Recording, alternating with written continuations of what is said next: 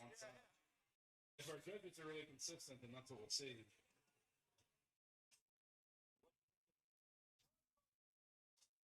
All of our judges have a minimum of a couple years experience in the power.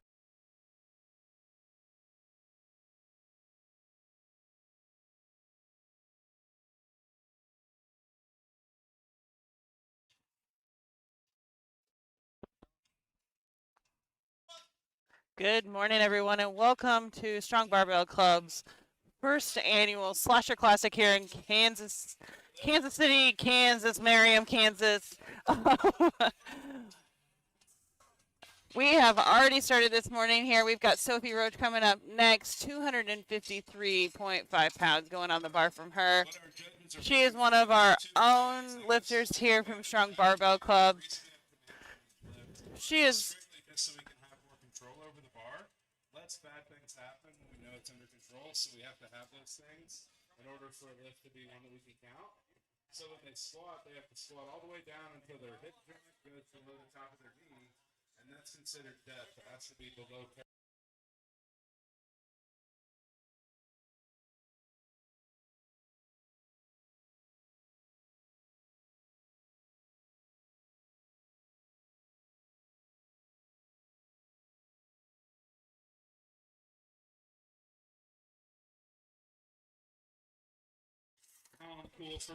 Nice looking opening attempt there for Sophie. One of the most important things is to get a squat on the board. Everybody's usually pretty nervous for their opening squats. So once you get that on the board, then you usually feel quite a bit better, and then the rest of the day it's easier going. At least for most lifters it is. We've got Brennan Dwyer coming up here, 120 kilos, 264 pounds.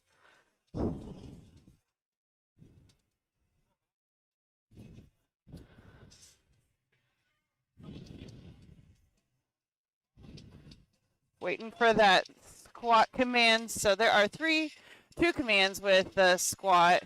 You have the squat to start the lift and then a rack command at the top of the lift. So at the lift completion, you get a rack. If you jump the rack command, then you are no longer allowed. Then you do not get the lift, and it is a red light. Got Miles Milton coming up next, 308 pounds, 140 kilograms. Miles is a teen 3, so he's 16 to 17 years old, 75 kilo weight class. Just so you guys know, we've also got onward physical therapy here supporting our event. And they're going to be set up over by the dumbbells. They've got a training table over there they can work on. And they're happy to work with our athletes before, during, or after their lifts. Okay, so they're just here to help make your lifts better today. So if you need some help, then you're welcome to go over and work with them on that. They are here to help you. They're local here, about 15 minutes away from the gym. Awesome physical therapists that I go to personally. Miles Milton with the step after the squat. All right, so Miles just jumped the rack command, so he did miss it. He jumped the rack command, so unfortunately, he did not get his opening attempt. It looked really good, but you have to wait for that rack command before you can actually get the squat itself.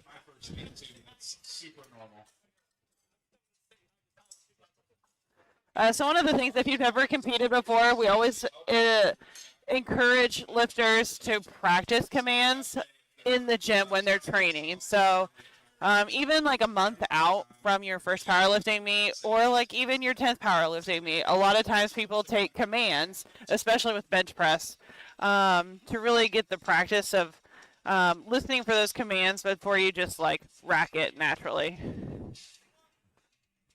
All right, we got Damon here, 155 kilograms. He's in the Teen 2 division as well. Good looking opening squat there. Good lift for him. That's a good lift for Damon. David Brown, you're up next. David Brown, this is the last opener for Flight A. Last opener for Flight A.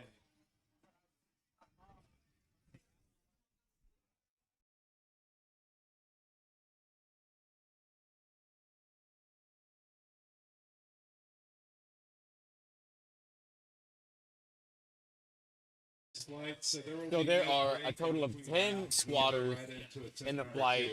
which means that we're just going to be able to keep rolling through. If there's less than 10, we got to take a 1 to 2 minute break. I'd give them a 10-minute, like a total 10-minute flight. However, there's some really interesting stuff that's going to happen today with a lot of these younger athletes. 2 to 1, not quite there for 185 kilos, 407-pound opener. For a lightweight guy, it's pretty awesome. He's in the youth division, 12 to 13 age group. That's crazy. Gee. Oh, okay, so the board wasn't quite updated. I thought we were seeing a 400-pound squat from a teenager. We are not. No, That's no. okay. We've got Sloan coming out here with her opener. Could still be a youth. I don't know. Yeah. Folks, we are still ingesting caffeine as we speak. It is Brian and I, neither of us are morning individuals, so. It's weird. I'm neither a morning nor an afternoon person, but once it hits 10 o'clock. Oh my gosh, right? But then conversely, I also want to be asleep. Yeah. All right, good. All right.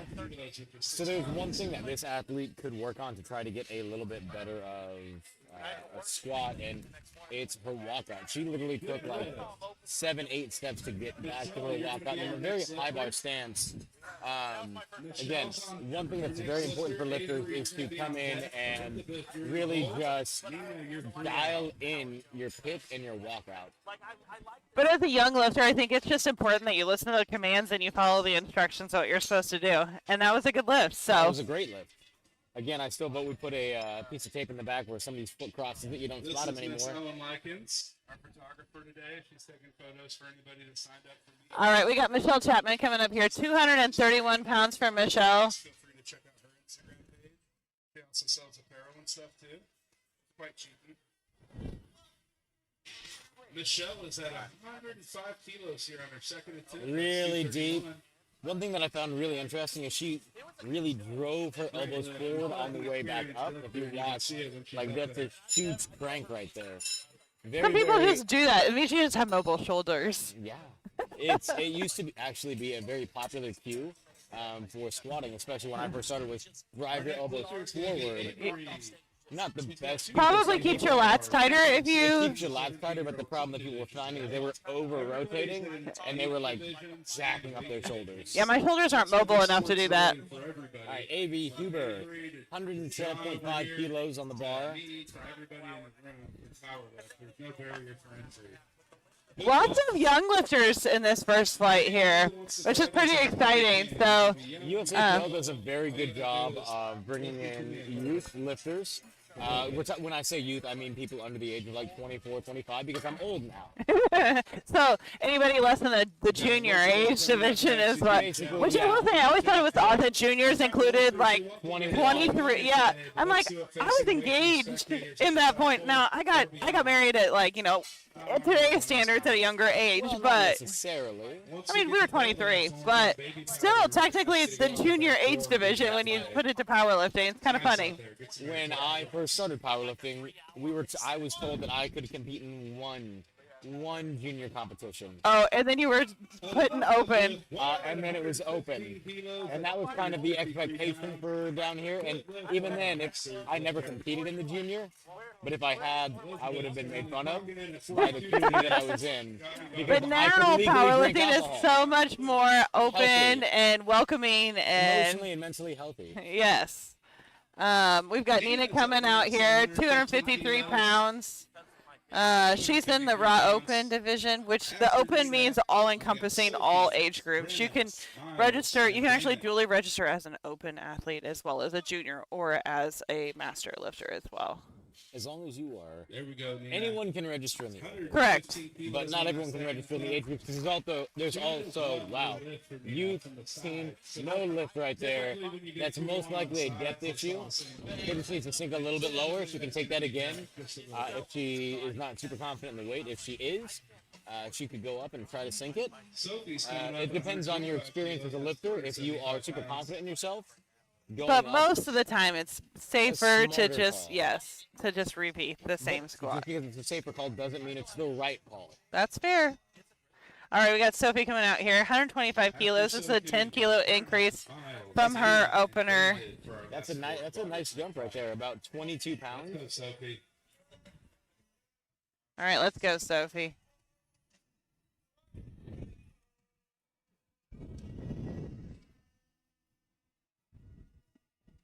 There we go. Very good looking second attempt there. Good lift for Sophie. Consistent depth for Sophie there. We got Brenna coming up next, 281 pounds. Remember, you can follow this on liftingcast.com all day. When you pull up liftingcast, like if you're going to go get your athletes some food, you can see where they're at in the order and in the flights when you're gone, so you can keep track today. So you go to liftingcast.com, and then everything's in chronological order, and you'll click on the USA Powerlifting Soccer Classic. All right, we got Brenna coming out here, 127.5 kilos, 7.5 kilo increase from her opening attempt. A little bit of a pre-hinge with her squat. Good looking overall. Good lift.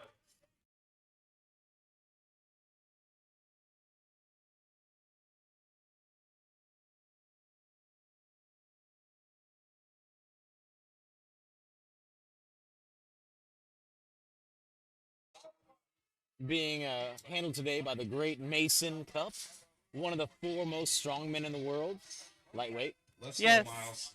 145. All right, on this Miles missed his first attempt on the step in, so as long as he's patient on this, he's definitely got the strength. Yeah. Just needs to make sure he doesn't jump the command here. Hold it.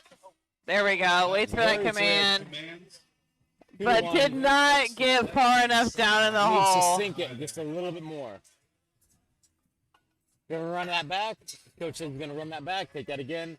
You want to get on the board. Yes. Damon's our lifter. All right, we Damon got Damon. 160 kilos on the bar. Really nice squat for a team lifter in the 82.5 kilo division. David, you are on deck, and then we will start round 3 of squats in Flight A. Flight B, know that we are getting close to round 3, so you should be getting pretty deep in your warm-up. Really quick on that pick and walk right there. Literally picked up and started stepping back. I always have my athletes take 2 around. Little sticky there, but that's all right. I mean, move like It's a his second attempt, attempt. yeah. I'd say he's got room in there. All right, David Brown up next. You were actually correct. He's actually younger than you thought. 14 to 15 years old. Yeah. 18.5 kilos, 407.5. Everybody has to wear a singlet. Okay? I would say that's the barrier. He for entry is to the a sport, putting raw athletes to get lifter, that meaning that he size. can only wear knee sleeves, a belt, So with you straps, wear a singlet. and, You gotta have well, you have to wear a footwear, you singlet. gotta have Yes. He can wear, Elbow sleeves. knee El- wraps are you, optional, it's belts crazy are that you can wear knee optional, sleeves on wrist squat, wraps but you are can't wear optional. elbow sleeves on Those are bench. all allowed in I raw. know, Hey, right? don't worry. What we're doing. These new We knee don't have sleeves anybody wearing don't help at all. Not at all. There are other divisions out there, though. All right, see what those judges say there. That's 418. Good. Oh, on good the lift board there with for that one. him. Shane White set next. Kid's got strength. Okay, and Sloan. I don't read as well these days as I used to. Sloan is going to be our first lifter of round 3. All right, we are starting our third attempt squats here of Flight A. So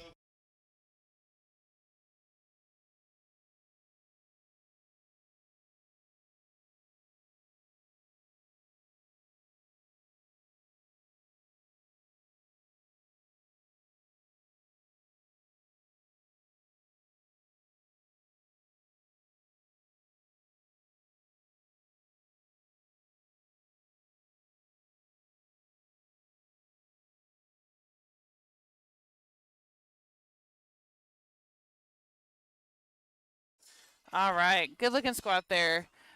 We got Michelle coming out here, 242 pounds. You're on deck. Avery, you're in the hole. This is 3 out. Sophie, 4. We've got quite the mood environment set up here at the gym today. It's, as the kids say, spoopy. Somebody didn't spray for spiders apparently because there are spider webs everywhere. Ooh. Okay. Nothing scarier than missing a squat. Ooh. Oh, That was bad. I'm really sorry. good lift there for Good lift Michelle. for Michelle. 3 for 3 on squats. Moving to Nina. She misses on her second attempt due to depth. She's running it back again. This was a 7.5 kilo jump. So roughly 15, 16 got pounds. Nina at 115 kilos, and then on deck is going to be Avery. In the hole is Elizabeth. Sophie, you're 3 out. Brenna 4. Miles 5. All right, bars loaded here for Nina. This rack we're using is called a combo rack. Not heralded for its safety, but good for Also, walking squats out. fun fact about what's happening on the platform right now, that rack is one of the oldest So we've got these pieces of combo equipment racks. to this gym. Not necessarily the oldest in creation, but it has been in the purview of the gym. It's like the OG combo This and our of. blue combo rack. Yes. Our originals. All right, let's see, Nina. 115 kilos. 3 white lights, good lift. Clean that lift up right there. Definitely a little bit deeper than that first one, and that's what she needed to get through. Sometimes it takes your second attempt to gain confidence to hit it again on your third. Just like on bench, sometimes you need all 3 attempts to get your first attempt. Yeah. Elizabeth, you're on deck. That does bring up a good point, Brian. So today, each lifter will need at least 1 lift to be completed to get a total for the end of the day. Avery out here. No knee There we sleeve, go. but a Nice good looking looking squat. 2 to 1, good lift. for Avery. You only need 66% of the lift Correct. pass. And we've done the math. You only need I just ask that you don't go 1/3 intake, okay? of your total lifts to get a total. Yes. And across that, the math that we did was like, you need like 15% of your lights to have a total on your day. So really, the bar for getting a total is really low. And if As you long don't, as you get 1 of each. it's true. However, you can also get 66% of your lights on 66% of your lifts and still bomb out for the day. That is correct. Brian is speaking from experience, folks. It's, mathematically speaking, I'm an anomaly. I beat the standard curve. Ooh, drive through that. Come on, there. stick. Not Oh, man. Good fight. Good job to our spotters and loaders for keeping our athletes safe. For Elizabeth on that one. All right, we got Sophie coming out here for her third attempt, 292 pounds.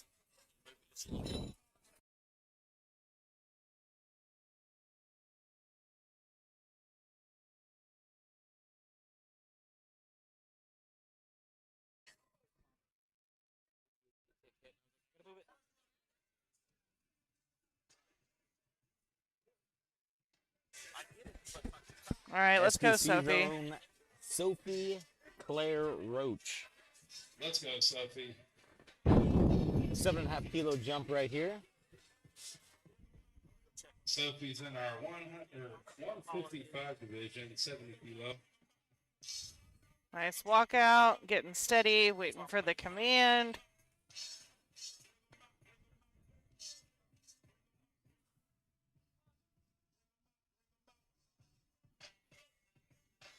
Deep squat there. Finish it. Nice work there. 292 pounds for Good looking lift there for Sophie. 2 to 1.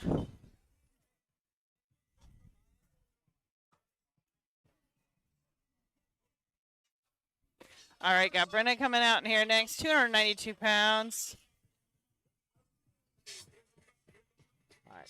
Brenna Dwyer, our lifter at 132. 132.5 kilos on the bar. For If Brenna. I did the Miles, you're on American deck. conversion, David, that's you're about involved. David, you're 292 Last four cheeseburgers right starters of there. Flight A. You're eating some big cheeseburgers, Brian. 1 pound, yeah, that's about right. You can have 2 of those and be fine.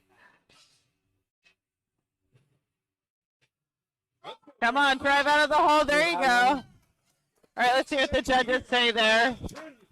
Good lift. 3 white lights. So one thing that kind of happened is she hit that hinge, and on her way down, she bottomed out and almost got stuck with the way that she initiated that lift. And that's not Right. necessarily a wrong thing. But on her way back up, she had a harder time driving. She had to through. like refine that glute tightness, I think, coming back out of the hole here. It's just a little bit Miles. All right, let's get behind Miles here. He needs this squat attempt. Needs to be patient for all the commands. Make sure he squats to depth here. The hip crease does have to be, but well, oh wow, okay. Let's see what the judges say. We're having that step again, I believe. Not quite there. Strength was there. Just didn't quite have control. Yeah. And that comes with experience. Damon's our next And he's young. He still has a long ways to go. Lots to learn. Again, strength was incredible. Like, that was a great, like, strength on the squat. but he jumped the command a little bit. There could have also been Nerves. There's a lot of things. We've got Damon coming out here next, 358 pounds. Once flight B is done, make sure you guys clean up your warm-up room for flight C. Flight C, it's almost your time to hit that warm-up room.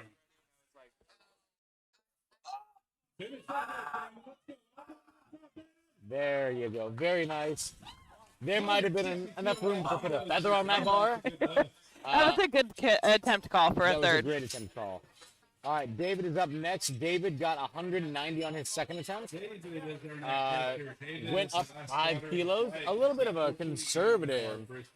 I don't remember how his Jump right second there. moved, so It typically, as we've talked about on other streams, typically with this kind of stuff, you'll see lifters take a little bit of a larger jump if they're stronger. So instead of 5 kilos every time, but he could also be younger, a little bit less I was going to experienced. say David's also 14 to 15, so I think a squat of this, wow, Yeah, like I said, dang. very beautiful squat. Three white lights lift is good. All right, we're going to be moving on to flight B with squat for Rob. Who's that? Is that the strongest Kansas resident in history and highest total ever in a first meet? Devontae Lewis over there? Goodness.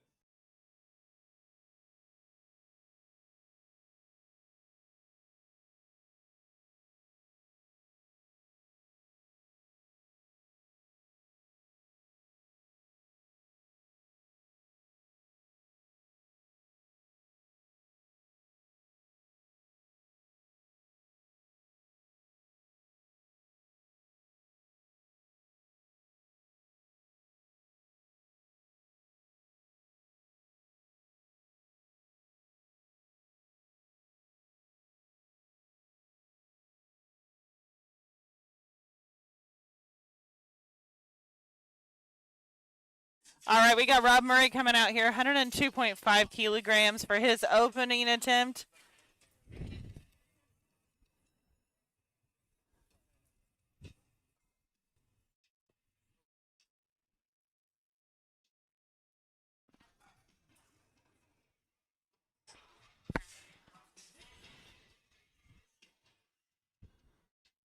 Rob, you got He needs to get under the bar and pick it up.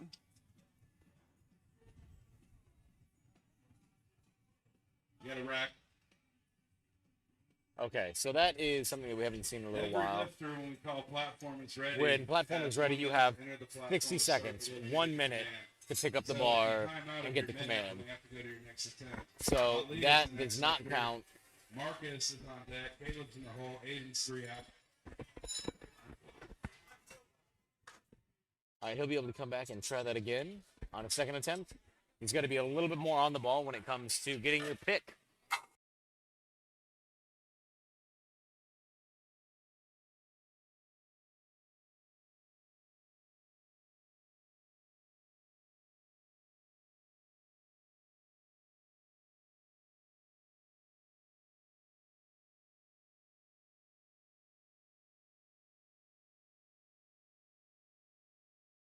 Kilos, 319 to start things off for Ali.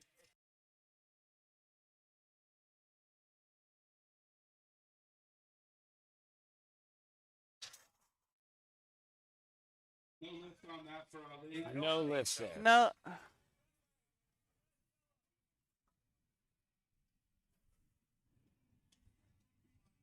All right, next lifter here is Marcus, Next lifter, 341 pounds. Marcus Long's in the open 75 kilo division today.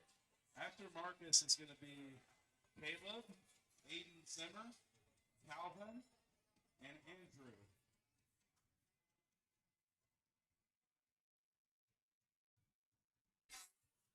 Marcus Leong, 155 kilos on the bar.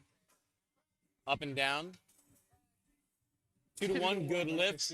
So sometimes when you see a 2 to 1 on a side, it could just mean that the hip on the that judge's side didn't quite make the depth. There could have also been a small It could be borderline, so Yeah. like it's one of those things where it's up to the judge's discretion. But that's why we have 3 judges. We have one on each side of the platform. But also it's essentially a tiebreaker situation. You don't just have 2 judges judging You have judges looking at both sides of the lifter as well as the front of the lifter. Andrew, 3 out. You bet, 4 out. All right, Caleb got an opening 1, attempt. no lift. A little bit of high there, so the hip crease does have to be below the top of the knee when you're at the bottom of the lift. So when you're in the hole for a squat, your hip crease does have to sink below the top of that knee. Again, it's Before you come back up. You can't go back down after you've started to come back no double up. dipping. No double This is dipping. like French fries with friends. You don't double dip. You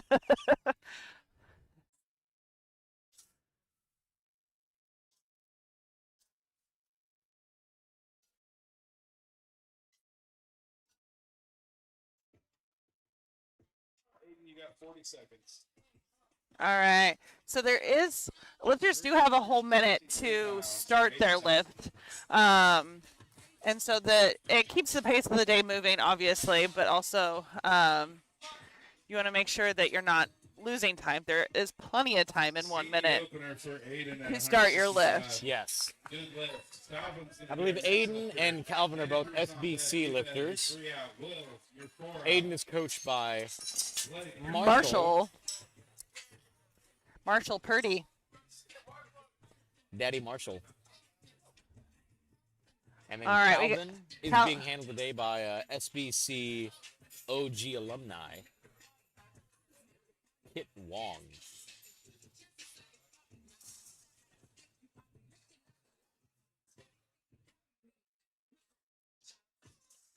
All right, nice steady walk out there for Calvin. Calvin's done several meets. This is definitely not his first one.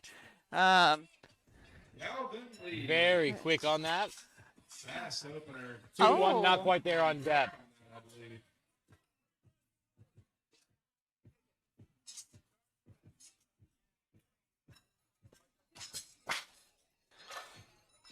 Calvin's going to retake that one. Andrew's going to be our next lifter at 177.5. Andrew Nicolau up next, 177.5 kilos on the bar.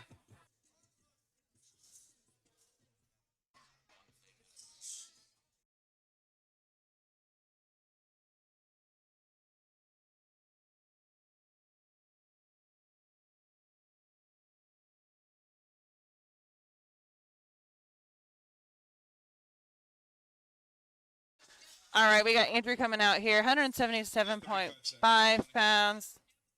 This does bring up a very valid point. You can only adjust one item on the platform, and that is your belt.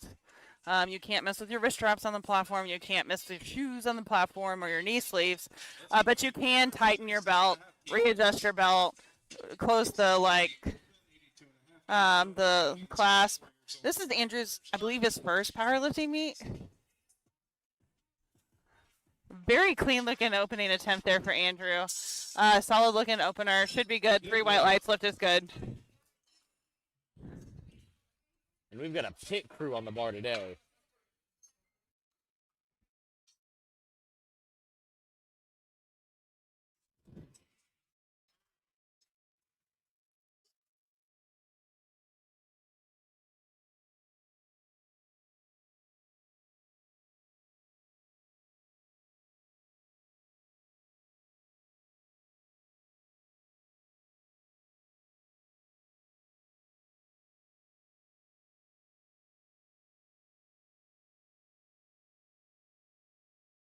All right, we've got our next lifter out here. 185 kilograms, 407 pounds.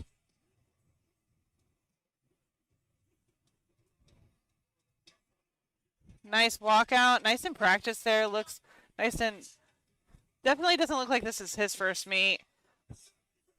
Using that pre-hinge technique there with the squat. Good lift. And so a lot of lifters use that pre-hinge technique to figure out which way they want to initiate the lift, because sometimes lifters just break at the knees first.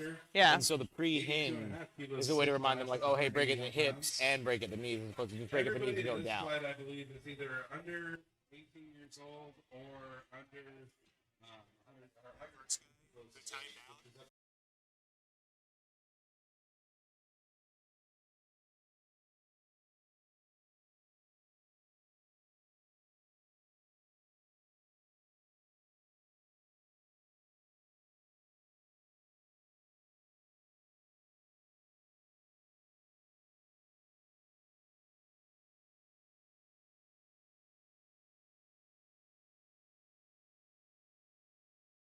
Good lift for Will Nice looking right squat there for Will. 205 kilograms, 451 pounds. 462. Blake's also lifting in our 18 and 19-year-old team, 75 kilo division. For Blake is going to be Ben and Henry. These are our last 3 squatters of round 1 for Flight B. All right, 3 lifters left before we start Flight B, number 2 again.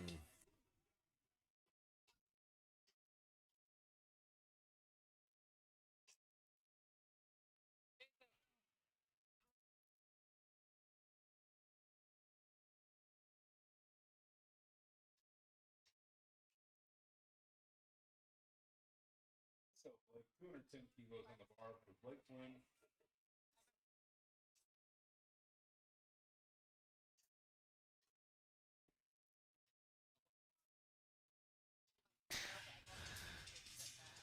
Blake Clune, very smooth on that one. Blake, 462 pounds. 2 to 1 lift there for Good Blake. lift. Ben is up next at 215 kilos. 473.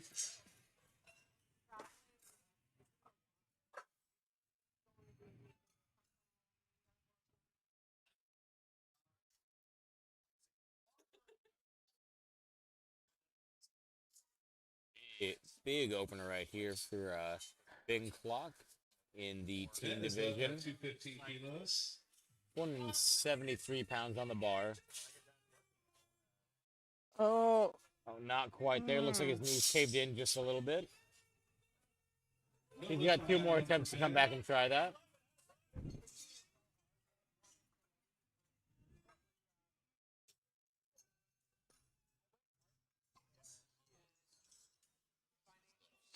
wonder. He is scratching the rest of his wrist, I wonder if he's injured or if. potentially, or if he opened up too heavy and realized Yeah. Let's go, Henry. not going to get it either way. 220 kilos on the bar. All right, for Henry.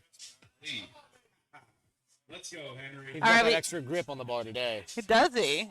We got Henry coming out here, 220 kilos, 485 pounds. All right, nice walk out there for Henry. Definitely not Henry's first meet either.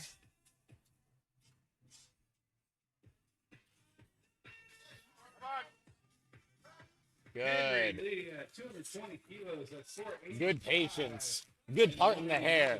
Good lift. Rob Murray's up Back next. We're gonna start to the off start round of the 2 flight.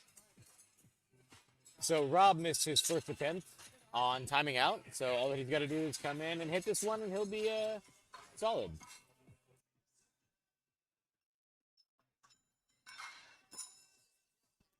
As we start second attempts in Flight B, we're going to have Rob, Ali, Marcus, Caleb, Aiden, and Calvin.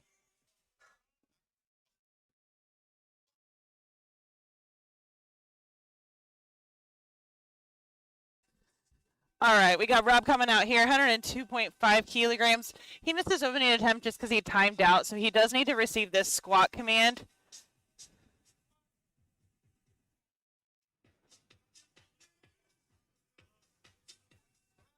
A little bit of a pause there in the hole. Some lifters are just more comfortable with a pause. Unfortunately, wasn't quite deep enough there for him.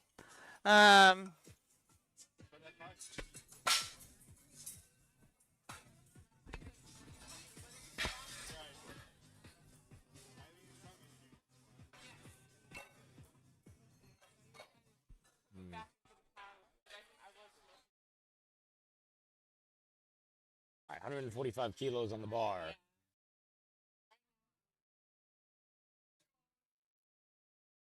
Ollie. Junior 20 to 23. Can sign a legally binding contract to take out a student loan, but is still a junior in powerlifting. Ali, you're up at 145 Register to kilos, vote. 318 pounds. Register for Marcus, the you're on draft. You can legally drink. Potentially. Potentially. Caleb, you're in the Ooh, driving out of the hole there. for that attempt. Waited See for what the those rat judges say command. there. 2 to 1, 1, good lift. Ali, He's on the board. Marcus at 363. So one thing that a lot of lesser experienced lifters might do for their first meet is they'll put something heavier on the bar than what they're expecting. The nerves will get to them. The noise will get to them. Something will mess up their typical rhythm, and something that they like a weight that they could typically hit is a little bit more difficult to come by, which is why it is handy to have a handler or a coach to provide you with a guideline That's fair. of what Yeah. you want to do.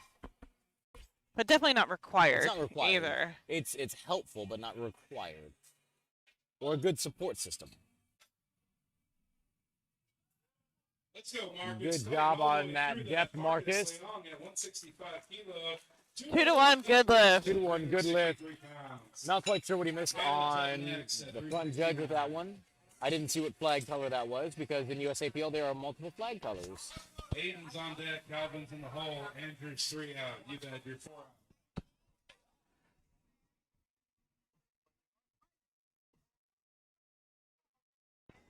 So, fun fact, my second meet ever was Raw National. So, my first meet was a USAPL meet, and they didn't necessarily use the flag colors. Just remember, this is 2018. It's been a few years. I go to Raw Nationals where they do indicate the different colors for why you miss a lift. We actually had note cards written down with like the reasons for each flag color. So we would know. Oh, that's nice. Yeah. Nifty. Squat's probably the most complicated to like learn, I feel like, with the flag colors because there's so many reasons. You missed a command. You didn't get depth. You took Your a step knees too were early. soft. Like you weren't. There was totally locked upward, out. downward There's a motion. lot. Yeah, and each Calvin, you're on each deck. Andrew, flag you're has in a the different hole. reason. You're 3 out. Will 4, Blake 5.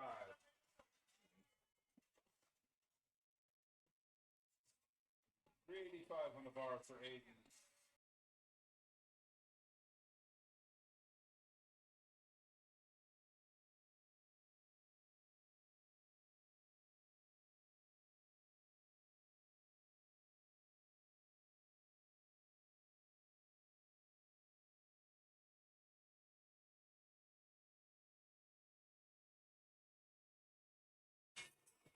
Calvin If you would like to buy one of our meat went up shirts, 10 follow that meat kilos. shirt there, Ian. If you want to look handsome like Ian right here, we've got some more of those for sale up front.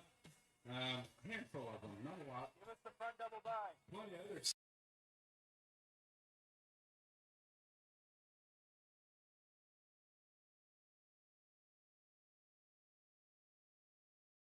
$396. All right, so Calvin did miss us on his first attempt. Actually, he missed 10 kilos lighter. We know he's got the strength for it. A really good unrack.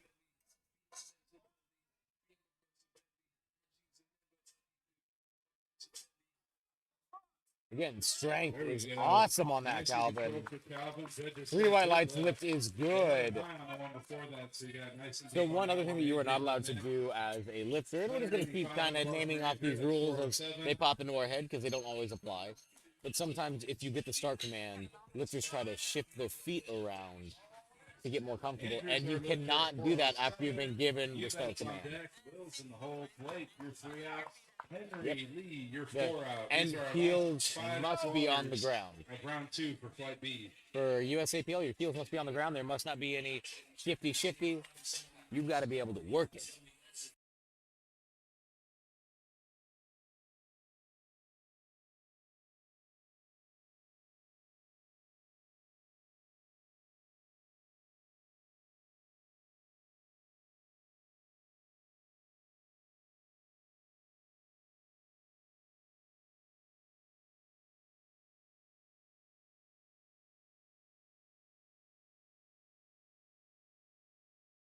This was a 7.5 kilo jump for Andrew. Drops it right back up.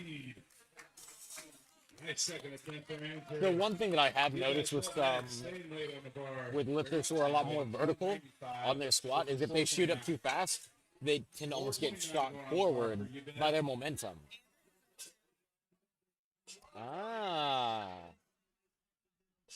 That is incredibly upright. Will, you're on deck. Blake, you're in the hole. Henry Lee, you're 3 out. Probably be uncomfortable.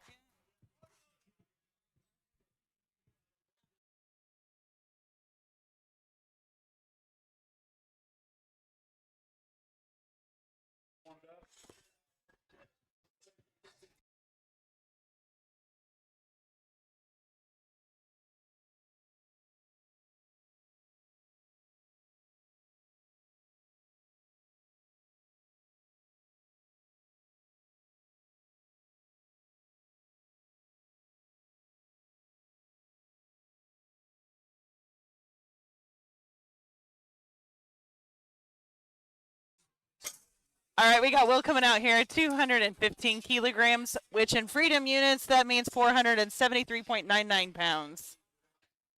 Not 474 pounds. Because we don't round up here. 473.99. round up. No. So after But we Will do and- use calibrated plates We here. do So use that is calibrated one thing that is nice about powerlifting is that there are rules in place that ensure that the equipment is up to spec for each meet that is sanctioned within USAPL, USPA, PLU, whichever federation it is.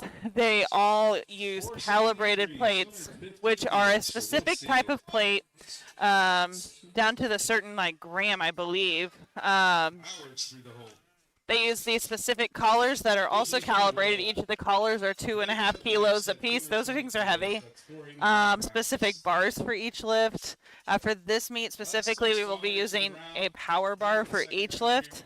Some federations allow you to use a squat bar or a deadlift bar, but USAPL and Powerlifting America are both strictly power bar only federations. Correct. And with that power bar, you know, the way that they have it set up, there's a center knurling. There's one set of ring marks We've got onward physical on the bars therapy up with the dumbbell rack. for You get down USAPL with approved your bars, little body as long as it work fits in, within that get a little 20 movement in, so kilo, you can move more not efficiently to your 45 bench. pounds. It has to be a Remember that? 20 kilo Kilo, bar. correct.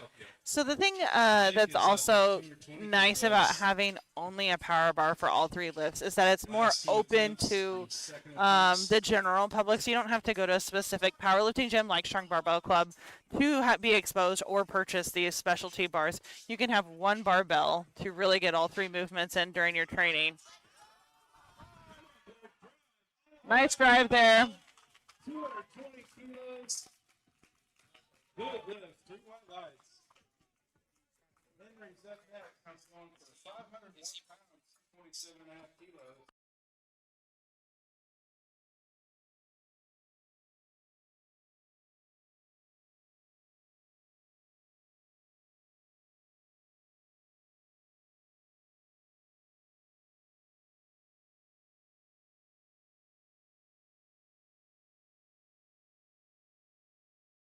All right, we got Henry coming out here, 501 pounds.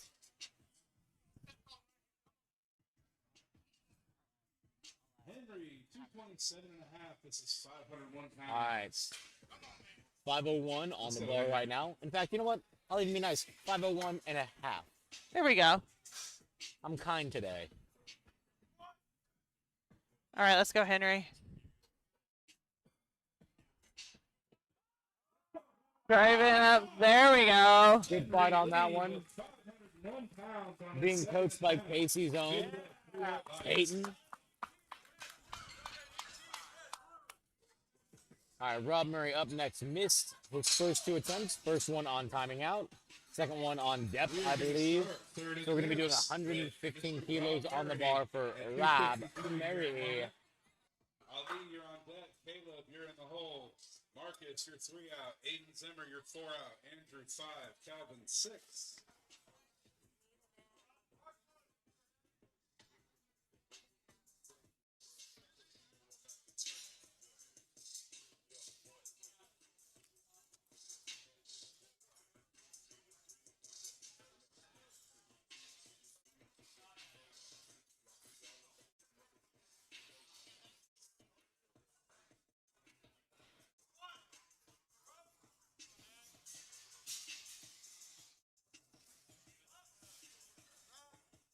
All right, let's see what Rob gets here on his third attempt. 15.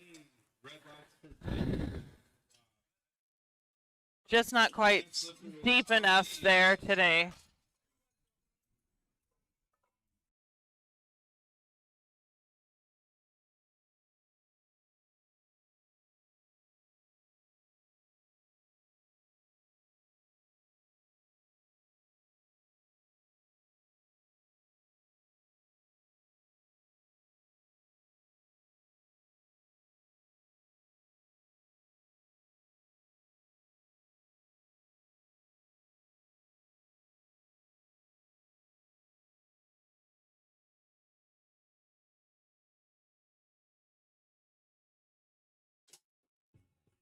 $152.5 kilos on the bar for Ale.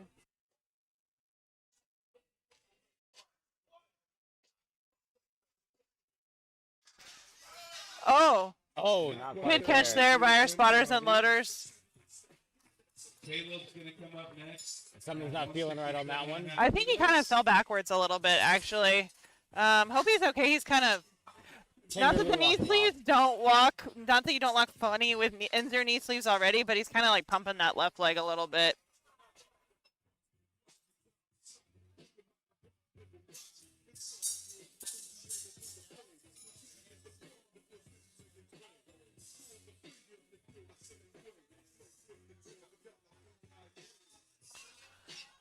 All right, we got Caleb coming out here with his third attempt. 369.2 pounds. I saw that. Bars loaded for Which Caleb college at team? 369 pounds. What? Go.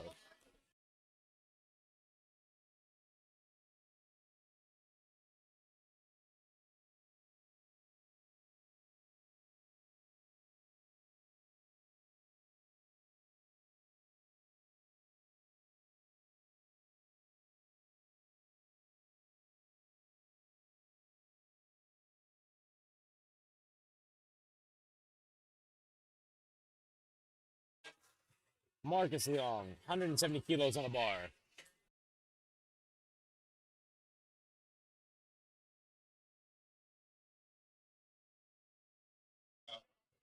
All right, Marcus here coming out with his third attempt, 374 pounds.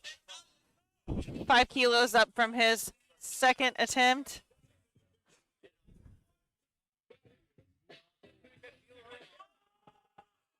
Man, really driving out of that hold. Good job by the spotters and loaders there, letting him drive. Not quite there. Good work shotting on those first two, Marcus.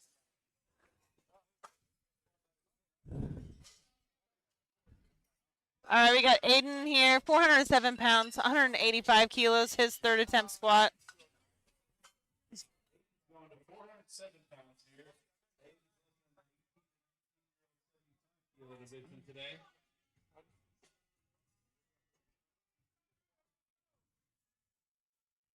Andrew's on deck. Calvin's in the hole. You got your 3 out.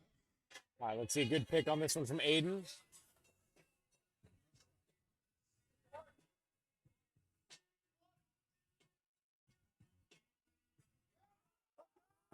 Good fight on that one. Excited about that there.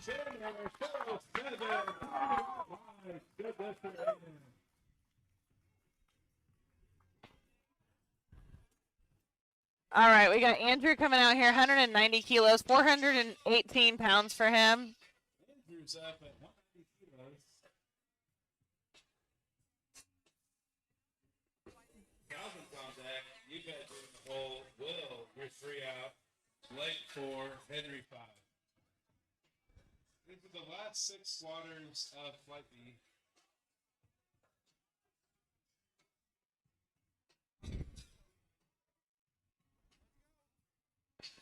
All right. Let's go, Andrew.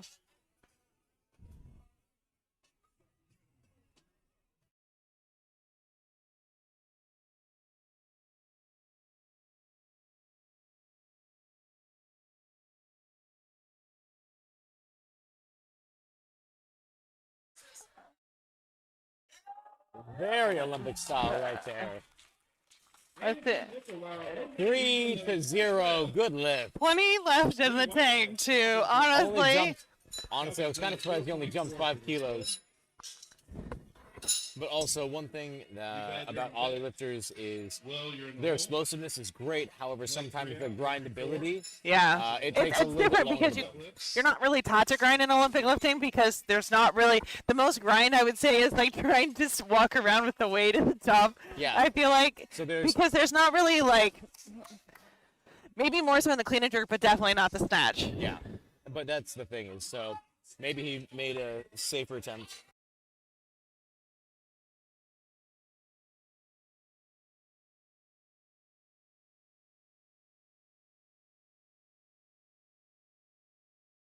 All right, Calvin going for his third attempt, 192.5 kilos on the bar. This was a 25-ish pound jump.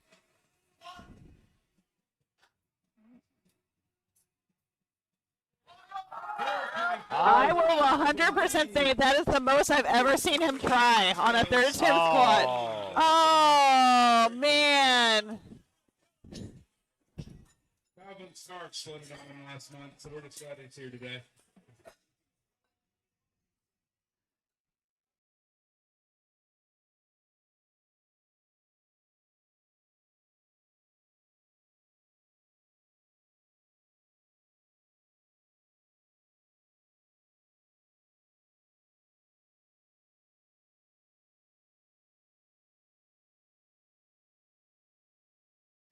All right, we've got 205 kilograms here. That is 451.95 pounds. 451 on the bar.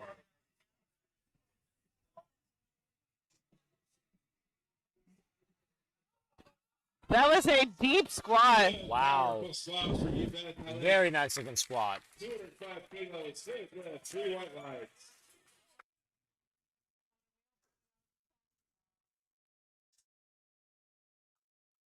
We got Will coming up. He's going for 225 at 496 pounds. I always call it a combo one when you do. All right, 496 pounds here, 225 kilograms. So at SBC, our standard is the second that we hit 4 reds, we have 4 spotters total on the sides and 1 spotter in the back. Even if one of your side spotters can squat over 1,000 pounds. It doesn't matter. Nope. Safety first. Safety first. Because you just never know, truthfully.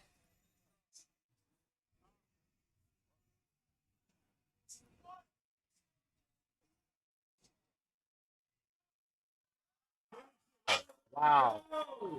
Great grind on that one, and he dropped it like it was hot.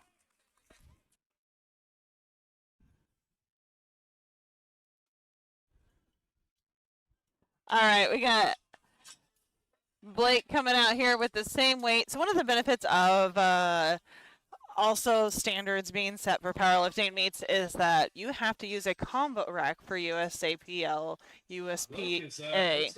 A combo rack ensures that you can adjust the height of the rack for the height of the lifter. So you could have a lifter that is 4'9" or a lifter that is 6'5" in the same flight, and you can adjust the combo rack to match those needs of the lifter. And so you actually usually come either the day before to get your rack heights.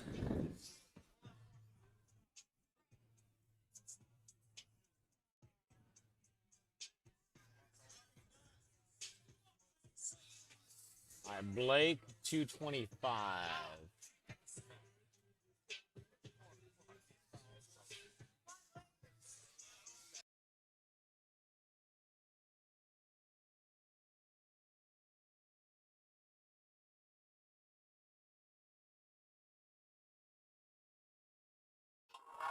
Nope, not quite there. And he cued to the spotters and the spotters to take it as well. He went, nope, not there. Only downside to the way that he did it is he said no. He said no and shook his head. Yeah. Which actually reduces a little bit of your it kind of puts your intention. Right, I was gonna say it kind of puts you yourself as a lifter because you lose your brace whenever you say no. You might have already lost your brace though, so yep. You just gotta hope that it works. All right, Henry up next. 5 kilo jump for Henry. 512 pounds on the bar. So he's already hit that 500-pound mark. So now it's just to push that barrier a little bit further here. And it's always fun to push that that squat barrier.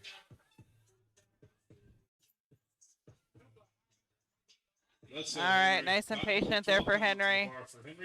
All right, big brace. Drive up, come on, stick with it, Henry, stick with it. There you go.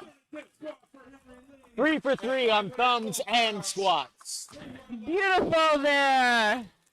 Good lift for Henry. Great start to the day. Moving on to Flight C with Michael Kluge.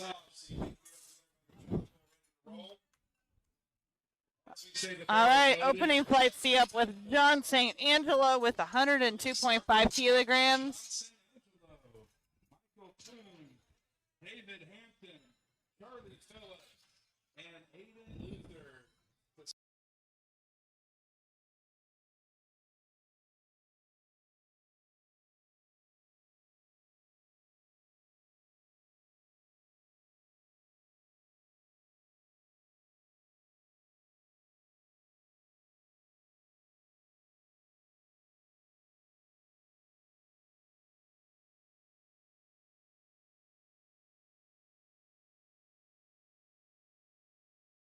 Let's go, John. He's ridden his bike up and down England.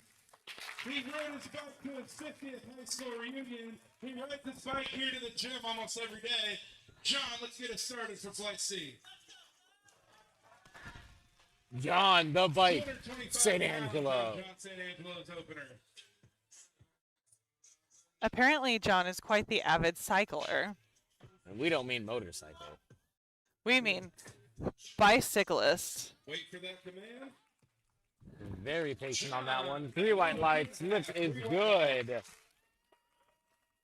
He also requested that Talk about- this is just his playlist that we're playing. Talk about push, pedal, pull. But, Listen to the crap I play. And, I'm so happy. It's like ping pong club going on in there, right? All right, we got Michael coming out here. 132.5 kilograms, 292 pounds.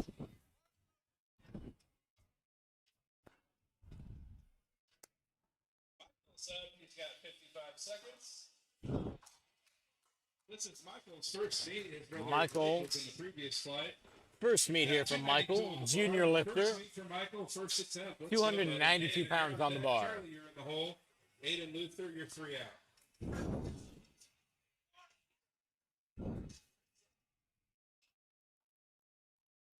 Ooh, great tap, but tip. Let's see. That Ah, excited step. You were so pumped that that went so good, you had to celebrate a little bit with that step. I did that too, man. I understand. We took a step on that one, right? What are we not going to do on that one? You got this already. All right, David here, 341 pounds. Also in this first meet, we've got Lieutenant Colonel of the Reserves, Mr. David Hampton here. Doing a 2-year stay in Leavenworth, and not the worst of ways. Let's go, David. 341 on the bar for David Hampton. Charlie, you're on deck. Aiden, you're in the hole. Austin, you're 3 out.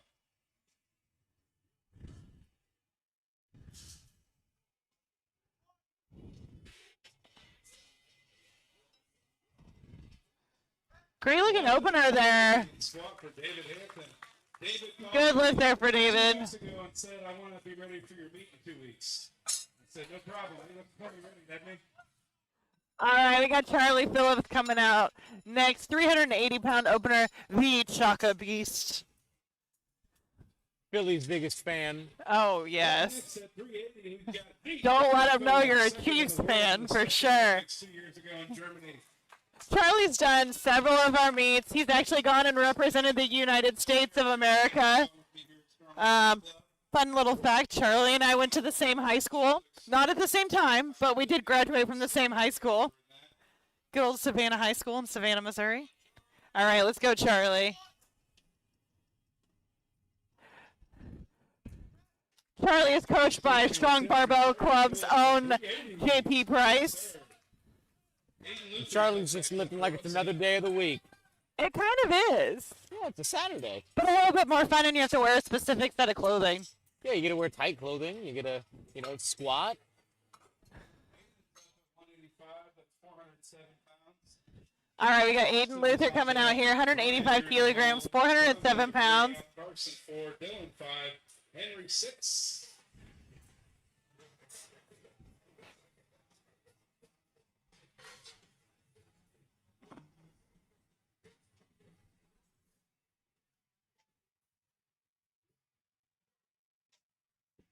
Aiden here, tall lifter.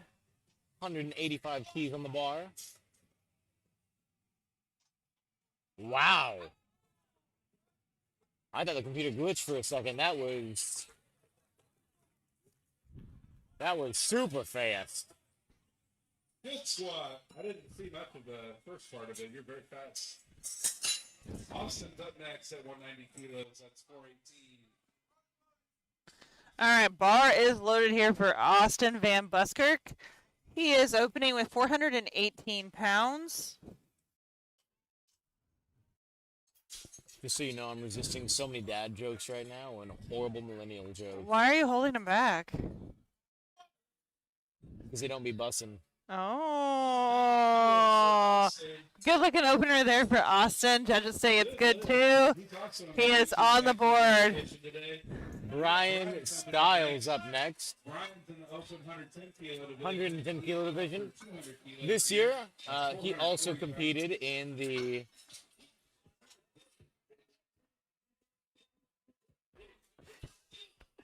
Brian has also competed in the corporate challenge this year as a bench presser. Well, that's the only option in the weightlifting division. I've also competed in the corporate challenge. So has Several my of wife. us have at Strong Barbell Club. Your back spotter today, Sam Ripple has also competed in the corporate challenge. And do it like this. I think he's our only lifter doing that today, but it's something you see just about every meet a little bit. Oh, so Brian does have the uprights in. I think he just has one of them in, which is an option. It allows the lifter to put his hands in a little bit of a different place. 200 kilos with Brian is a good lift. 3 white lights to start things off for him. And it allows the lifter to put their hands on the outside. It does look like both uprights were in, not just one, but you can do either. You can put one in or both in. Or if you're really, really big, you can put the Ray Williams special, which is like what you talked about, one in, one not in. And that allows you to get almost a little bit more. It makes space for your wide body, but also enough space on the outside so that you can reach the bar. Right. That's for the big boys. Yeah, but I kind of like it. I've tried it. Have you tried it, Brian? I'm not With a big power bar? I'm not big enough. I'm 5'5" and a half. Brian needs to do some growing, apparently. I need to hit third puberty or something. All right, Johnny coming out here, 212.5 kilograms, 468 pounds. All right, so he's being told that he needs to take his So, the loops off of his thumbs. so like we talked about earlier, you're not allowed to adjust anything on the platform, so he walked out to the edge of the platform or off the platform and took his thumb loops off of his... You are actually allowed to tighten your belt if you Yes. have a leather belt. Correct. But you are not allowed to adjust anything else on the platform.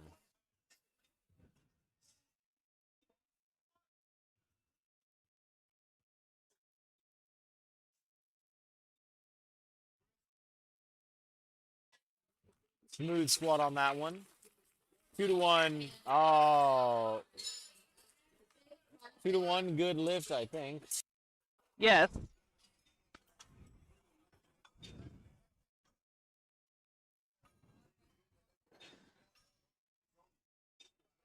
So on the squat, for a reason for a red flag, so you can get a red, blue, yellow after you've gotten a red light. So if you miss a lift, there's the flag color to determine why you've missed a lift. We've got Carson here, 485 pounds. Carson Cummins, son of BJ Cummins. A red essentially means you didn't hit depth. Yeah. Fair enough. Very smooth squat on that one. 485 pounds. Moving like it's butter. Dylan dragging up next. Same weight on the bar, or sorry, 225 on the bar, not 220, so an opener of 496. I would think it's funny to open like right at under like a 100-mile marker. I know it doesn't matter, but like I just think it's funny. I mean, my thing is if you've already hit it in competition. Right. No, 100%. But at the same time, why not though? Because you haven't hit it for 3, like, it should be something you can do easily, right? Yeah. Maybe you can't hit 501 for 3 easily, but you can hit 496 for Exactly. 3 easily. Right. All right. So we got 225 here for Dylan. Definitely not Dylan's first meet. Also a member of Strong Barbell Club here.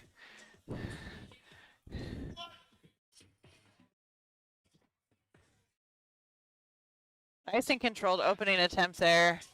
It's actual multiple SGC members in a row, followed by Henry Wynn. 556 pounds for Henry. Member of Anchor Strength. Coaching service, probably. Yes.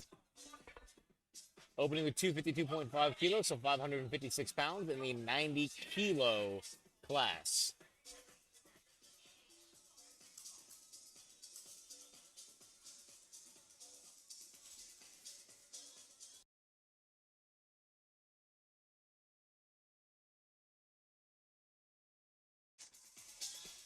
Henry a is good pick. also a very experienced lifter. Incredibly experienced.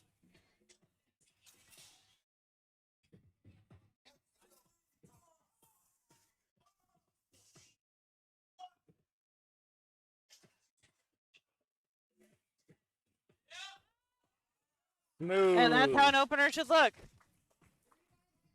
All right. And finally, James Allen in the 140 plus kilo class, going up to 655 kilos on the ball. Sorry, 297.5 kilos And 655 kilos, we'd be talking about all-time world record here. across multiply. That would be ridiculous. James, another SBC alum athlete. He got his signature hair going. Changes colors from meet to meet. 655-pound openers, no joke, man. And he's got 2 different color shoes on. Oh. I believe those are Notorious. And big brace.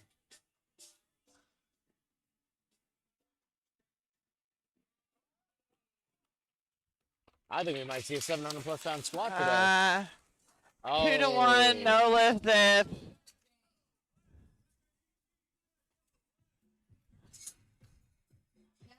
Just needs to get down a little bit deeper at this next one.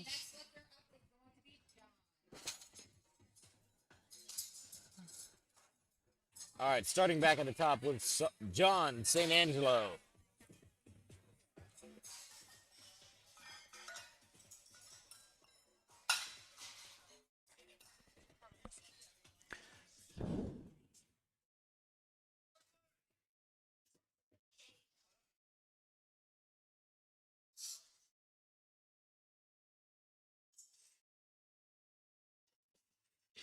All right, John. Good walkout.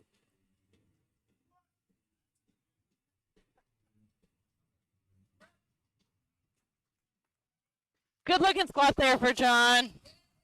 All right, Michael Clune up next. Went up 7.5 kilos. The strength is there, just needs to wait on commands.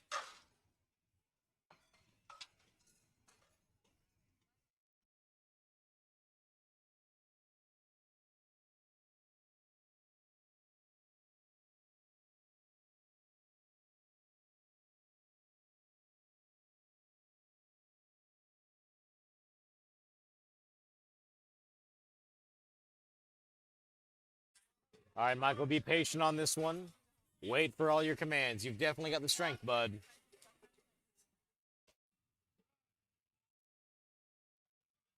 Waited for it, and the judges reward him with 3 white lights. Good job. David Hampton up next. 172.5 kilos being loaded onto the bar.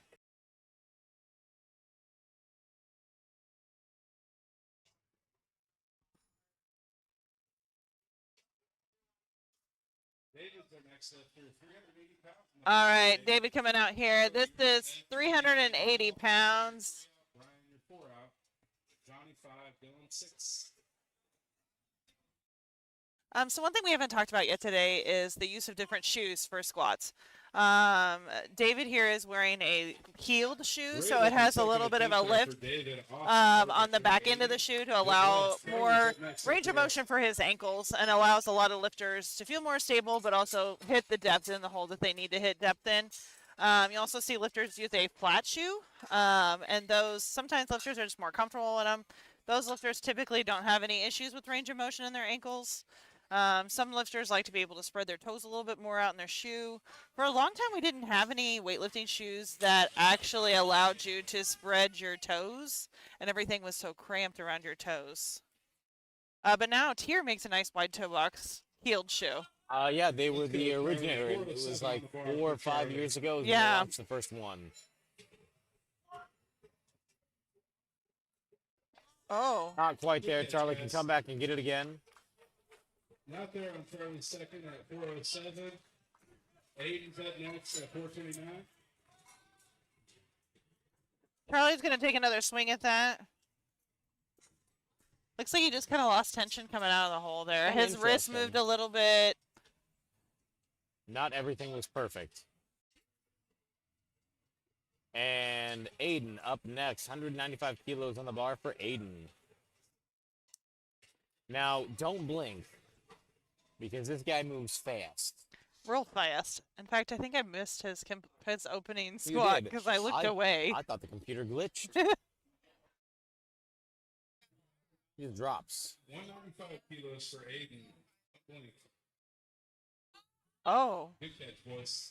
So, one big risk that he hits doing his squatting method is he's trying to utilize the rebound out of the hole, which is something that's a little bit more typical of somebody utilizing knee wraps or a suit, try to get rebound out of that. Yeah. Not as effective, not as advised when you are raw.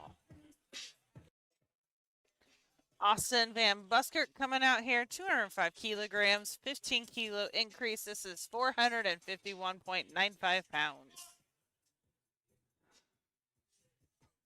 There we go. Austin at 205, making it look smooth. Man, taking us to school, and I can't tell if his family took him to school in the van or he had to take the bus.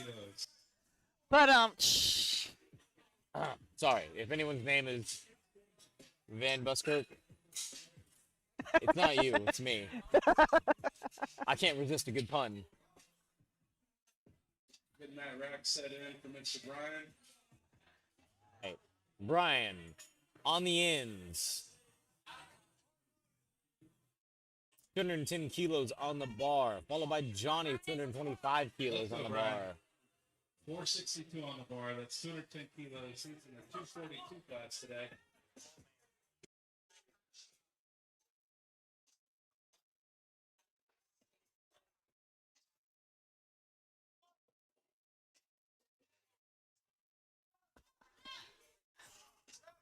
All right, judges say 2-1. He had just that little stutter in the hole. Very close, my man.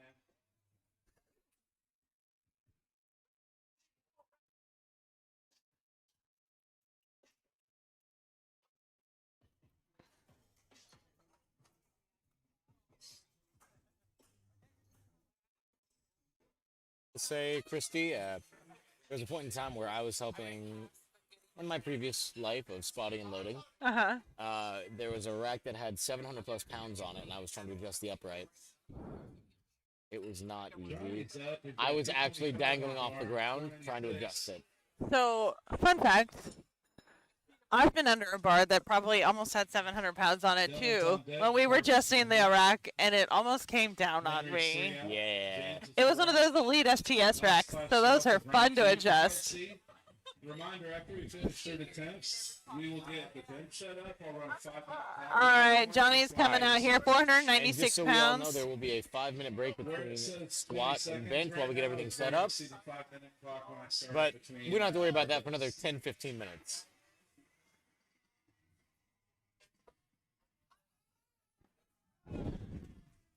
No problem with the strength of that lift, but he gets red lights for depth on that. Just not quite deep enough. And that's one thing we've really been noticing today is depth has just not been there.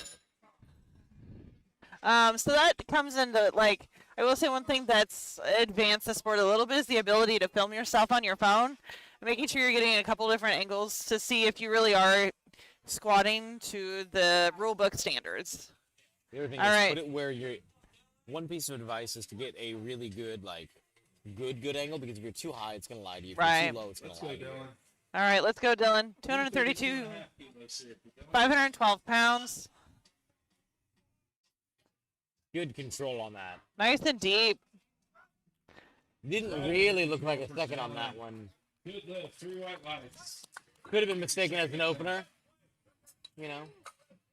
But I don't want to be dragging his name through the mud. Oh! Carson's going to be our next lift. All right, we got Carson coming out here next. 518 pounds here for Carson. All right, Carson in the Team 3 division.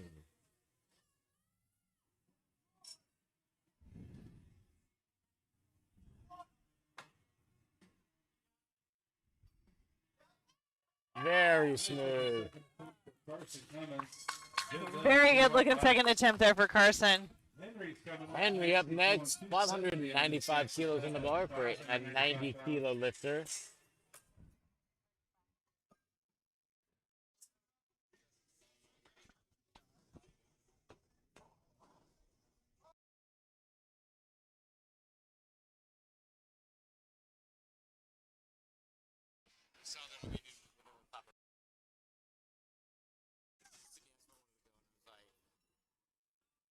All right, let's go, Henry. 270 kilos, 595 pounds.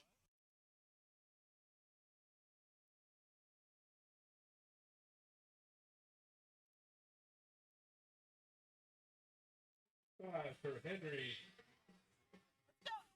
Lifting in the 98-pound division. Let's go, Henry. All right. Big brace right there for Henry. Good fight on that one. Nice. Good Very lift there nice. for Henry. All right, James up next. Missed this first attempt on depth, so taking the weight again. And just got to sink a little bit lower.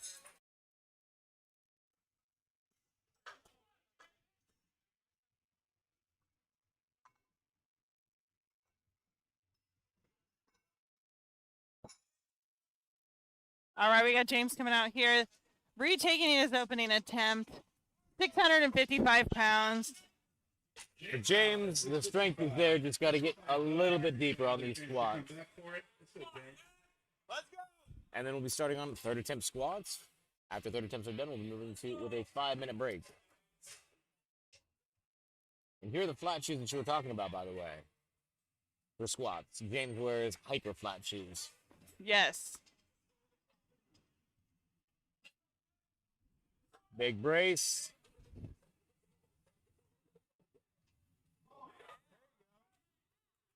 All right, let's see what the judges say there. Not quite. One more chance to house that. Strength is not the issue there.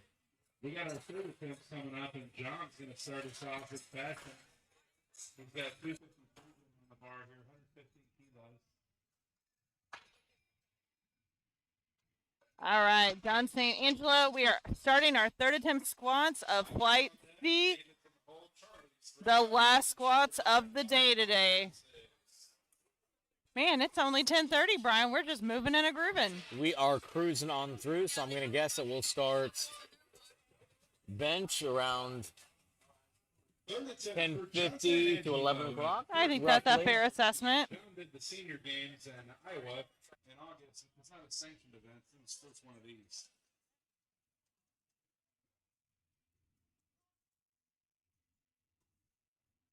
Come on, drive through there. There we go, John. Good push Nice. on that one, John. Yeah. Through the right lights, the lift is good. Did a really good job of like pushing against that sticky point right there.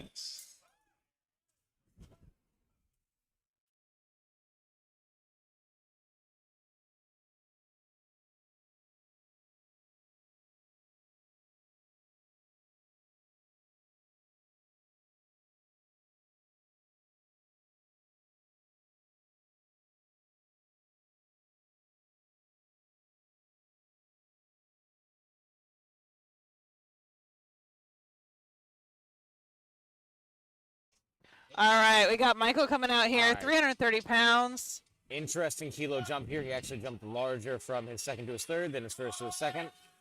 Not quite there.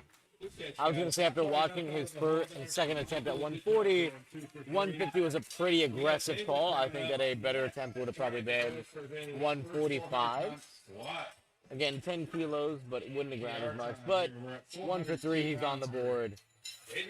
David Hampton up next, 182.5 kilos on the bar. In our Masters 3 division, which is 50 to 54.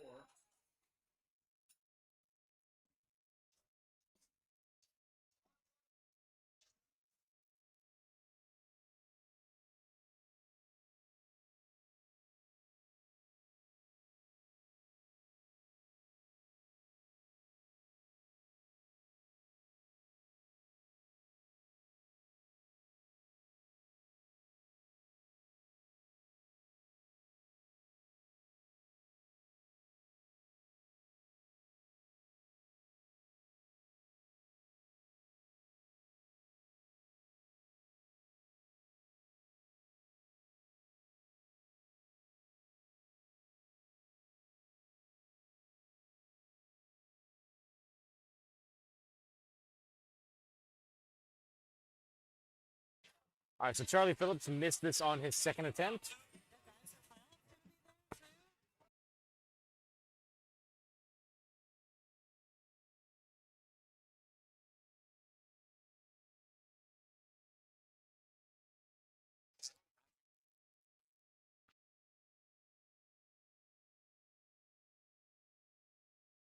All right, let's go, Charlie. 185 pounds, 407 pounds. I don't know, 100, whatever. Let's go, Charlie. Oh, Not quite there. Good catch, guys. Good effort, Charlie. really looks good going down into the hole, nice and controlled. Just not quite there out of coming out of the Actually, almost hole. looked like his right leg kicked in a little bit. Yeah. Which is something that's a little out of the ordinary for him.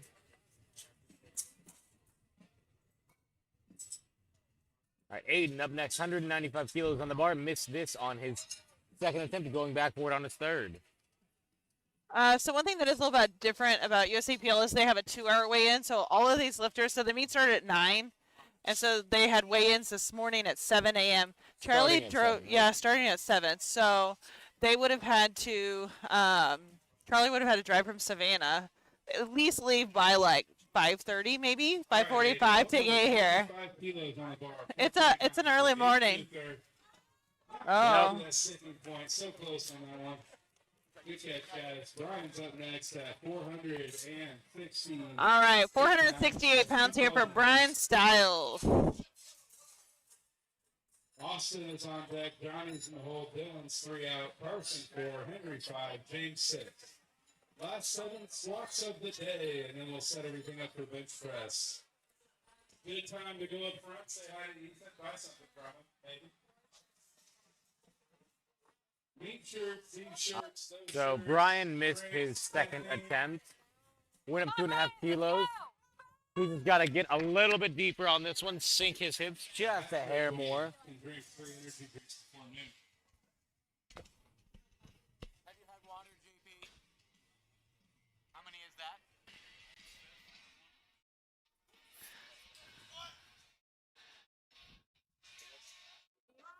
Very good. There we go. Nice work. 212.5 kilos. That's 468 pounds. 2 to 1 on that. Miss the rack. No, miss the rack command. Oh.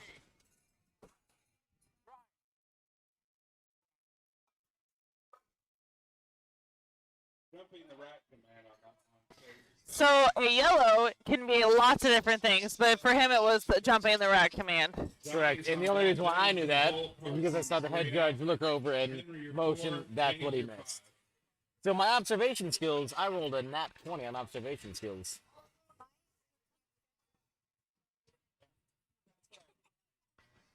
All right, Austin Van Buskirk up next.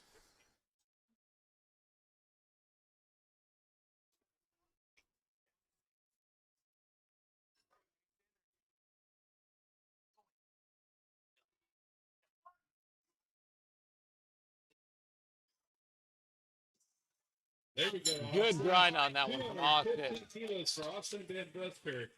Good lift. 3 white lights for Austin. All right, Johnny's coming out here, 518 pounds. 518. Johnny went up 10 kilos.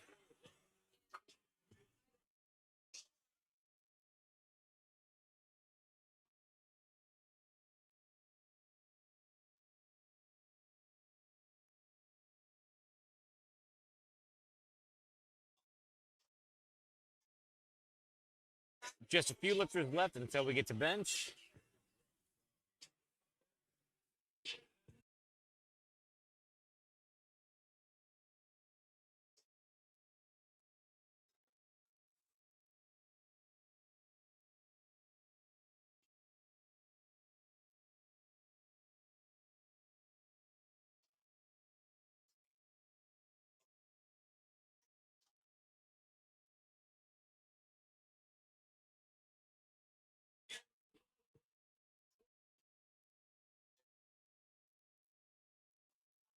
Oh, good catch on the spotters and loaders there. All right, Dylan Dragon up next. 7.5 kilo jump from his second to his third. On this third attempt.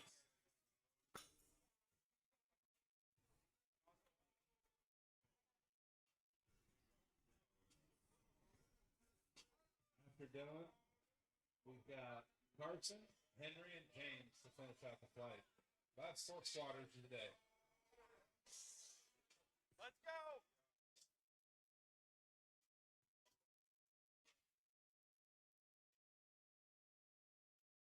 All right, let's go, Dylan. 529 pounds here.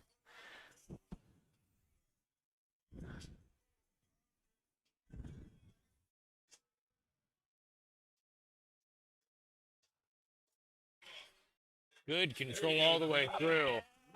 I was just getting ready to comment that I feel like he might have like sandbagged that third attempt call a little bit, but I feel like he sandbagged that third attempt call. yeah. A lot of it. All right, 540 pounds here for Carson Cummins.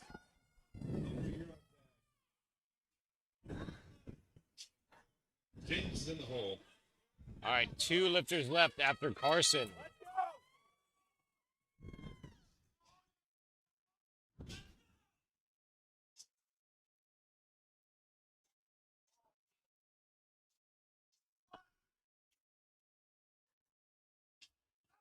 Come on. Oh, Good fight on that one.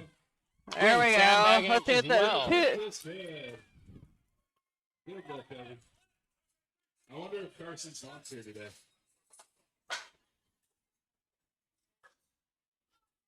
It's just some random supportive lady that doesn't know him. All right. Henry, with 280 kilos on the bar. 617 pounds. That's like, I don't feel like doing quick math in my head. I was gonna have some random examples. According to you, 617 cheeseburgers. Listen, To me, that's Okay. more like 1,234 cheeseburgers, but yeah, but if you eat a quad stacker, something with 4 patties on it, let's go, 300 pounds. Henry. Like 300 meals for me. Let's go, Henry. All right, come on. There we go. Let's go Good now. pick. 280 kilos on the Good third call. squat. 10-kilo jump, good control. Drive out of the hole, come on. There we go. All right, let's see what the judges say there. 2-1. 2-1. Good lift there for Henry. You got that celebration on there. Come on. I apologize for singing on the stream, everybody.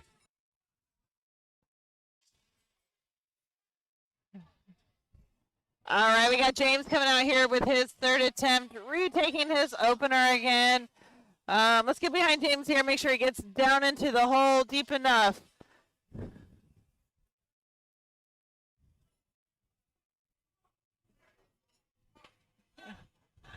This is 655 pounds. All right, let's go, James. Remember,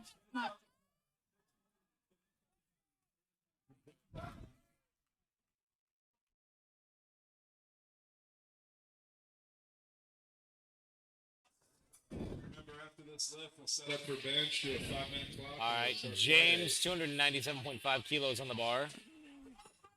Let's go, James. All right, let's sink it, James. All right, that looked better. 2-1, good lift. James stays in the meet. All right, there'll be a 5-minute break while we get everything set up for bench.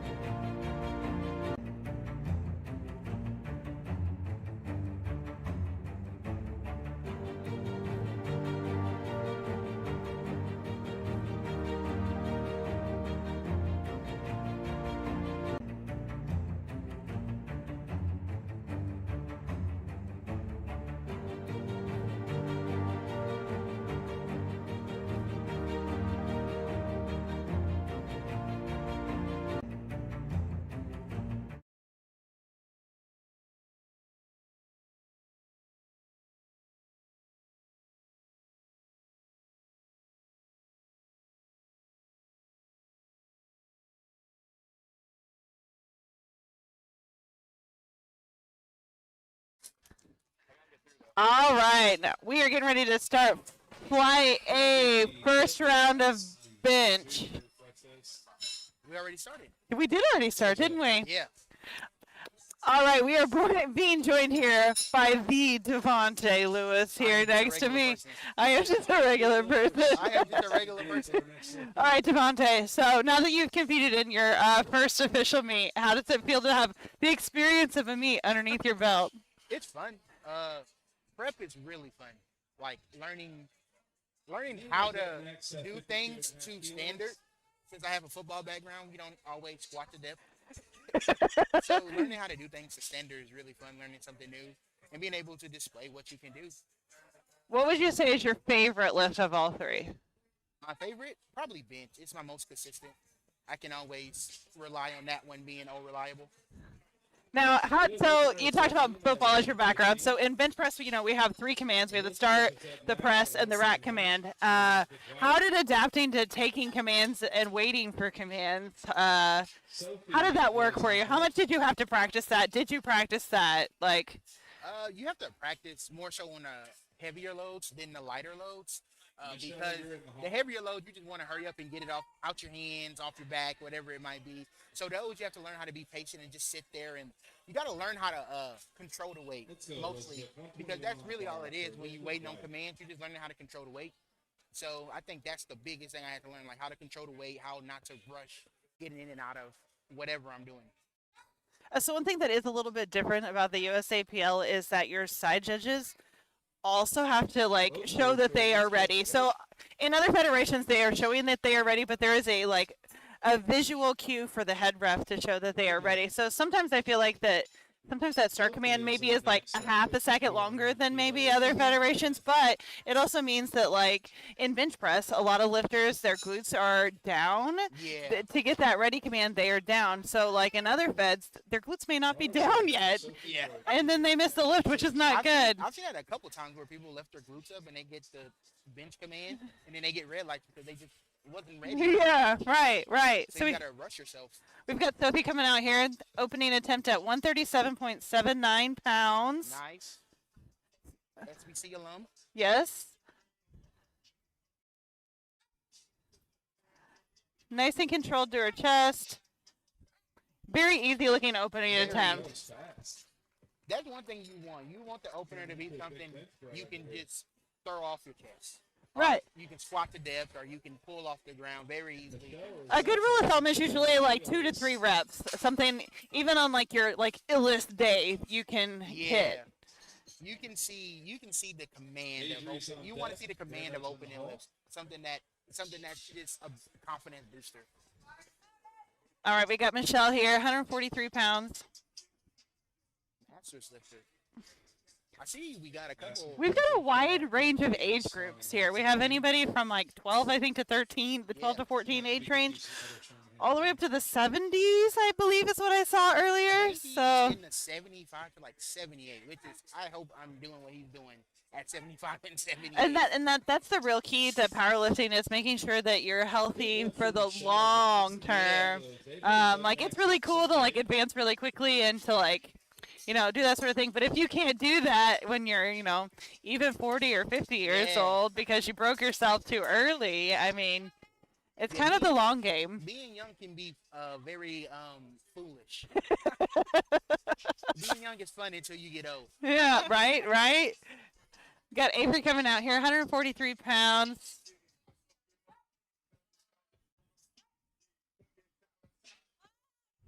Nice, good finish. 2 to 1. So one of the things the side judges are really looking for is if the glutes come off of the bench. Those glutes do have to stay on the bench. They cannot come up during the lift. They're also looking for any downward motion after you've gotten that press command. So lots of different things that you can get red lighted for. Feet also can come off the ground, right? That is correct, and your heels have to be on the ground. Okay, nice. One of the recent rule changes, though, within the last couple of years is your head can actually come up. It used to be that your head had to be flat on the bench. I know some feds your foot don't have to completely be on the ground. Correct. You can be your like toes on have your to be on the tippy ground. toes. Yeah. I don't like that personally. I'm a flat-footed person. as somebody who don't really use their legs in bench, I really don't see why they're not on the ground. Get lifted by Brianna. She is also a SBC alum. Yes, yes. All right, Damon here, 248 pounds. What? I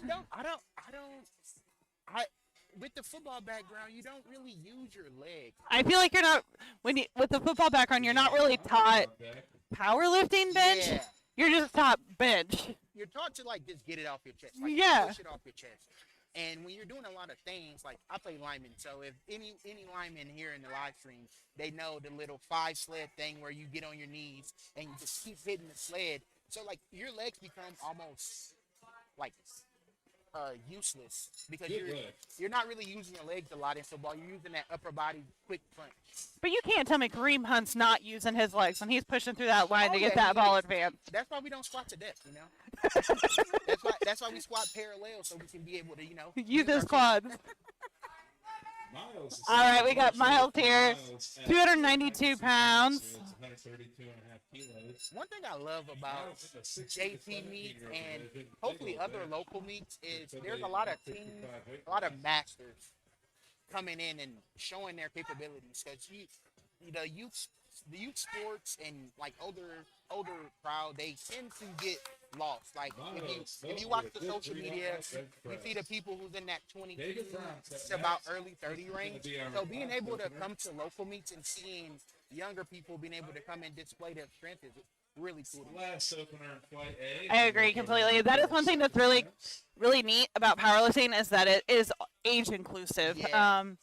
It's also very like inclusive for gender. So like previously, like I'd probably say like 10 years ago, you didn't see very many girls powerlifting. Maybe like 2 or 3 every meet. And now we have a whole flight. Sometimes we have all women meets. That's nice. I like Yeah, that. yeah. I enjoy being able to see people display what they can do. Not everybody's on the same level of strength. Like I'm an Not everybody outlier. can go out 1,000 pounds Not here, everybody but is very strong, but being able to see people, especially like if you part of a gym community, seeing people come in and just do what they enjoy, do what they love, and whether it's 100 pounds or it's 1,000 pounds, they're giving it their all and they're working hard. That's something I really like about powerlifting. People of all strengths, all ages, all genders, they can come in and display what they can do. Let's go, Sloan. that being said, we're already on second attempt bench press Oh, wow. here. Bench flies, man. I love bench. So a lot of people like to say bench is like halftime, but bench is also one of my favorite lifts. One, because you get to lay down and lift, Yeah. but like I just really love bench. I think not a people love bench because they're just not good at it. But I think if you're really good at bench, then you really love bench. Bench gets forgotten, but it's one of those lifts. Like a lot of people look at squats and deads because that's usually the time people be like, oh, Your bread and butter, it's the it's the those are the 2 lifts where people either win or lose a meet, kinda. But bench is that one lift that can either bring you back to in where you can do a third deadlift and kind of save a couple kilos, or it's one of those lifts where you get lost in the back of the crowd because you don't have that strong of a bench. good looking bench there. Beautiful. Elizabeth has a very narrow bench grip, so you'll see a variety of bench grips today. Probably a little bit more narrow, or you might see some fairly wide. Girls or women tend to have they have a little bit more shoulder mobility than some people do. So you see get a little bit sometimes wider. like the extreme width. I definitely have not been blessed with the ability to do that. I have to do more of a mid grip sort of style. But you see a lot of variety. Some people will be really narrow, so they use a lot of their triceps. And then other people will be really wide and they really push the max of like where their fingers can be based on the rule book. And that's more chest, pec dominant. Like Nina is very, very narrow with her bench press here. A lot of tricep, a little sticky there in the middle, but when able to push through. No lift.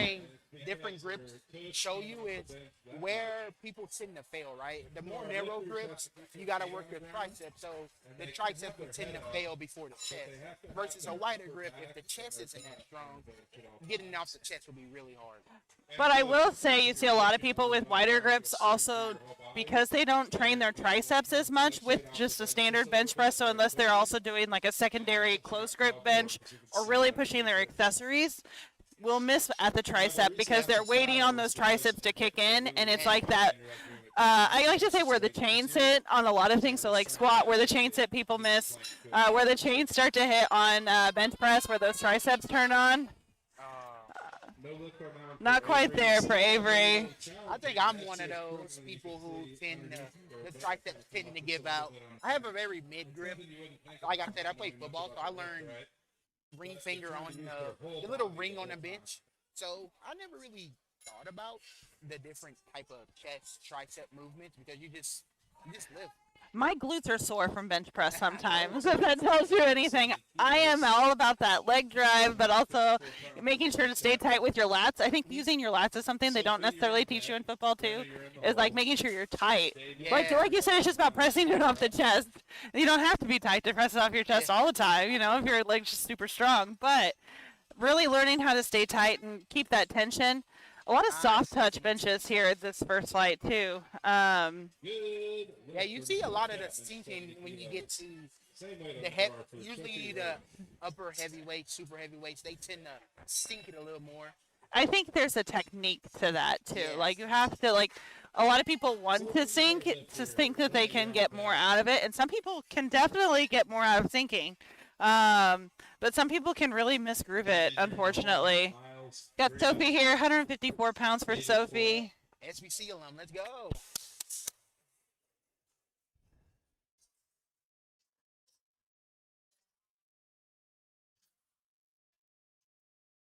So one thing I do think you see a little bit more with USAPL meets is more self handoffs and people training that, because then they can have that consistent handoff every time versus being reliant on a handoff from somebody you don't know potentially. I'm a self-handoff person. It's something I definitely had to learn because in my mind I used to always think if I did it myself I would lose a couple Kilos or pounds, yeah. kilos. But if you train it, then you're able. It becomes just second. It's part of the lift. Yeah. I've gone both ways. I've gone to where I've done like self handoffs and trained that, and I've also gone to where I enjoy a handoff.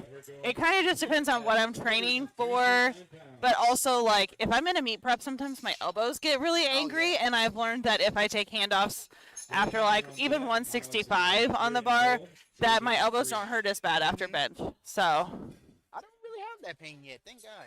that is pretty nice. I don't have that pain. You're fortunate. Yeah. But I'm transitioning from the squat bar and the deadlift bar and being able to Power bar. Yeah, not having to worry about mobility yet. Nice press back there on her second I attempt. think one thing you see that you can see with her lifting is you can see the arch.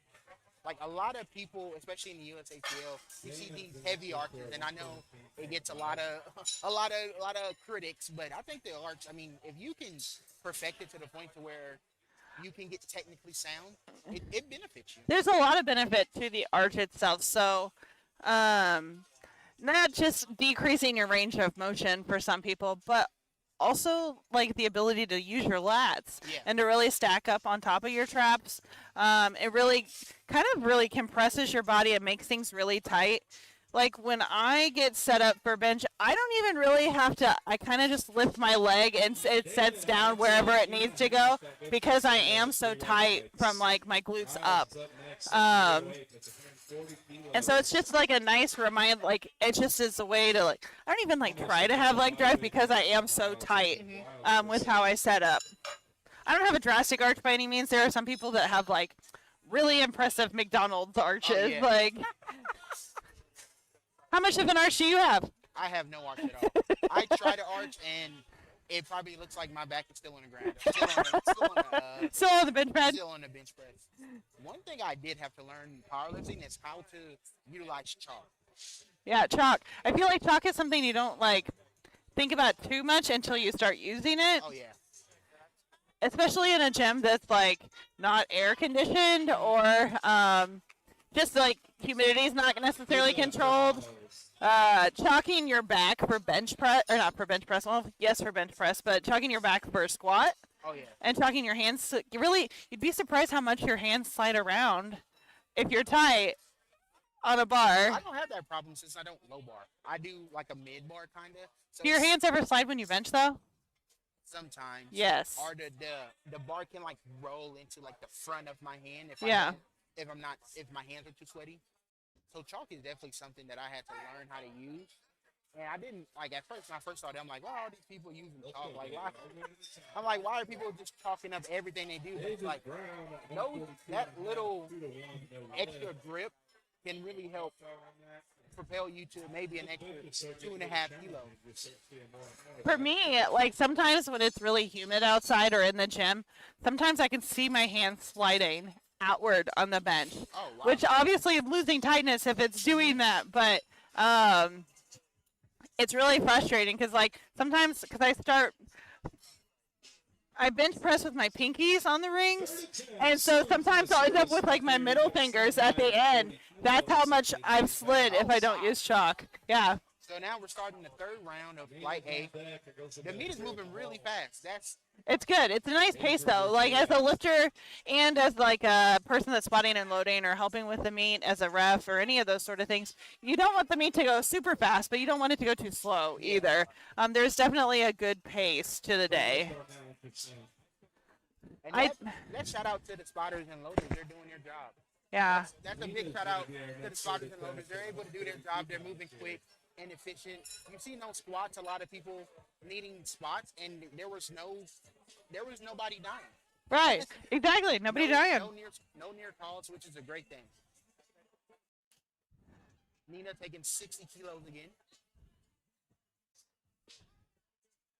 I want to say she had downward motion on her second attempt, which is why she missed it.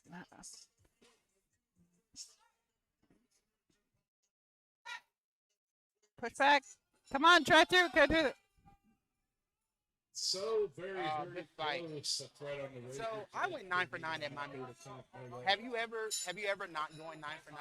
Oh, plenty of times. I've only gone 9 for 9 once, actually. Can you talk about maybe your mindset going into having to retake an attempt that obviously in prep you're like, oh, I'm gonna do this, and the goal is to go 9 for 9. But could you like elaborate on like maybe how does it feel to have to retake the weight? 100%. So squat doesn't bother me so much because typically I get my opener. I had a meet once where I did not get my opener bench or my second attempt bench. Oh wow. I was mentally fatigued. I basically Larson pressed my third bench press. I was so fatigued for deadlifts. I typically get my third attempt deadlift. I did not get my third attempt deadlift at this meet. I was so tired. I was exhausted. I was getting called for my glutes. This is the reason I don't use the ghost bench, actually, when I bench, because I don't like it. I don't like it. I probably could use like mats underneath my feet and I would be okay. But it is just a little bit taller, and I've almost bombed on bench, quite frankly. Oh, wow. Yeah. So no, it's very stressful. Nobody wants to miss that opener. I feel like there's a lot less stress like if you obviously you want to PR a meet. But if you're not obviously you want to PR at a meet. So maybe that doesn't always mean that you go 9 for 9. Maybe that means you go 8 for 9. It kind of just depends on what your goals are for the day. I think it is exciting to go for 9 for 9. Until I went 9 for 9, I really didn't see the point of it. Honestly, I always thought that you were sandbagging if you went 9 for 9. Yeah. That's just my own personal take. I will say when I went 9 for 9, there might have been maybe like 2.5 kilos left on that total. Really not a ton. We called that third attempt deadlift to get my dots to a 450 dots and make it like a nice win for me for that day. So going into a meet that you're maybe not going for a PR, but maybe you're going for just a better dot, or better something like Which that. is still a PR, really, when you think about it. I mean, do that is it by weight class? Like obviously it's by weight, but do you think it's because maybe you go between weight classes, or why do you think that is in terms of like going into a meet where I'm just trying to better my dots? Would that be because you dropped the weight, or would it be more I gained weight and got more on my total? So previously, good history lesson here for you about me. So my first couple meets, I was heavier. I did my first meet, and then I did Raw Nationals in 2018 in Chicago, and then I lost 40 pounds. That takes a pretty big hit on your total. Losing that kind of weight. Nice looking third attempt there for Sophie. 165 pounds, easy lift there. She's sitting at 6 for 6 for today. Yeah, she is so far. Time to party. It's time to deadlift, right? Oh yeah. But the only thing that actually progressed between my second and my third meet was my bench press. Mm-hmm. Everything else took a hit. At one point in time when I was cutting, I couldn't even like pull 400 pounds off the floor, and I had just done 440 pounds at my meet. So like big hit there, obviously. All right, we got Brenna here, 95 kilos, 209 pounds.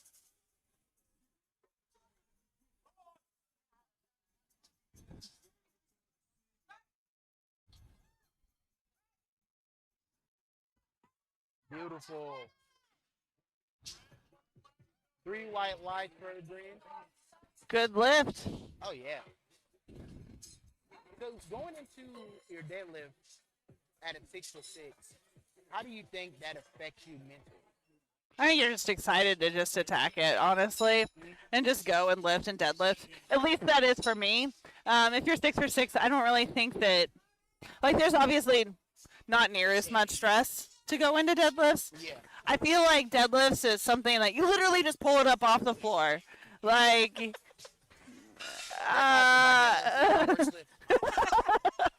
know, and that's saying, like, for me, it's not stressful. Like, I know that there's at least going to be an opening attempt. For me, squats are more stressful. Trying to get that on the board and just getting it done and over with, quite frankly. I would say the most nerve-wracking for me is probably the opener. Cause it's something that you know you can do, but you can get lazy. So you've seen a lot of times, especially for squats, people rush the rack coming in. Well, I think that's not necessarily, I don't think lazy is the right adjective. I think you're looking for my, like, nerves. Yeah. So, like, sometimes I even get shaky for squats on my opener attempt, just because the adrenaline is so high, your nerves are going. David here with 142.5 kilos. This is 314 pounds. Oh, wow. Almost that 315 bar. Yeah. If we're using pound plates, we'll just go 315 here. But we don't round up with kilos. 314.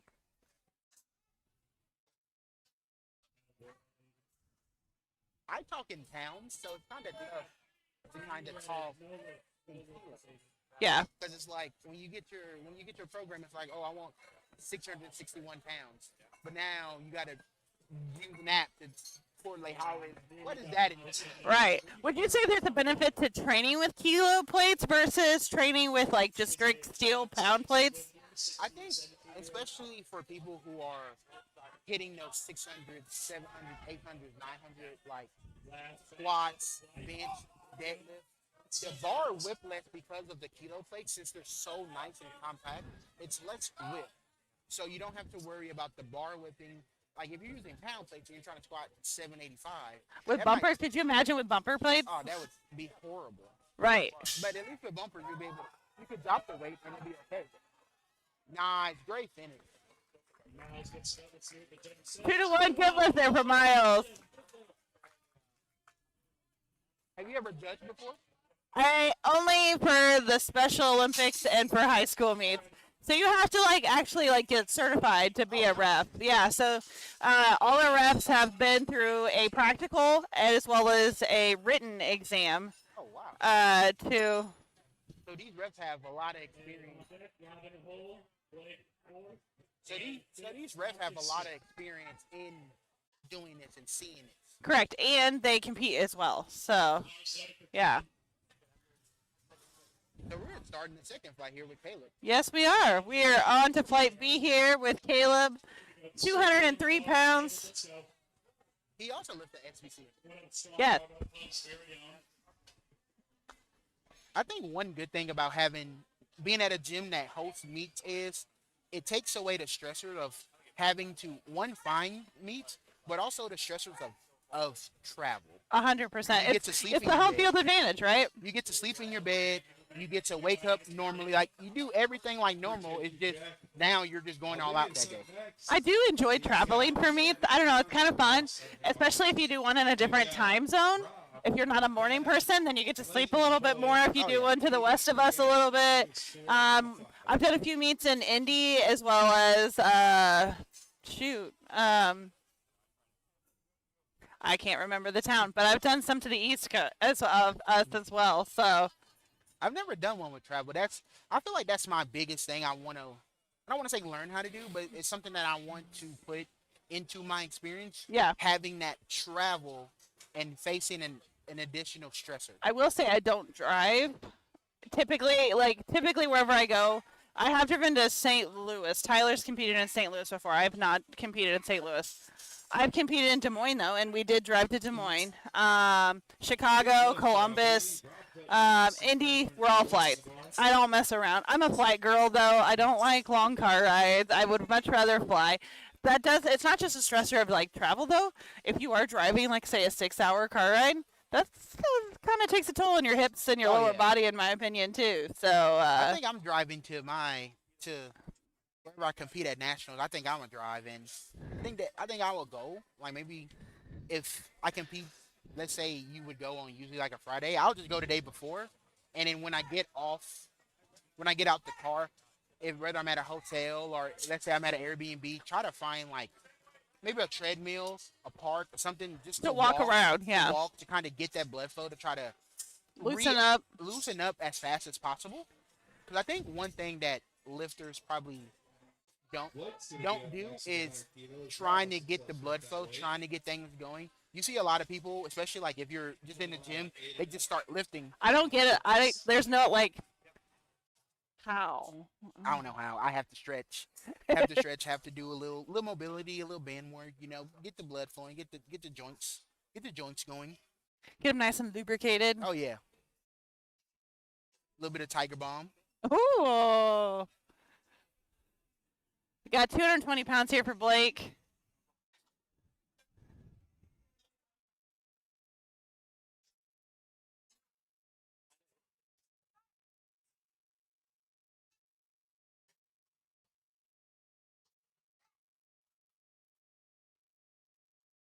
Good lift there for Blake. So you see some of the lifters getting held a little bit longer due to maybe their glutes not all the way on the mat. One side judge is not sure that the glutes their elbows aren't locked out. How do you think that affect the lifter? I think you can kind of get in your head a little bit sometimes. I think that some people are like, are you ever going to give me the start command? Some people may jump it thinking that they've gotten it or they haven't gotten it. You think that's something you can practice? Oh, 100%. I think you should be practicing. Sometimes even just, I hold the bar even just when I'm doing my bench in general. Sometimes I hold it there for like a second or two before I start just to kind of give that sort of like time and patience and build that. I am not a patient individual, so forcing myself to be a patient individual, especially with the big three, I think is really important. Holding your deadlift at the top for a couple seconds, or standing at the squat before you descend or before you rack. Definitely a little bit more fatiguing, but if you're training that fatigue, then it doesn't really matter anyway, right? Kind of like pausing on bench. So like you should really train to pause, and sometimes people do like a longer pause when they're training, just in case, because you get the press command when the bar comes to a complete stop at the chest. So as soon as there's not like a time constraint. It's when does that bar become motionless on your chest. So that is kind of a downside to sinking sometimes, is it does give a minute for you to get that press command. If you're not controlled about it. I used to be a sinker actually. back in the day, and then I've become more of like I would say like a moderate touch sort of individual. I don't t-shirt press, but I don't like sink either. So I would say I sink, but I don't. You won't see it sink because I just go straight down. yeah, you just go straight down. I just go straight down. You see a lot of people who sink. They try to And get they that- like kind of like drive their Yeah. chest up and into the bar instead of just staying tight and like sinking. Yeah, no, I get that. Good looking opener there for Will. Oh, I yeah. was 248 pounds. Speedy bench for Will. Beautiful, beautiful. Again, shout out to the spotters and loaders. One thing we talked about during squats that we haven't really necessarily talked about during bench press is the use of a combo rack. So not only are you adjusting for the height of the lifter here, but the face savers are also adjustable as well. So accommodating for each lifter, both their safety, but also their comfort, and allowing them to stay tight and or get handoffs at their right height. So That is one thing I had to get used to, using face savers. Because when I first started using it, it was literally way too high. So I was almost pin pressing. you'd clip them every time. I'll clip them. Which is not fun when you're doing 600 pounds. No, I can't imagine that it is. It's not. No. I've accidentally done a 620 pin press before. I was here by myself lifting, and I mean, you got to get the work done. Yeah, you got to So get I the had- work done. So I raised them up a little too high. And on the lighter weights, you tend to just like soft touch. Well, and like you're probably not sinking as hard, like as deep with 265 pounds as you do 600 pounds either. So, because natural laws of gravity here, like. All right, Andrew here, 253-pound opener. If I'm not mistaken, I'm pretty sure this is his first meet. It is first powerlifting meet, I do believe. Look at that soft touch. Oh yeah, beautiful speed. That was crispy. That was good speed. All right, we got Calvin coming out next. 259-pound opener. One thing I use in my training is a velocity tracker. Ooh, tell us about the velocity tracker. Tracker. Man. Tracker. Sorry. I think it's a great way to auto regulate your RPE because you're getting live data every day. RP7 isn't the same every day due to life factors, due to stressors, due to energy. But I think the velocity tracker, one thing it helps auto regulate, so you stay within what you can do, right? Because you come in every day, you have a max and you have a plan, but let's say you didn't sleep as well that night before.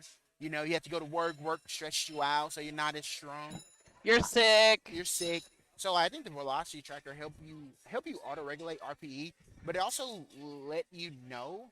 It also like confirms what you want what you want to know. Like if you think you can do 265 as RP7, and then you get the velocity tracker and it's not RP7 speed, now you know maybe you overshot, or maybe okay, let me dial it down a little bit, or let me recalculate maybe whatever the weeks going forward in your program. I think it's really cool because it's essentially non-biased data. Yeah. So like you can record your lifts, and I feel like the camera can speed up your lift a tiny bit. So it kind of, based on the different lens speeds you're using to record your lift. But like a velocity tracker completely takes that out of the equation. You're not thinking that it moved fast or that it moved slow. Like, because some people think that lifts move slower than they do too a lot of times in training, and so then that velocity tracker would essentially tell you the hard data of like how fast something moved. And like you said, unbiased, because like you can have 8 people That watch thing a doesn't video. care who you are. You can watch 8 people can watch a video, and we could get 8 different RPEs, but the velocity tells you it's RP8. Yeah. No matter Right. if you watch it and you think it's a 9, So- no. So RP8. is it based like? Is the data received from the velocity tracker, like obviously it's like a hardcore measurement, but to compare it to RPE, is that different based on every lifter, or is there a set standard? It's different on every Because lift. you lift very fast. Yeah. In general, compared to like say Tyler, who like, and we call it RPE Tyler, could be an RPE like 8 or 9, but it's like And RPE Tyler is like 11 for some people. Like, I don't know how to describe it, but I will explosive does impact, I think, that a little bit. It changes between. I will say it changes between lifters because I'm not a grinder. Yeah. So like it's either I can hit it or I can't. But some people, they are good grinders. Right, So it's right. like they might have a really slow speed, Right. but they know how to grind. So like the velocity give you this hard data, but also between the difference between lifters could be me very explosive, so I can get up to 600 pounds and then my velocity just drops. Yeah. Versus some people, it's more consistent because of just they're used to grind, very smooth, very not really explosive, but they're smooth throughout the whole.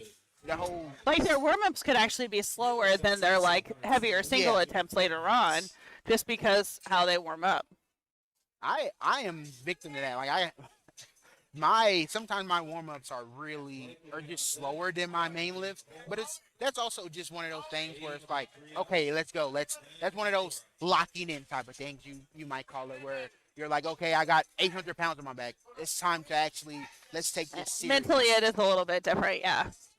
So I will say warming up with the velocity tracker, the speeds, you can't be fooled by the lower speeds, especially when you're warming up, because that can go in and out. Like one day you can move the bar at 0.8. Like if you just got the bar, you can move at 0.8, but in other days you might move it at 1.0 just because that day you decided to come in and actually take everything. Right. So there is a little bit of a diversity in that data because you are different every day you come in. Like nobody can be like you can be consistent, but consistent is not the same as yeah. All right, we got Blake here, 231 pounds, his second attempt bench here, 5 kilo opener, so 5% increase, which is a fairly standard increase between attempts.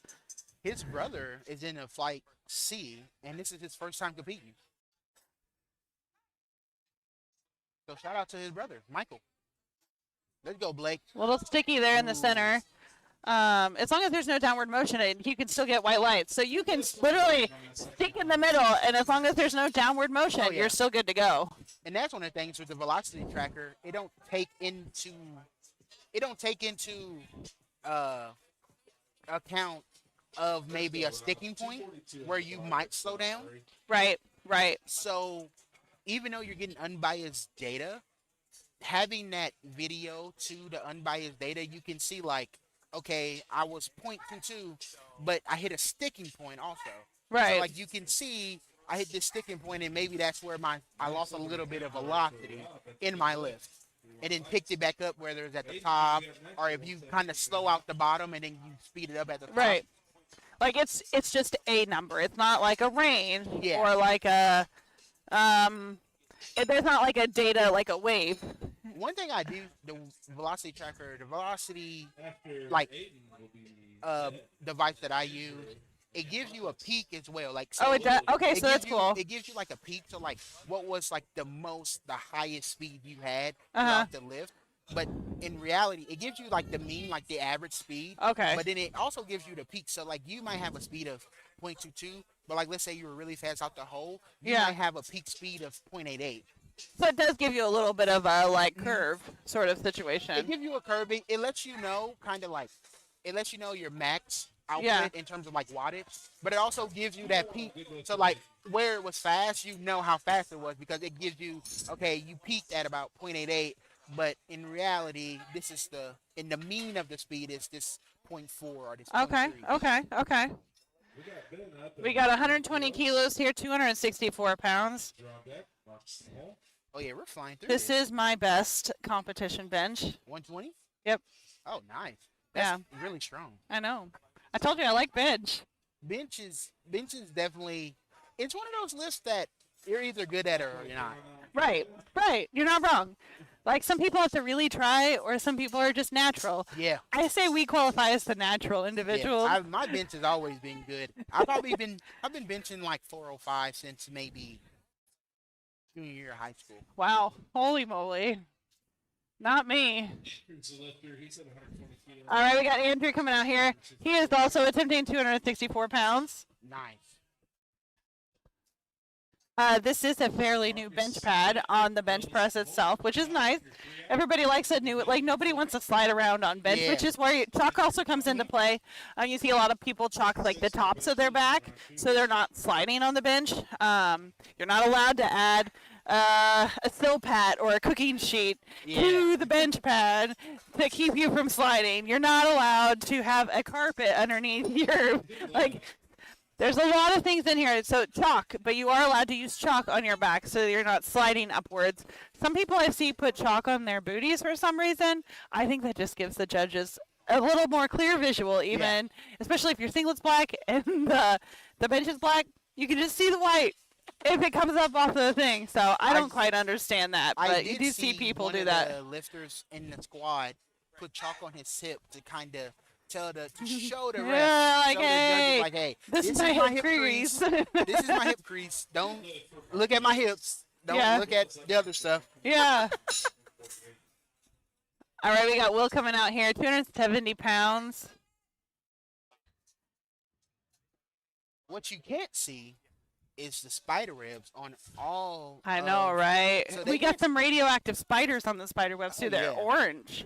So they went all out on this slasher type meat, letting people know it's Halloween season. It's spooky. We've even got a couple of posters over on the bathroom doors over there. We got Scream. Is that Freddy Krueger or Friday the 13th on the right door?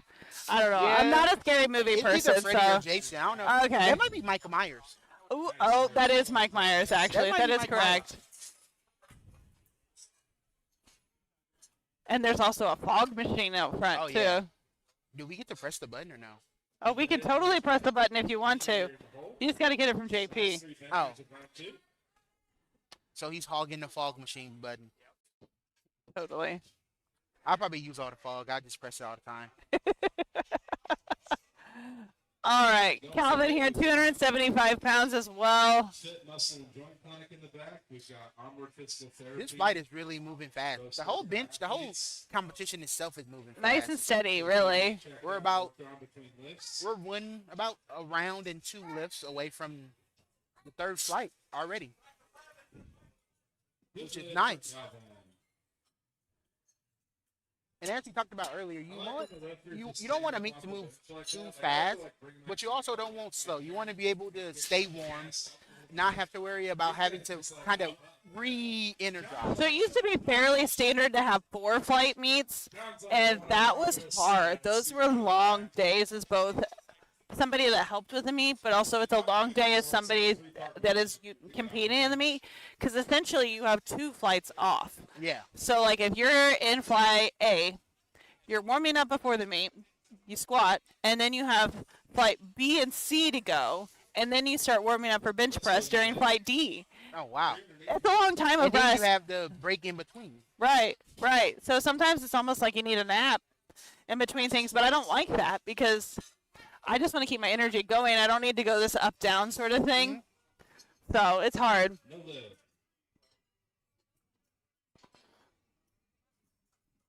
Henry coming in at 145 kilos, 319. I'm pretty sure this will be a PR for him. Is it? I think so. That'd be pretty cool. I think he went 3 for 3 on squats too, so he's had a pretty good day so far. Big PR on squat, 512. All right, let's go, Henry.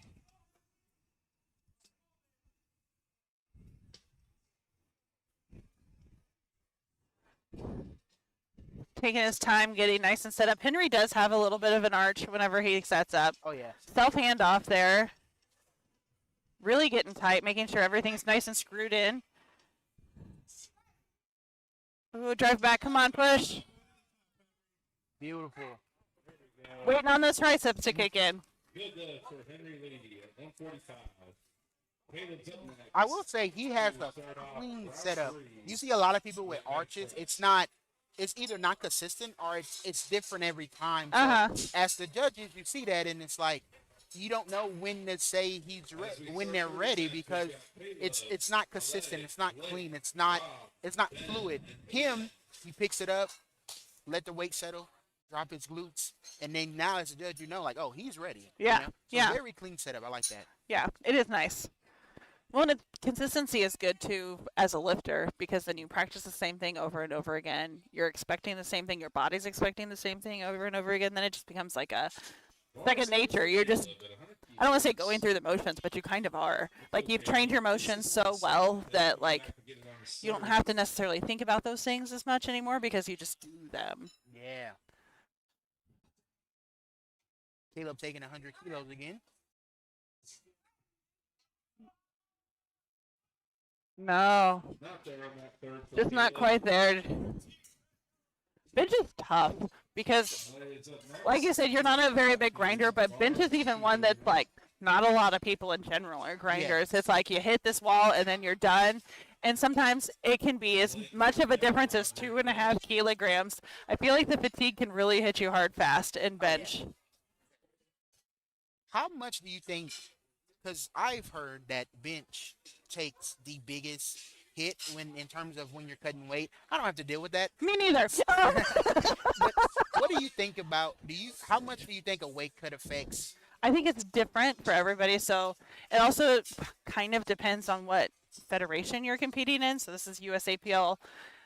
USAPL and Powerlifting America both have 2-hour weigh-ins. So if you're cutting weight, you only have 2 hours, To maybe reload. 2.5 to Yeah. like rehydrate your body to refuel. That's why you see a lot of people do more like a gut cut instead of like a water cut. So really just emptying out your guts essentially is what you're doing with a gut cut. Or making sure the volume left over is not heavy. You see a lot of people eating like almonds and ice cream, really, is what people are doing. But in 24-hour weigh-in situations, you do have the opportunity to replenish a little bit better. Depending on the federation, some people even get like IV fluids and things like that to rehydrate and refuel your body. Not allowed in this federation by of course. However, that is a tool that some people use in other federations to refuel themselves. Okay. Bench, however, can take I really felt like he could have tried a little bit on that one. Sometimes the fight isn't worth it. That's fair. But bench can take a huge hit. Tyler is a great example of my husband who he used to cut down to 275. He would walk around like 285, but he'd cut down to 275 or like even walking around at 280. Cut down to 275. He lost like 15 pounds on his bench or something crazy like that. Wow. Yeah, big hit. So he doesn't cut anymore. He just weighs in, calls it a day. Walks around, doesn't matter if he's walking around 279 or 295. Weighs in at 308 and calls it good. I couldn't do it. I can't cut. I don't have to, so I don't have to worry about that. No, you don't. But like for my last meet, I cut 5 pounds. So I could get my dots a little bit higher up because 5 pounds on the scale means more than 5 pounds on the bar, at least for my weight class and my situation. And so I just did a small baby water cut and cut that 5 pounds down, and it did not impact my bench press. But I also am kind of an anomaly that my bench press has never really gone down. Even if my weight's gone down, my bench press still went up. I did stay stagnant at like 242 for a long time for my best bench, but I could probably bench 242 right now and not think twice about it. I mean, I just tripled 231 the other day, so. Oh, yeah. All right, we got Ben here, 264 pounds. Ooh. Take it. Yeah, you can just see his form. Yeah. He's Very fast to his chest. Just a little bit more repetition and practice, I think, and learning to control it to your chest is really important. You can just see his technique break down due to lack of control. Yeah. Aiden at 122.5, trying to go 6 for 6. It's 270 pounds. Aiden's a lifter. Marcus is on deck. Will is in the hole. Andrew, you're 3 out. Calvin 4. Sometimes that lineup changes just a little.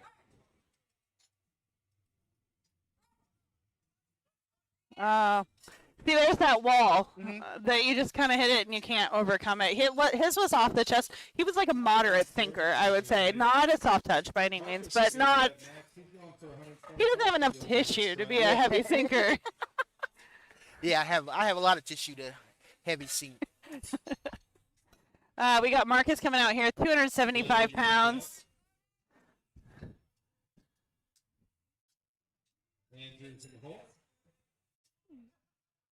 As a lifter, right? You come in with this plan, and what do you think happens to their plan if they miss a certain, like, obviously this is a local meet. It isn't a big, like, I'm trying to jump this guy, I'm trying to get this placing, you know?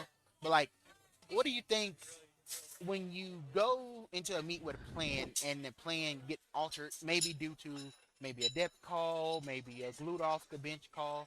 Do you stick to the plan and do you go up, or do you retake that weight, or what do you think happens? So I think your plan should be an all-encompassing plan. It shouldn't just be these are the 3 numbers. These are the only second attempts you're going to take. Your second attempt, like your call card or whatever, should include smaller jumps and bigger jumps based on how the lift before goes. Because once again, there's a lot of things to play: travel, nerves, weight cuts, things like that. So you can make this plan. You have your openers, and I think that's really, for the most part, the only thing that's going to be like consistent is your openers.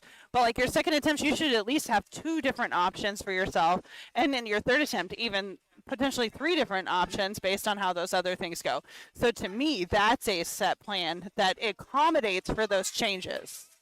Okay, so my coach is in person. I always have him here. How do you think having a coach maybe remote, online, not being there with you, how do you think that affects your call card? I think it depends on the lifter. I think obviously then you have that video bias for a lot of things. Some people don't have coaches and they have to make the call themselves. My first couple meets, I was self-coached. Yeah. I didn't have anybody. I did a lot of research and education. I used my resources. We have a lot of really good people out there that have great YouTube resources that kind of educate you on how to jump. Sometimes you see people coming into meets making too big of jumps or not opening at the right attempts, that sort of thing. So I think it's just doing your research. We got beautiful. He come in. He's 6 for 6. Yeah, that was nice. Plenty left in the tank, I feel like, on those too. Yeah, you can tell he's definitely just getting his feet wet. Yeah. He's not. He's going all out, but he's also trying to find that. Do you know if he wants to compete in January again? That's nice. Because this would be a good get your feet wet and then compete again in January. See where you at, yeah. Learn how. Maybe to compete. push the boundaries a little bit more next time. I think the biggest thing that I was nervous about before my first meet was definitely the warm-up room. Learning how, like, probably having to share a rack, having to, like, you're not really on your own time. When you're lifting by yourself, you can take those 20-minute breaks and not have to worry. Versus now, you're kind of on a time frame where instead of taking a 20-minute break, you only have 20 minutes to get to the weight that you can. So him doing this, kind of getting his feet wet and learning the warm-up room, learning how do I eat in between, what do squat do to my bench, like what do the squat, me maybe pushing squat do to my bench in terms of energy, what do I need to eat in between, do I need a caffeine pill, do I need like a jolt of energy in between each lift. Electrolytes. Yeah. Things like that. So I will say, you talk about the warm-up room. The warm-up room is, for me, I've learned, is different every single meet. The equipment that they have in the warm-up room might be similar and the same, but like if the flow or not necessarily the timing, because you learn that when you need to take your last several warm-ups based on how the flight before you is going. But depending on what meet you were doing will depend on the other lifters that are in that warm-up room with you. As somebody else that has always been one of the heavier lifting individuals at a meet, it is difficult to have to warm up with other people that may not make as big a jumps as you do, and so they're moving the same pace as you, but they're not having to, they're not jumping as big a jumps as you are, or I mean, you could be really like 100 to 300 pounds separate between your opener and somebody else's opener. So sharing a warm-up room does get interesting there. I think sometimes if you're not used to powerlifting equipment, that can also be kind of stressful too.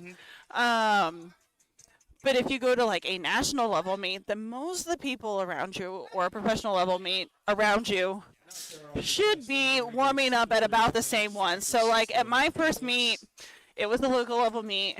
I would say most people were around the same sort of lifting sort of thing, but I was definitely lifting more than other people. But when I got to nationals, it was like, I don't know if it was just the people around me, but we were all taking the same warm-up attempts for the most part. It was kind of nice, and so there wasn't as much jumping, but so the rack just had to move, but the flow of it stayed the same. Whereas like some meets, you're loading and then unloading the weights for other people too at the same time between warm-up attempts. So warm-up is tricky, but it's also different based on whatever meet. I think nationals is one thing I don't want to say I'm afraid of, but kind of nervous. It's definitely the warm-up room because I warm up. Especially like for squat, I go like 1 rep, 3 reps, 5. I take huge jumps. Nobody else doing that right now? Yeah. A lot of people aren't taking those type of jumps until I get to those national level meets. Right. Elite level meets, hopefully. I will say that most people are not quite doing that either. Yeah. So I worked the warm-up room at the Showdown a few years ago. And even on deadlift, we were going 1 red, 2 red, 3 red with like people like Joe Sullivan but Shane Holler. For deadlift, he was doing 2 reds at a time too. So yeah, I think deadlift is definitely something I have to feel, but it's mostly for me. It's mostly like a feel thing, especially something that you learn like in prep, learning how to warm up. Because like you don't want to take too big of jumps warming up because then once the weight feel heavy, the rest of the weight after feels heavy. Right, so like you want to take jumps where it's like, okay, that's easy. That's easy. Okay, now we're reaching that point to where but you also want to make strategic jumps too. Yeah. You don't want to make too small a jumps because you're gonna fatigue from taking too many sets in between things too. I think for me, I try to hit at least, depending on what I'm lifting, depending on what the program says. I try to get to at least 700 before I start taking smaller jumps. That makes sense. Yeah. Less than a red or 2 red jumps. All right, we are on Flight C openers here. Already. John here, one of our master lifters.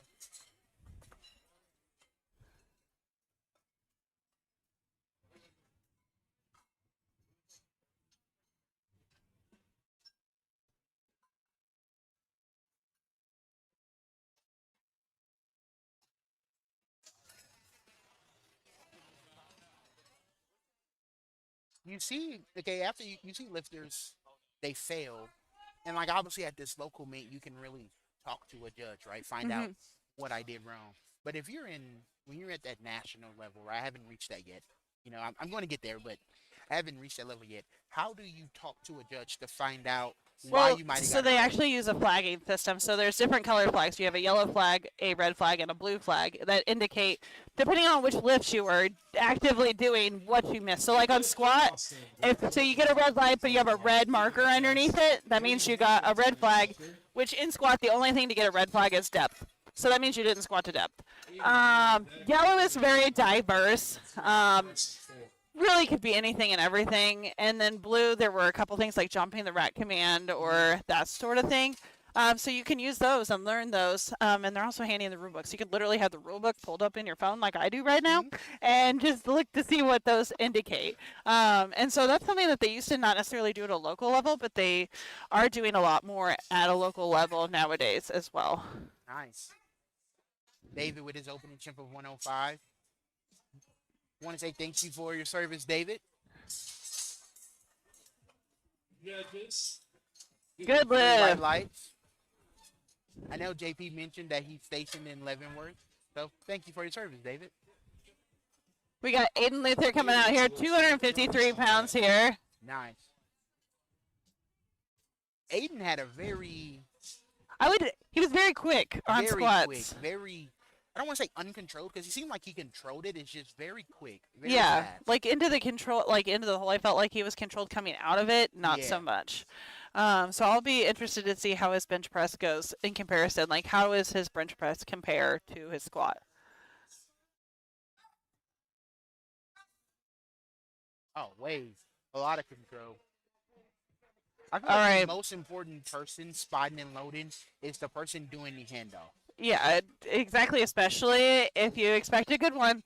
So he jumped the press command. Oh, wow. Was it the start command or the press command? He jumped one of the commands, which is why he got A no yellow? lift there. Yeah. Oh wow. Look good. Look smooth. So if you miss your opener, right? All right, we got Chaka Beast coming out next. Oh, nice. Charlie Phillips, 275-pound opener here. Let's go, Charlie. He's probably the most accomplished lifter here. He's been to the Olympics. He's probably he's more accomplished than me. Yeah, right. Yeah. Charlie's been competing a lot, so it's always fun to watch Charlie compete. Nice. Beautiful. You talked about competing a lot, and you also talked about how there's another lifter who's planning to compete in January. How do you think that fatigue builds up? Like, how do you manage it? Because I've only competed once, so like I don't really have that like kind of meet day fatigue versus like just working out fatigue. Long-term fatigue. How do you think that fatigue plays a factor in meets? I think long-term fatigue is very age dependent. It's very diet dependent, sleep dependent. Mm-hmm. There's a lot of recovery things. So if you're good at recovering and your body's good at recovering, then you could probably do meets.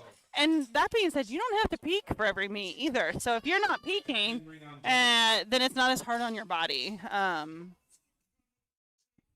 think the next meet I do, I won't be necessarily peaking. I'm just more trying to qualify. Exactly. For Right. national. So Right. There's no big emphasis on fatigue. And doing the best you can. It's doing the best to qualify. Yeah. Which is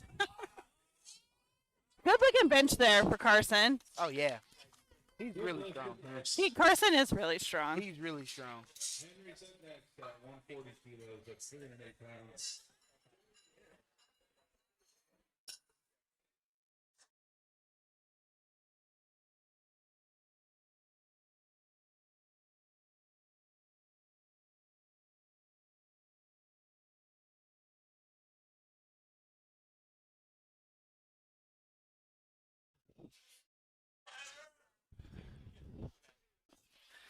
All right, we got Henry coming out here, 140 kilos with his opener, 308 pounds.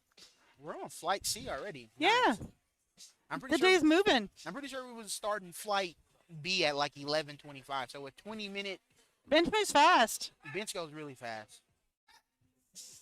Woohoo! That was nice. Clean. What do you think? I see people using. I don't see a lot of people doing it, but I see people using a belt on bench. What do you think that helps? So for some people, it's a cue, really, to like with your intra-abdominal pressure. I think it helps some people stay tight. I think for some people, it also like I don't use it to bench because my arch it limits my arch range. Tyler benches with it. Do you use a belt? No.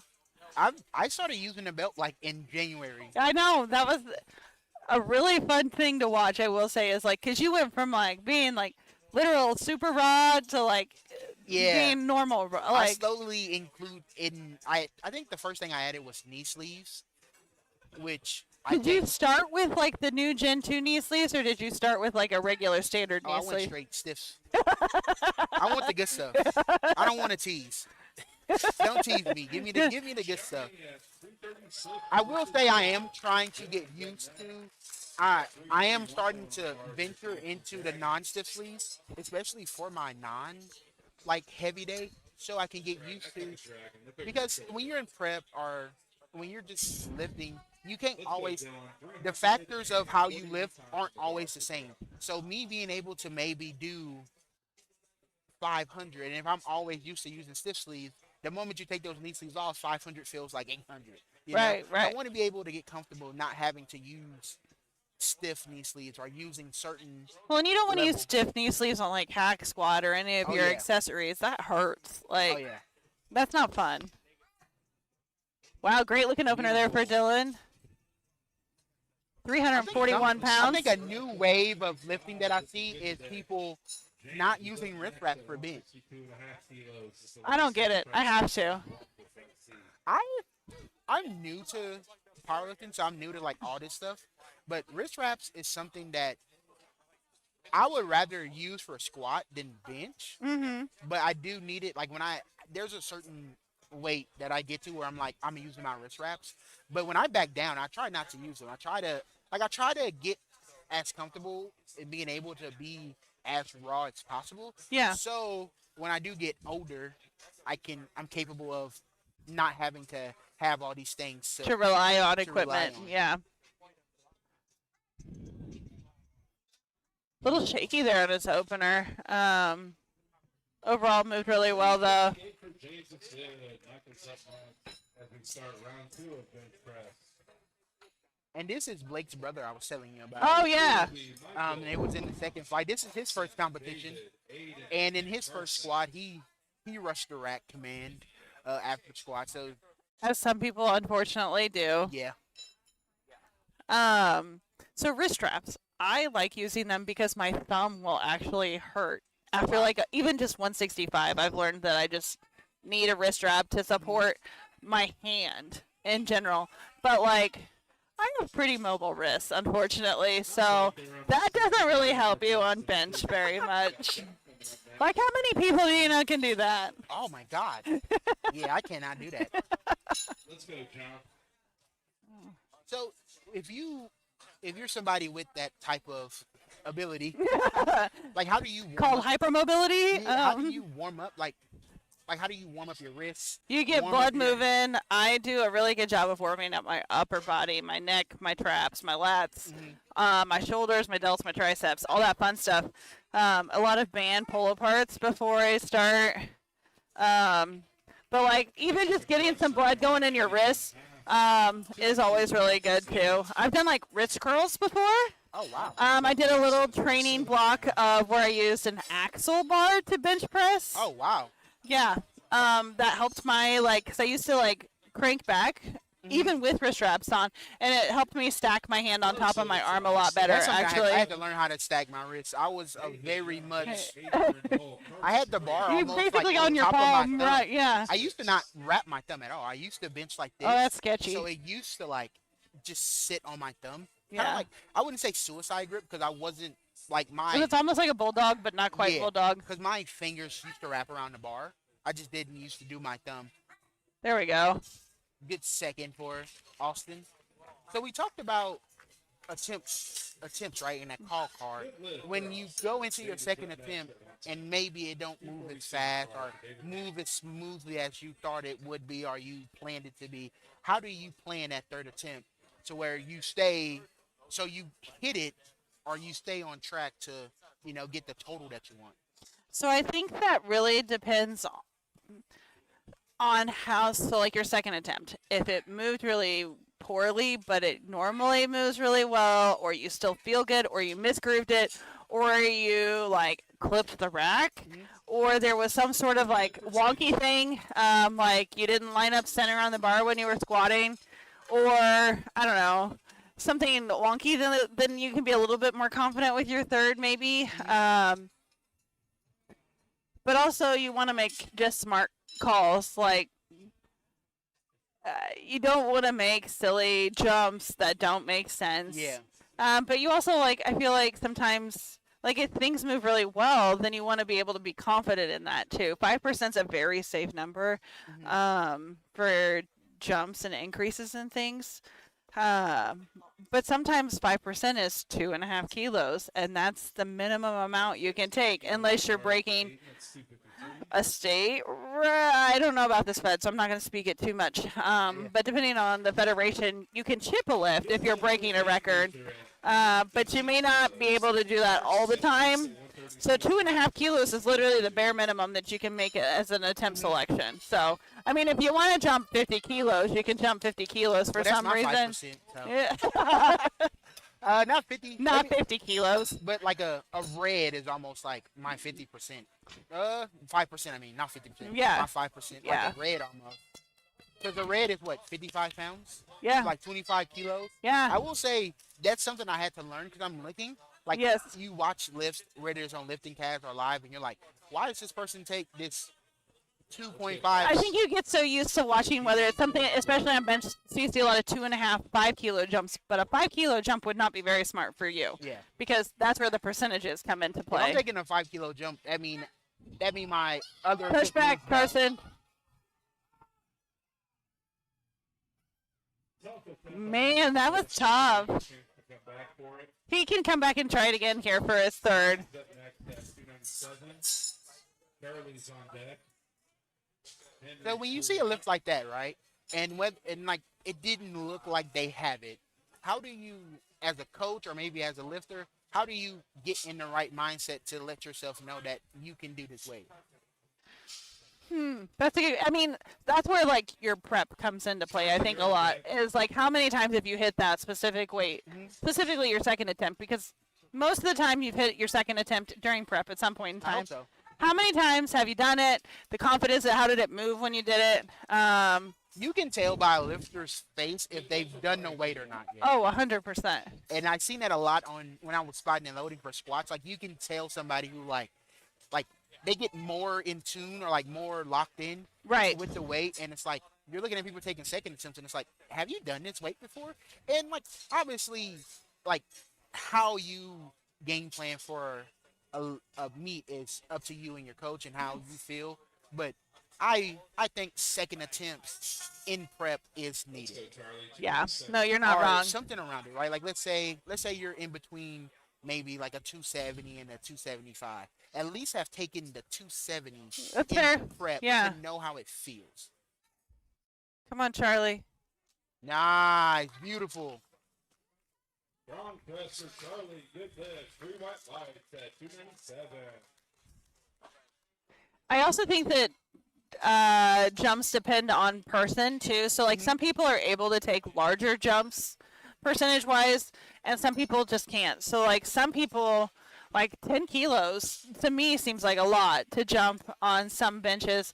I just could never do that. Like even if I opened at like I couldn't go from say like in the top end. I couldn't go from like 225 to 242. I need something in the middle there Yeah. to make that progression and to allow my body to accommodate to that weight.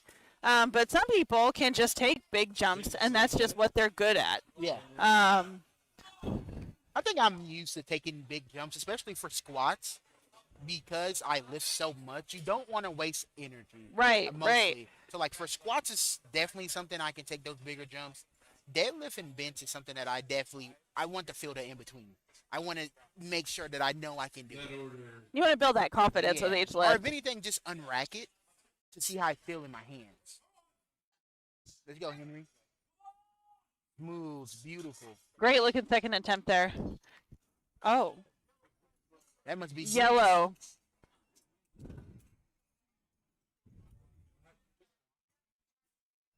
Oh, he jumped the start command. Oh, wow. That's what I just heard from the ref. Johnny's up next at 162.5.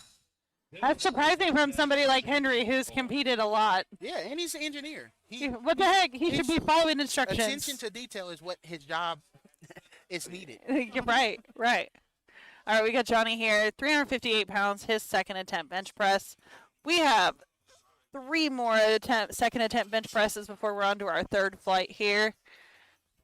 He's just moving really fast, really smooth. It is just now noon. Shout out to the spotters and loaders again. Again, no bias. No bias.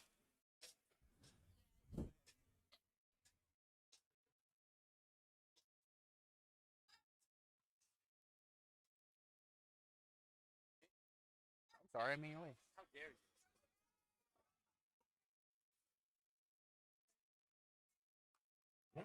3 white lights at 162.5. We got Dylan coming up at that weight next. All right, we got Dylan coming out next, 358 pounds.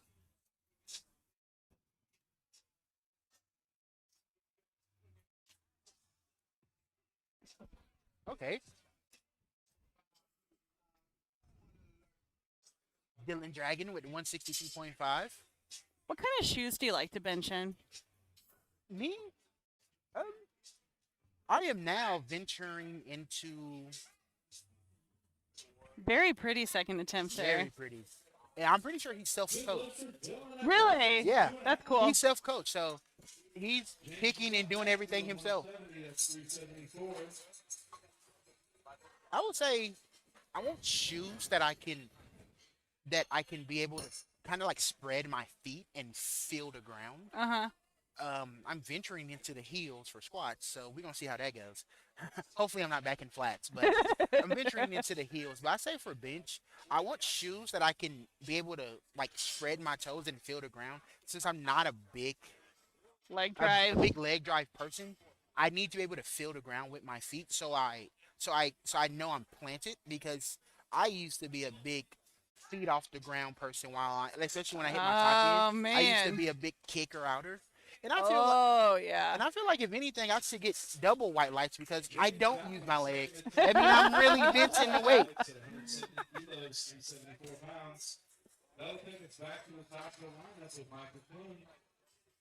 All right, we're back into the top third attempt bench press flight C. I like to bench in either like a flat or a tennis shoe, really, honestly.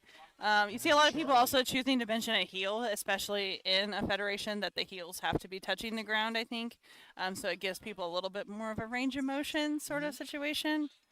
As somebody who's new to powerlifting and wearing powerlifting shoes, I don't think I could bench in tennis shoes no more. I know, it's kind of nice. Kind of like a nice change of pace, honestly. Yeah. Yeah. I keep a pair of everything in my bag. I got a pair. Well, my heels are getting delivered. Shout out to you. Yeah. But I Now, got. could you bench in Crocs? Oh yeah, I definitely can. I Have- should. I wish if they're legal, I would.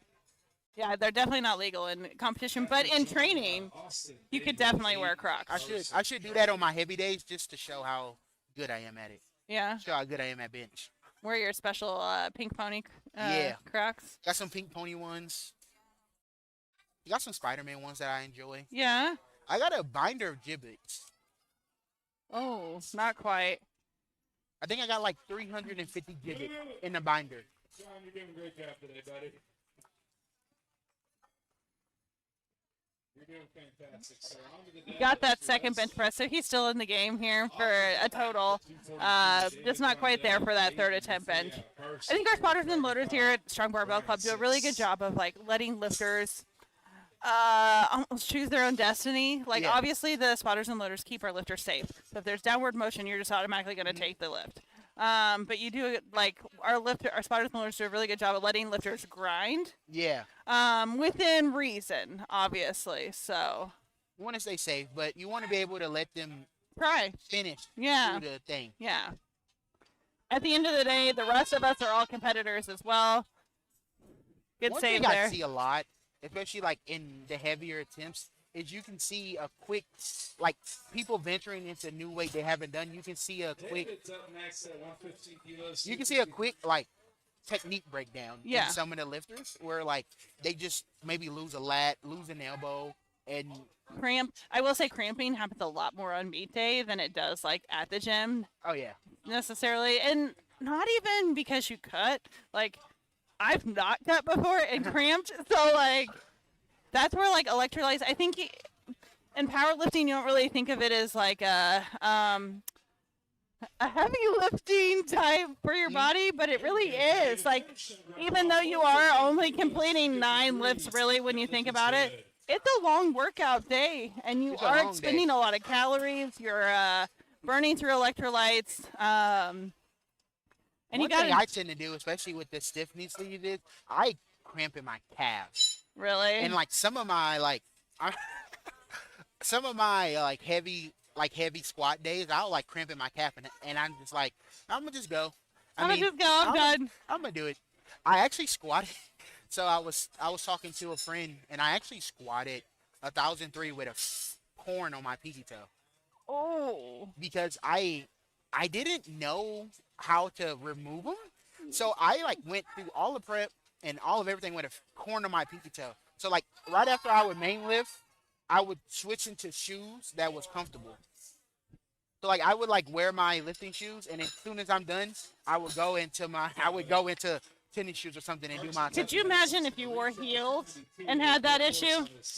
Heels are so like tight around my feet. I've never worn the tier ones, but like I used to wear Adidas CrossFit ones, and those things hurt my feet so bad. Oh yeah. All right, we got Carson coming out here. Woo! Let's go, Carson.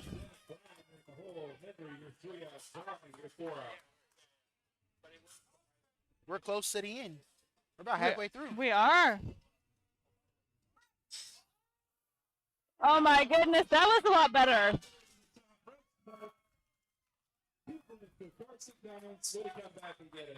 All right, we got Chaka Beast coming up next.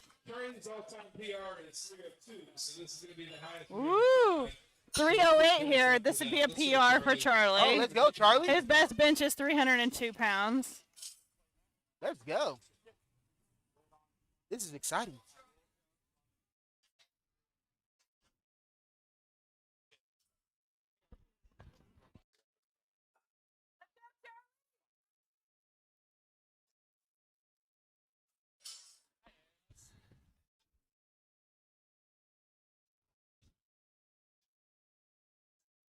Let's go, Chuck. 308 pounds on the bar.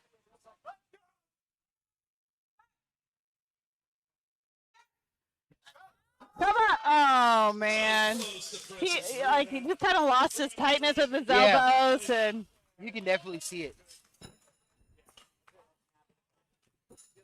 So, as somebody, like, when you see lifters who are very experienced, how do you think experience plays a factor in lifts, in meets, especially when it comes to you trying to hit PRs, trying to fight through maybe like a technique breakdown, fatigue, cramping? What do you think experience does for you? sometimes it's good for you, sometimes it's bad for you, I think. I think people can get cocky sometimes after they've done it a couple times and make not very smart decisions. My buddy back here decided to not, experienced lifter, by the way, brought honey to eat as his meat day food snack. What does honey do? I mean, it's a glucose thing, but that's all he was eating. So can you tell me how his deadlifts probably moved at the end? Really bad. Yeah, real bad. He bombed. Bombed out? Yeah, Brian did bomb. I think if I were to bomb out on anything, it would be because I tried to deadlift too much. I tried to open too high. Open too high? I don't Yeah. think your coach would let you I open think too my high. coach would let me do that, but I feel like that's something where, like, especially if I'm doing the things that I plan to do, like, I might get little happy. But also, you're smart with numbers. That's kind of what you do for a living, right? Yeah. Is manipulate numbers and No, I don't manipulate. manipulating. I follow gaps. You follow the rules. I follow gaps. Good lift there for Henry. 369 I pounds. follow gap guidelines. If anybody from the SEC is listening, I follow gap guidelines. I follow the rules. I do not manipulate anything. No, I think but you're smart with numbers. having a background in numbers, like you see Henry, he's an engineer. Yep. My coach, he's an engineer. A lot of engineers, they tend to be able to go 9 for 9, 8 for 9 because they have a way with numbers that they know what they need to hit, Right. and they know how to calculate Because that. you know how to like review data Yeah. and look at data at what it's worth and like Mhm. I think go through the metrics per se and know how well a lift may or may not move based on how that lift moved during prep.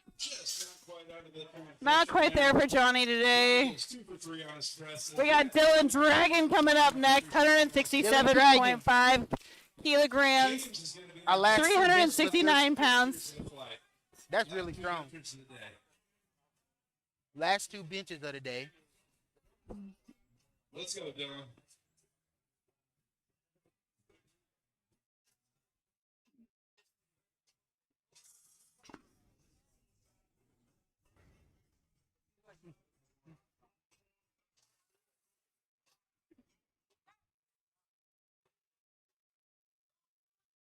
Beautiful Come finish, on, finish, stick with it. finish. Oh my god. My goodness.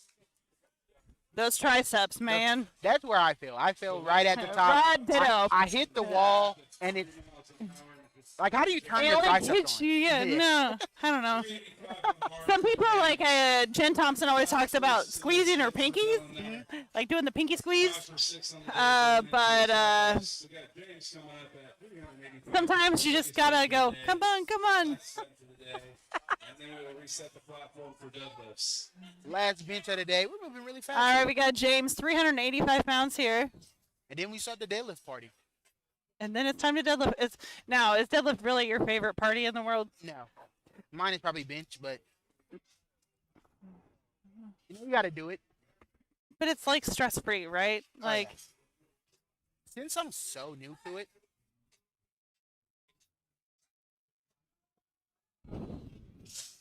Not there on that third for James. not quite there. I think since I'm so new to powerlifting, deadlift is the one lift that I'm like, however it goes, it goes. And like when you can have that, I don't want to say carefree, but like that free attitude of how it goes, Yeah. you tend to get more out of You're having fun. you tend to get more out of the training and everything because it's like you're not too calculated on like, oh, I gotta hit this number Yes. or no. I gotta have that number. It's like Right. if it goes up, it goes up. Right. 100%. All right, folks, we're getting the rack converted over here for deadlifts. Take about a 5-minute break, and we will see you guys here in a little bit.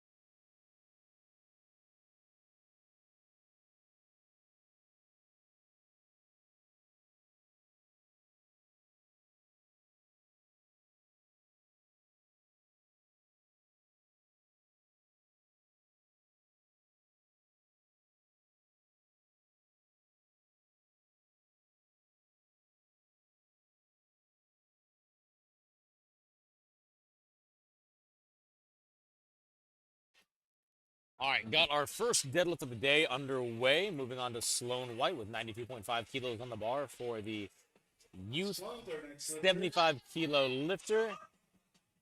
Is 203 pounds. Really quick on that one.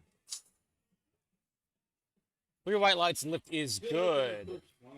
Avery Huber up next, Nina Leong on deck, followed by Sophie Roach. So a deadlift, there is only one command that you have to wait for. That is the down command. As always, you do need to wait for platform ready. But once you're given the down command, at lockout, you are allowed to set the bar back down.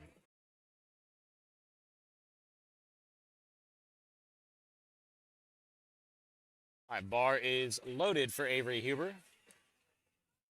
Now, Avery is doing something kind of interesting here. A lot of people actually utilize flat shoes when it comes to their deadlift. It gives them a little bit better position and sometimes actually decreases your range of motion. Avery, however, still had her squat heels on. And that sometimes can change how you lean on the bar, changes the impetus of the muscles just a little bit. But overall, very, very solid lift. Nina up next with 120 kilos on the bar, followed by Sophie Roach and Elizabeth White. So there are a few things that the lifter needs to pay attention to when it comes to the deadlift. First, obviously, is waiting for that command, just like we talked about. Second, there has to be one continuous motion. You can stop halfway up, but you cannot go back down, so there's no dipping.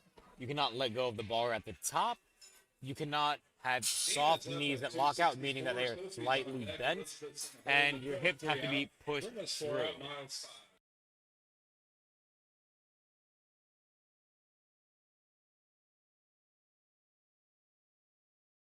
Really clean deadlift there from Nina.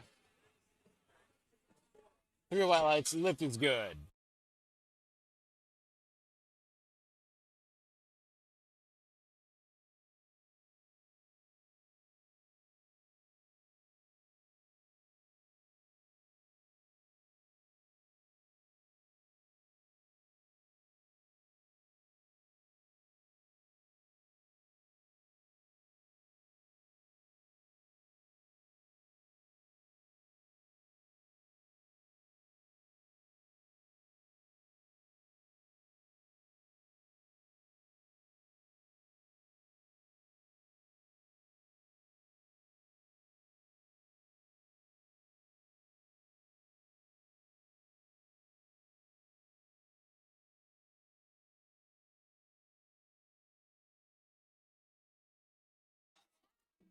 Don't know why she loaded that weight on the bar. It was way too light. Probably needs to go up by like 250 billion kilos. She's a 10 out of 10. But overall, very, very solid lift.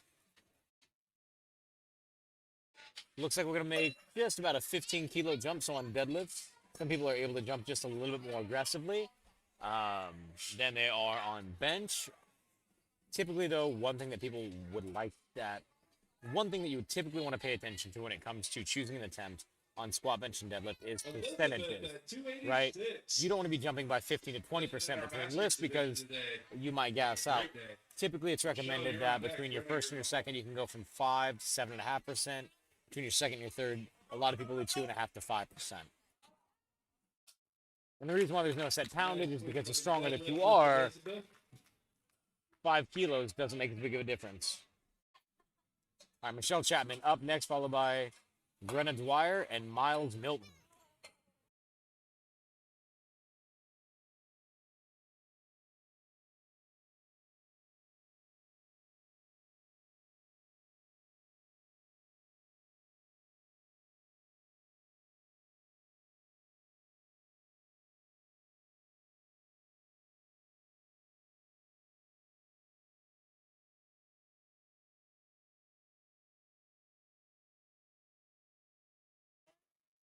Really clean on that deadlift.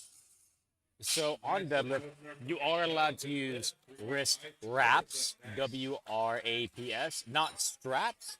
You're able to use the belt, and you are able to utilize knee sleeves. Not a lot of people will utilize knee sleeves on deadlift because it can get in the way when you're pulling up your shins.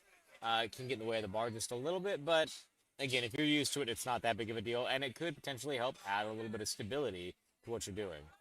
All right, Brenna Dwyer up next, 152.5 kilos on the bar, 336.20 pounds.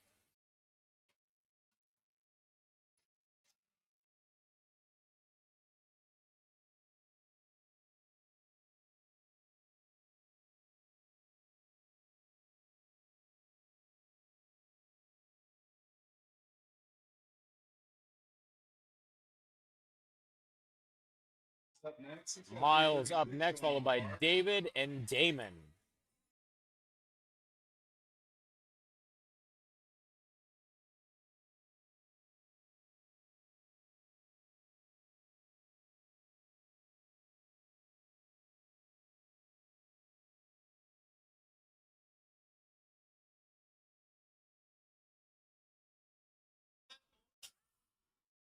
Good job waiting on the commands for that one, Miles.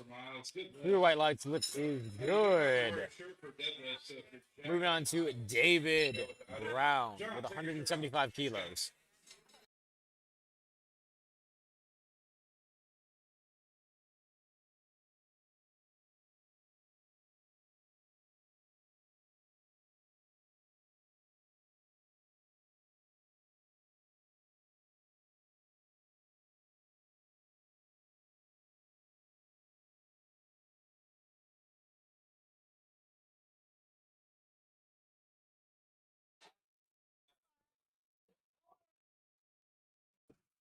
Good job. A lot of patience on the deadlifts right now.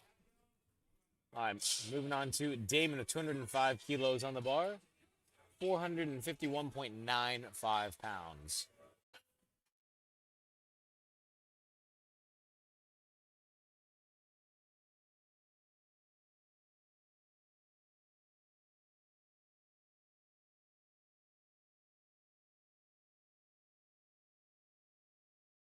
That bar is loaded for Damon. Now, one thing that we've seen is you actually are able to deadlift without a shirt on in USAPL. So you still have to wear your singlet, but you can take your shirt off if you want to show off how jacked you are. All right, three white lights lift is good for Damon. Tyron Covington up next with 35 kilos being loaded onto the bar.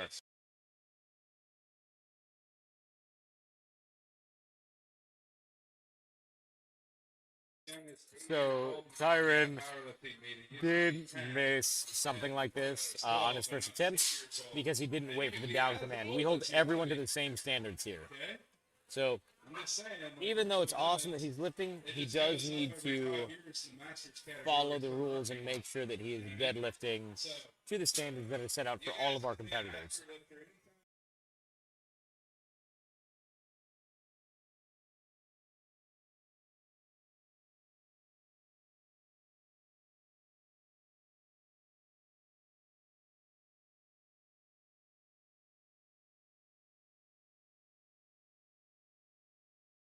Three white lights. Good job, Tyron. Sloan White up next. 97.5 kilos on the bar, followed by Avery Huber and Nina.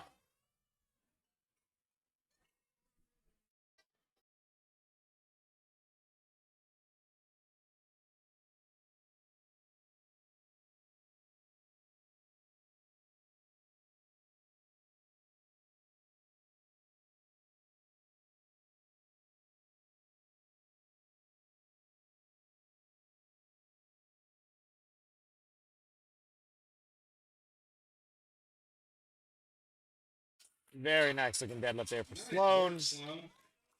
Moving on to Avery. I just want to give you a little perspective. So you probably lift a little more often than my kids do, but I have a son who's 13 years old. You deadlift 50 pounds than him. I'm going to make sure he knows.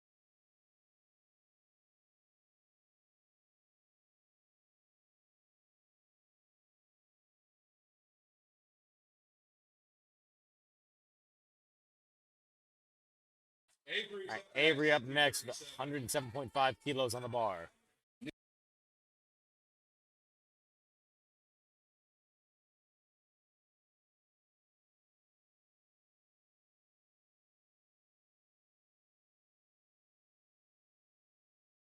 3 white lights, lift is good.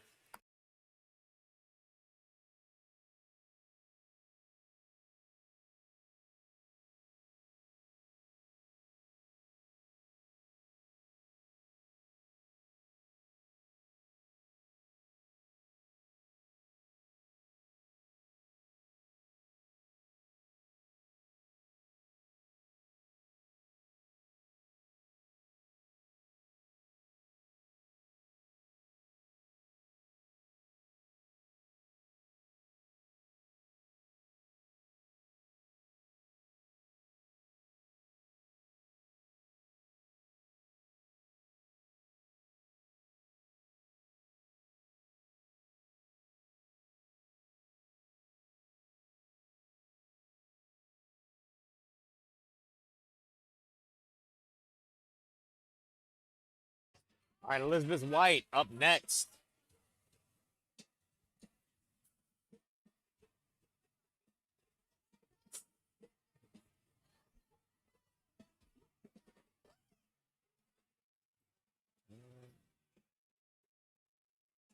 And the other thing that lifters have to wear when it comes to deadlifting is knee-high socks, so there's less risk of blood getting on the bar from bloodied up shins.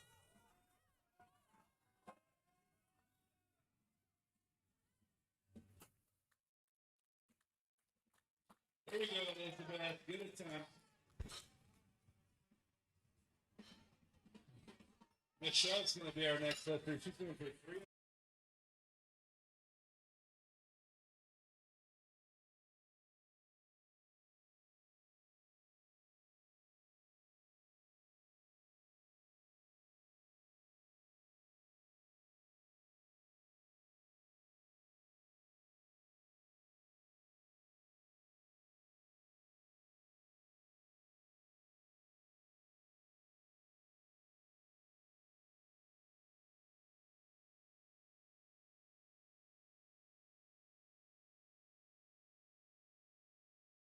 Good lift for Michelle. Sophie's doing the same weight. Brenna Dwyer up next, followed by Miles, David, and Damon. And then we'll be moving on to third attempts for Flight A. Round 2 for Flight A.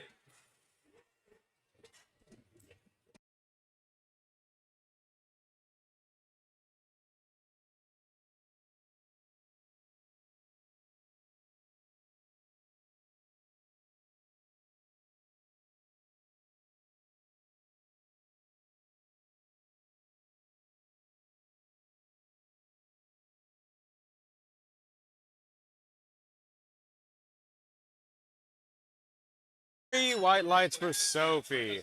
Brenna Dwyer up next, 162.5 kilos, 358 pounds. This is a 10-kilo jump. David's in the hole. Damon's second. That's 4 lifts. Flight A, round 2.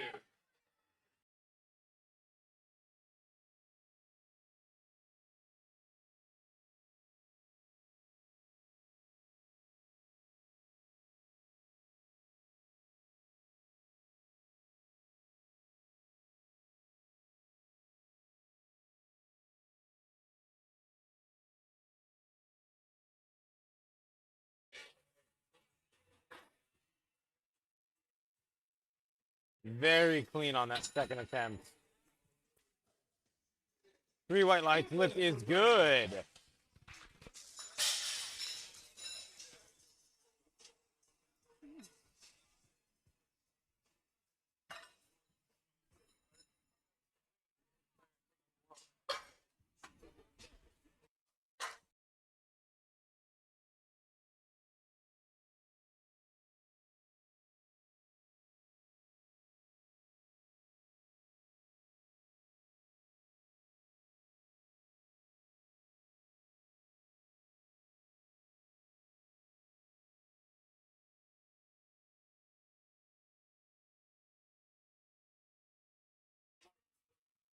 All right, good job, Miles.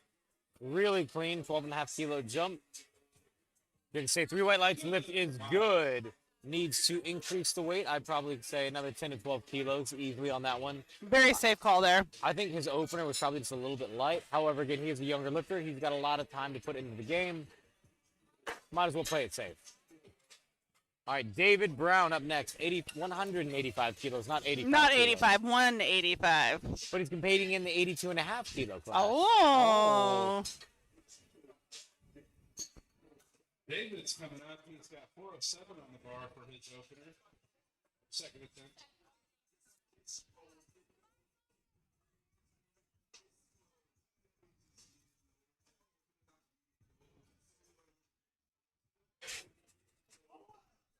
Got those hips shoved in. We actually haven't seen any sumo deadlift, I don't think.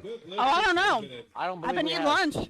I haven't been paying attention. It's been all conventional. I feel like I've seen only conventional. This is the flight that you would see a lot of sumo, I feel like. These are lightweight classes, younger athletes. Typically, it used to be that you would see that I feel like, genre. I don't want to say sumo can be a fad, but I kind of feel like it can be a fad sometimes. So the reason why sumo's a fad is because if somebody breaks the world record Right. with sumo, it seems much more appealing. But what people don't realize is how technique heavy it actually is. Well, not just technique heavy. You also have to have a lot of mobility to be able to do it too, or be able to do it right. Yeah. So conventional is a great place to start for a lot of people. But you can also get a lot of technique out of conventional too. All right, 3 white lights lift is good. All right. Starting things off with Tyron. Tyron Covington, 475, 47.5 kilos. Dyslexia is kicking in extra hard today. Oh.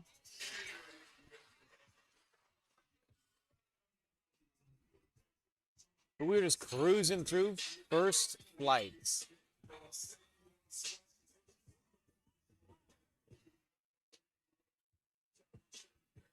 All right, so they're running around to find A green plate. Yep, a 10-key bumper.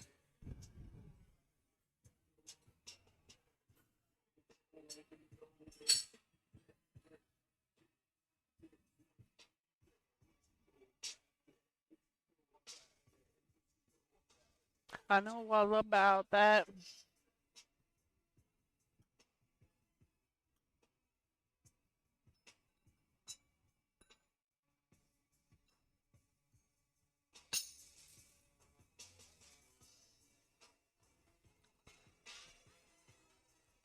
We had to take a second to load all that heavy old weight for Tyron. We are ready for third attempt. Let's get it started, Tyron. All right, let's go, Tyron. For Tyron Covington. Lifting in our 12 to 13-year-old. Good job. That was easy. Good lift. Improvement on last time. That's what it's all about. Keep it up, Tyron. All right, Sloan White, 102.5 kilos on the bar. 225. Elizabeth's in the hole. Basically the equivalent of 2 plates. 2 plates.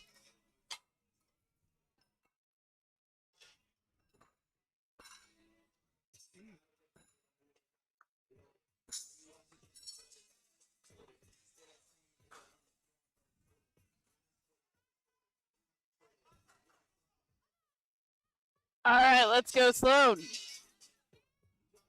I like how she has her hair.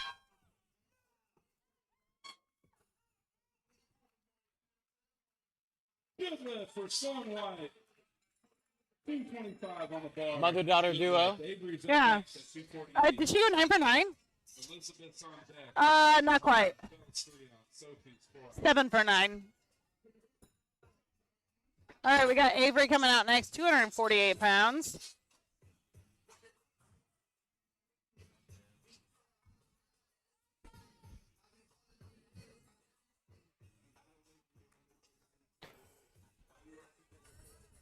Almost 2 times body weight here. That was like an opener. Are we in did. openers or are we in thirds? Well, it says we're in thirds, but people are acting like they're openers. Clowning out here. These guys are clowning. You're in the hole. Sophie 3 out. Brenna 4. Miles 5.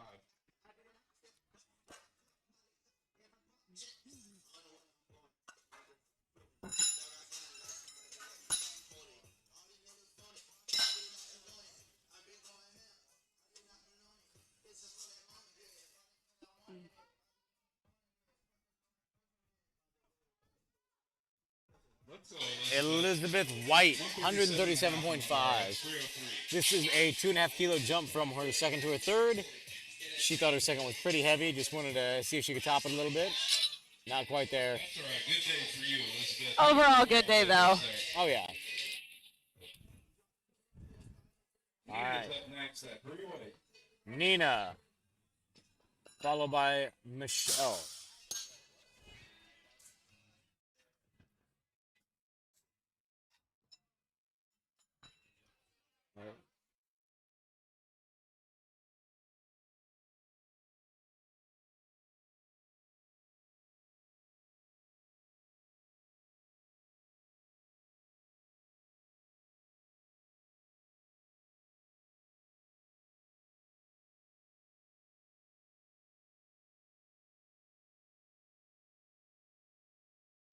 Not quite there, but big smile. Michelle chopping up next, a 5 kilo jump. Somebody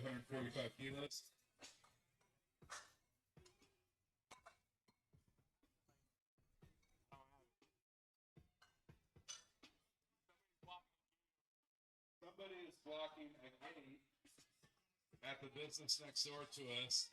Nobody told me the make and model, so I can't be more helpful. But if you're blocking a gate next door, please go move your car. Somebody will move it for you. Either a truck or 6 big humans. Michelle at 319 is so much for Chapman. Easy on that one, Michelle.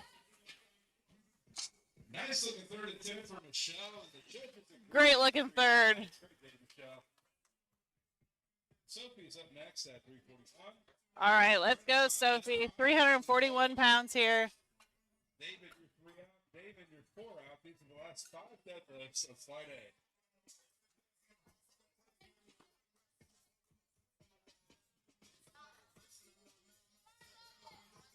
All right, last lift for Sophie of the day. 15 kilo jump, same as it was from her first to her second.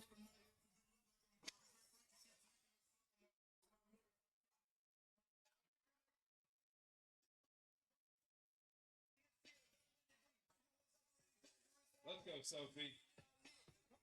All right, let's go, Sophie. Come on.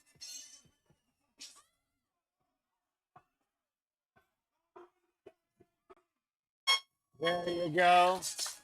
Nice work. 155. Blue white light lift is good. In front of the nieces. Brenna Dwyer up next, 170 kilos on the bar.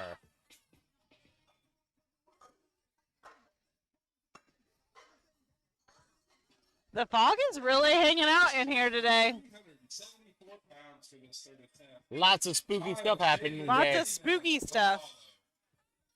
I was telling Devontae, those look like radioactive spiders over there in the Olympic lifting area. I mean, somebody might be Spider-Man today. Woohoo! Is there an orange Spider-Man? I don't think so. An orange Spider-Man? There's an orange goblin in Oh, Spider-Man, but yeah. no. All right, Oh, let's hey. go, Brenna.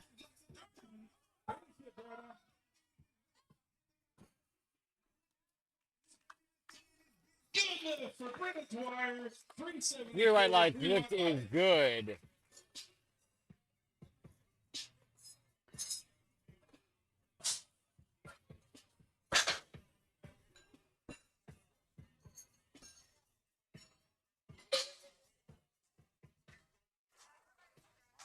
Miles Milton up next, 180 kilos on the bar. So between his first and his second, he went up 12.5 kilos. Between his second and his third, he went up 15. Again, strength there.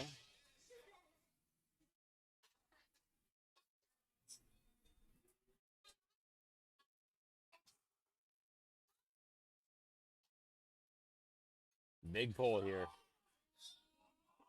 Let's go. There we you go.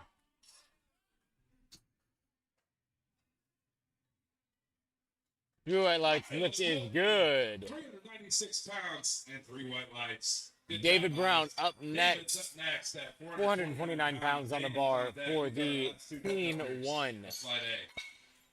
We got 2 more lifters in Flight A. David and Damon, and then we'll be moving on to Flight B with Rob, followed by Calvin, and then Caleb.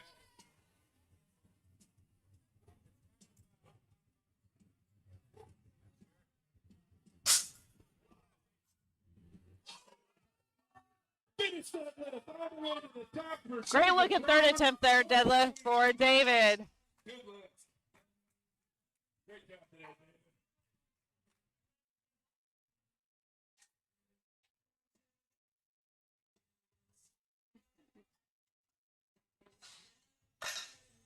Damon's our lifter, his last lift of the day, and our last set lift of Friday.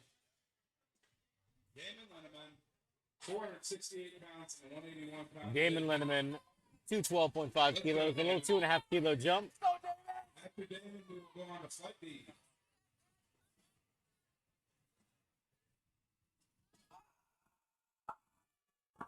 Lock it out. Nice finish, Damon. Good lift. Lift is good. All right, Flight B deadlift. We are moving and a grooving today.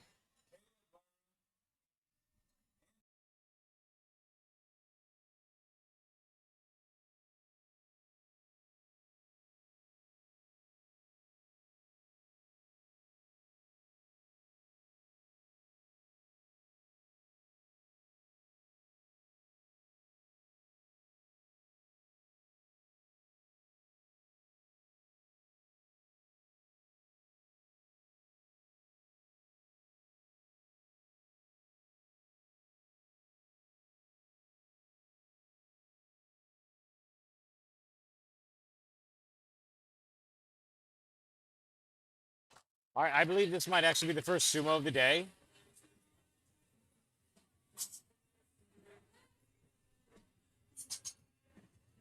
Rob Murray, first set lift. All right, 3 white lights lift is good for Rob. Calvin Lee up next, 175 kilos on the bar, 385 pounds.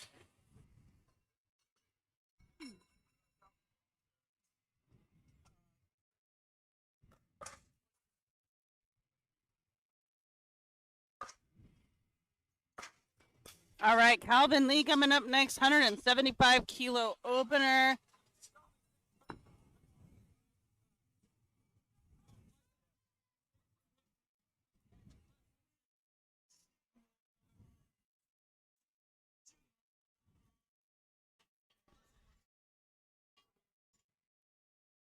All right.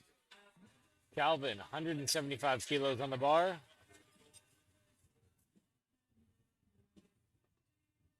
Crispy. Very crispy. Good lift for Calvin.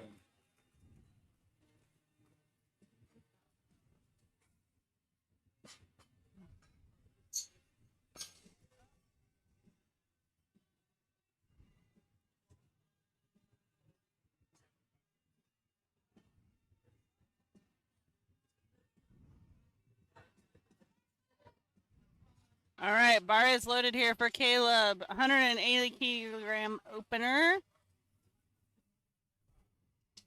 It's 396 pounds.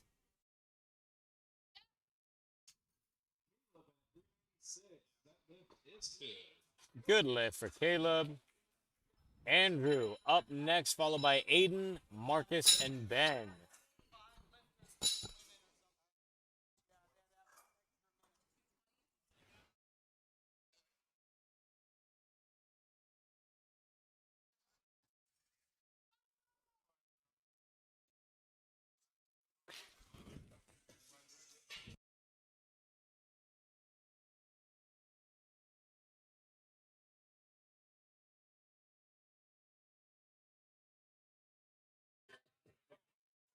Got that camo singlet putting it to use. Very crispy opener there. Very 402 pounds. On his opener, light work. Aiden's up next. Marcus is on deck. Aiden up next, followed by Marcus, Ben, 4 out. and Ubaid. 5 out. Will, you're 6 out.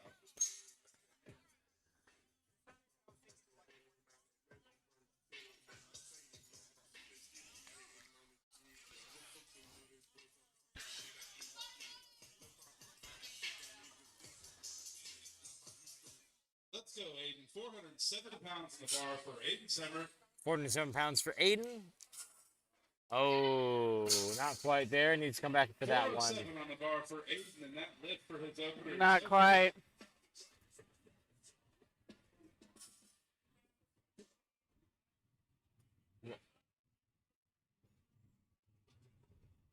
That was in the sense that when the bar starts to go up on any lift, including the deadlift, if the bar starts to come up off the ground, it can only go up. If it starts to go down at all, then we are right. All right, Marcus coming up next. 440 pounds. So those are all rules that we have for safety, because if the bar is starting to go back down, then we're starting to get to a dangerous place. So we want to end it back.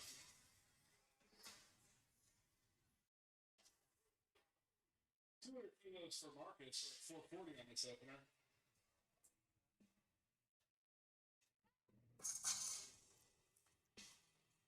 Easy opener. Good for Marcus. And that's how an opener should be. Exactly, easy. All right, Ben Flock with 205 kilos on the bar.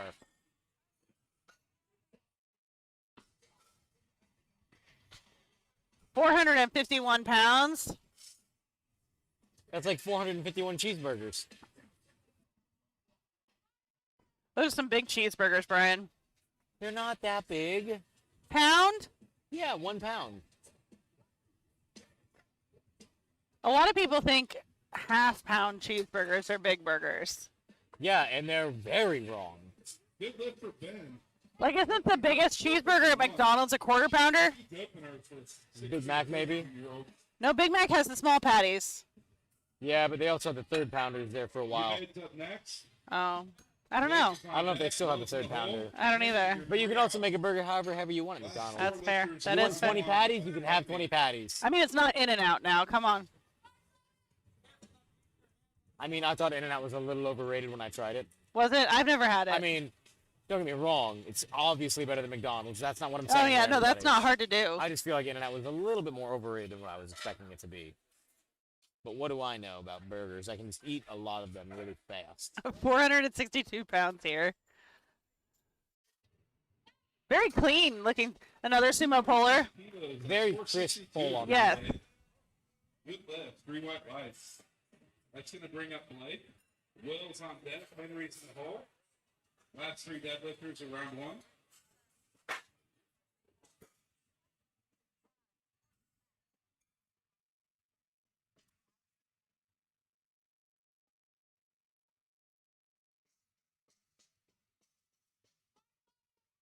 Bar is loaded for Blake.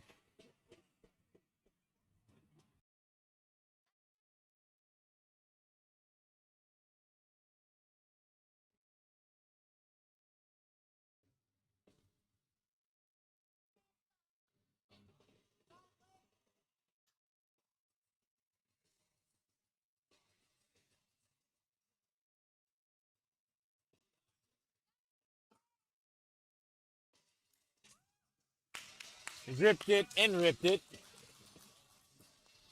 In a sumo sense.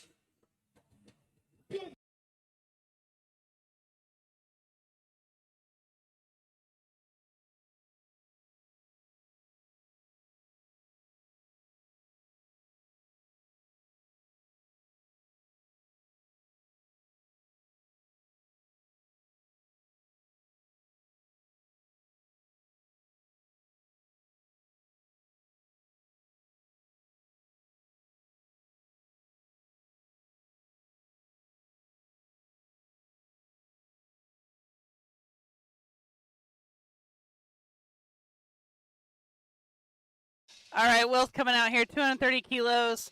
That is 507 pounds. Made that look like it was baby weight.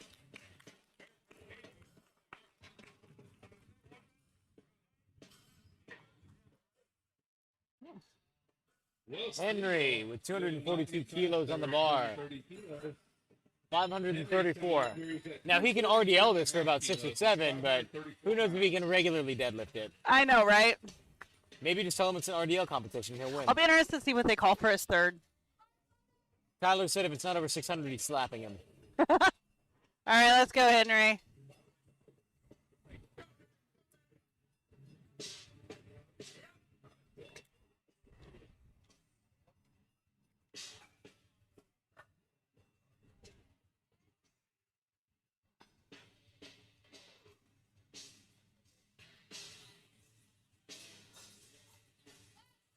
Henry Lee at 534. All right, That's through all light looking over slips there. is good. That was our last opener of the round. You get We'll go into round 2 deadlifts, All right, starting with Rob round 2, attempt 2 of flight 2 of flight B. I'm saying it as many different ways as I can. First 5 deadlifters in round 2. But this is lift 3 of the 3 lifts. This is lift 3 of the 3, but flight 2, attempt 2. Mr. Thomas here is from Wichita. Raise your hand, please. He is right now doing meets to try to get close to his national judge certification. There's only one of those in the state. Okay.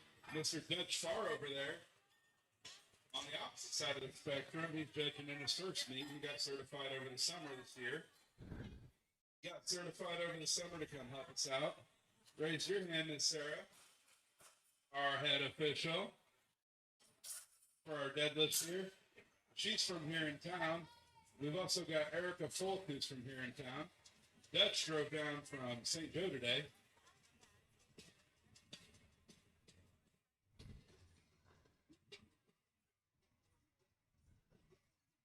Let's go, Rob.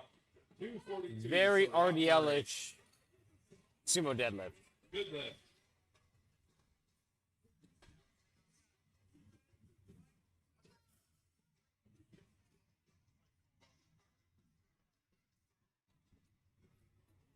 All right, Rob Murray, followed by Calvin. So Calvin is up next with 187.5 kilos. 413 pounds. He's going to take his second and third at 413. Then Caleb, Aiden, and Marcus will be up next. Caleb's on deck. Aiden's in the hole. Marcus, you're 3 out. Ben, you're 4 out. You Ben, you're 5 out.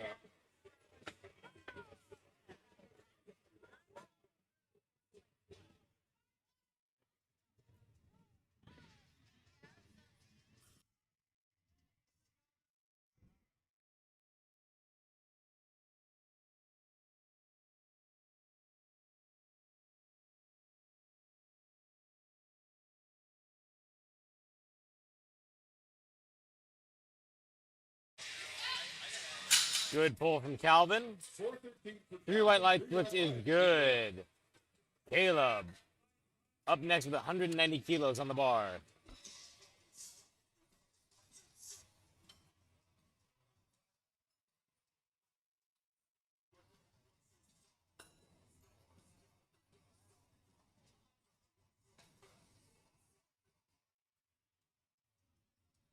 Caleb's coming up at 418 pounds for his second attempt.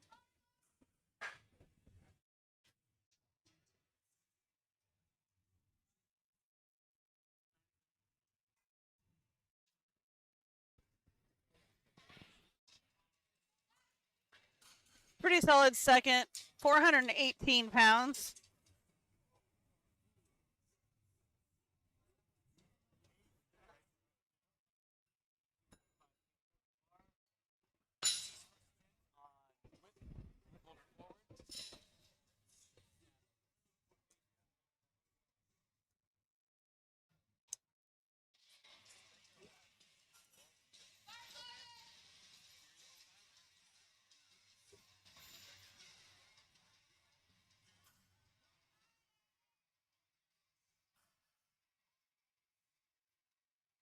That looked a lot better just now.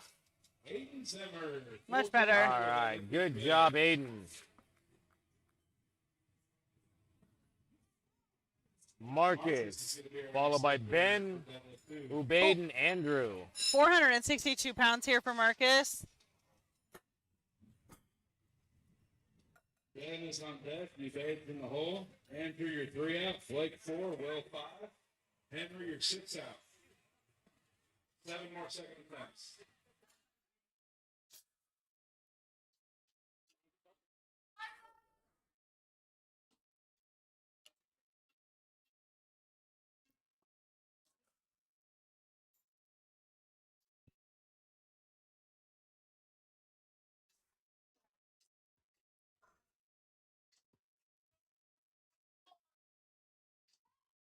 Nice looking deadlift there, Marcus.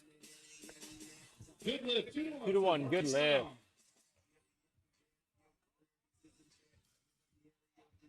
Big clock. Yeah. Up next, 215 kilos on the bar, 473.99 pounds.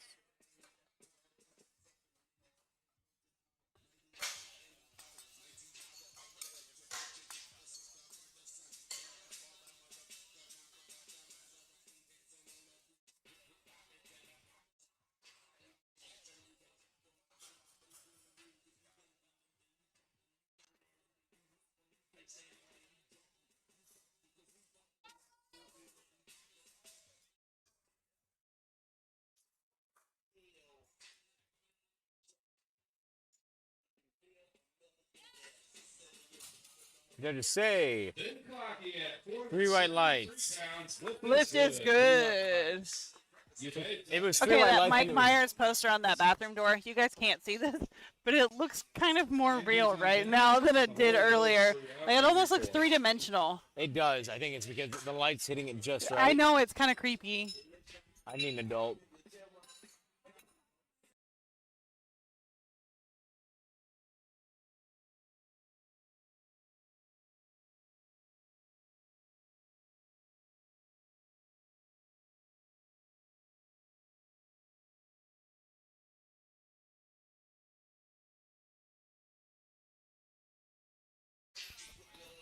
All right, 501 pounds here for you, babe.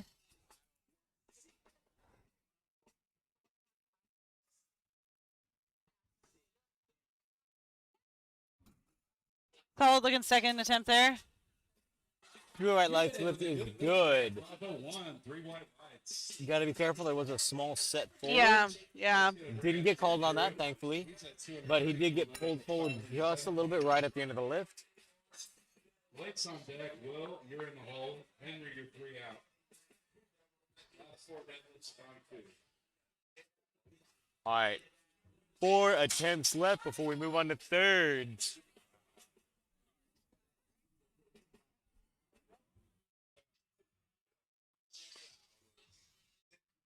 All right, Andrew coming out here, 507 pounds. Mortal words of Ronnie. Yeah, buddy.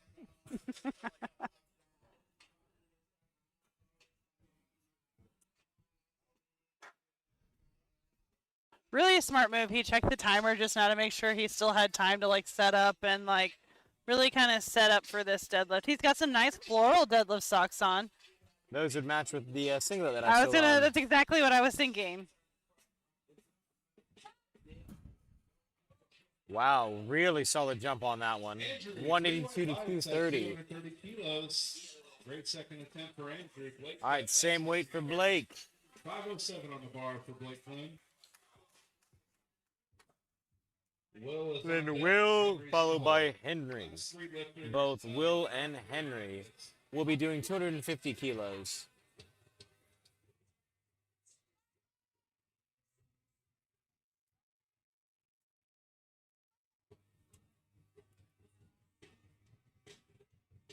Blake weighed in at 74.8 kilograms, and this is 230 kilograms. So 3 times body weight. Roughly. Yeah. Oh. Not quite there. So there's the weird kind of tricky thing with sumo and technique is like I feel like it's easier to lose your balance and stuff too. It is. Very, very easy to lose your balance if it's not done just right.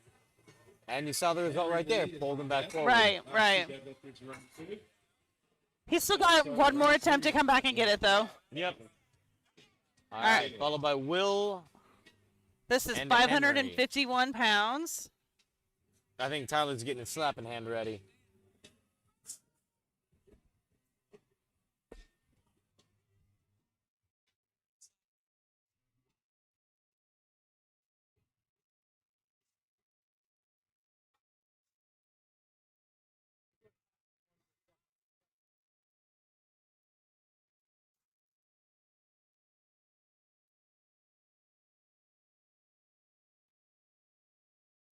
All right, getting nice and set. Solid looking second attempt there. Good lift for Wolf Eagle. Henry's our next lifter. Same weight on the bar, 551.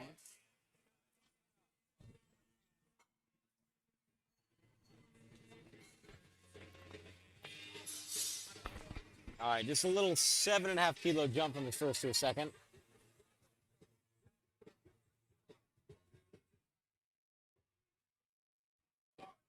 All right, let's go, Henry. Let's go, Henry. 551 on the bar. Stalking up to that bar. Second attempt. Last one of the This is quite literally how he sets up every time.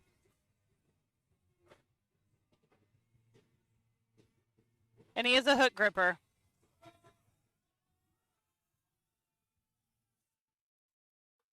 all the way to the top for Henry Lee at 551 pounds. Good lift. 3 white lights. That's going to take us into our third attempt, starting off with Rob Murray, Calvin, Caleb, Aiden.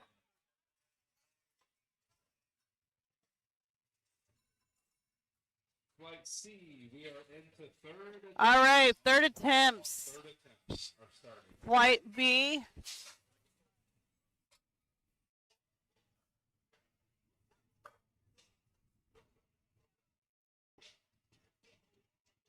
Our next meet here at Strong Barbell Club will be in December. We've got a PLU meet December 6th. We've got the January USA Powerlifting Kansas State Championship on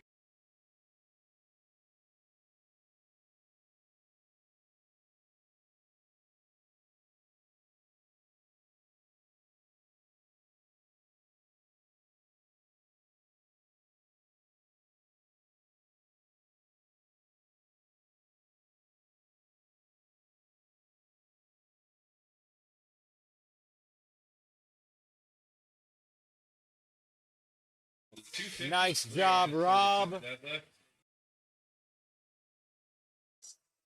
right. Anybody you know or you yourself is interested in competing in powerlifting, whether you're young, old, a special Olympian, anybody, there's, like I said, no barrier for entry to powerlifting.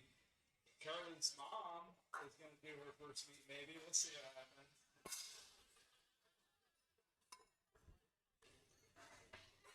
We'll see her on the platform in December, I think.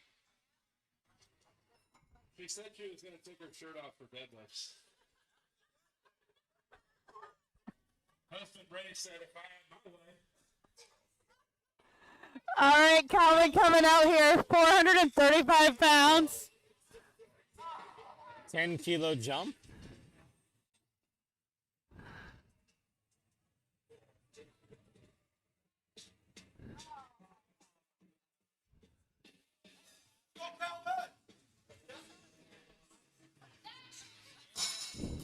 Yeah. 3 white lights. For Lift is Calvin. good. Lift at 435. Such a Very, wholesome guy. yeah, he really is. About powerlifting. Did you know that he also does Rubik's Cube competitions? I'm not surprised. And he actually makes it decent ways. He's competed at the national level. I've never solved a Rubik's Cube in my life. I have a lot of Rubik's Cubes in my home, but I don't know how to solve them. That's because they're not mine.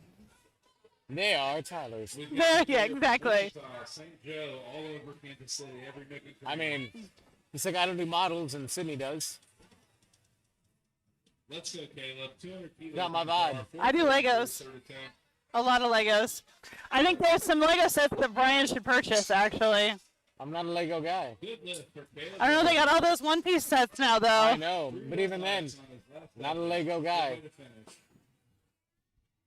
I'd rather do art and design work than build a Lego set.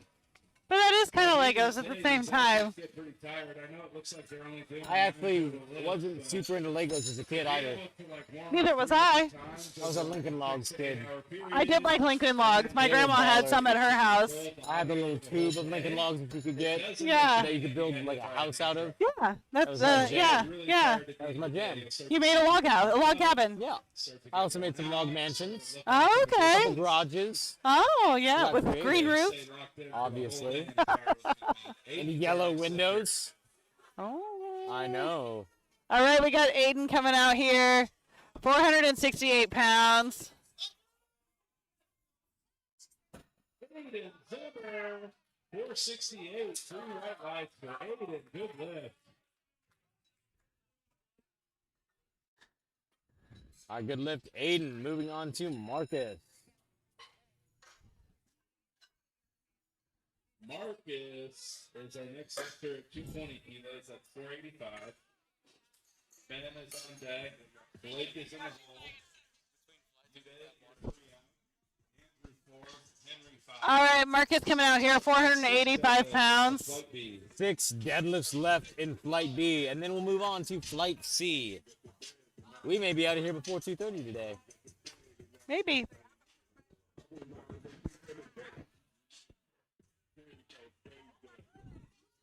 Let's go, Marcus. 220 on the bar.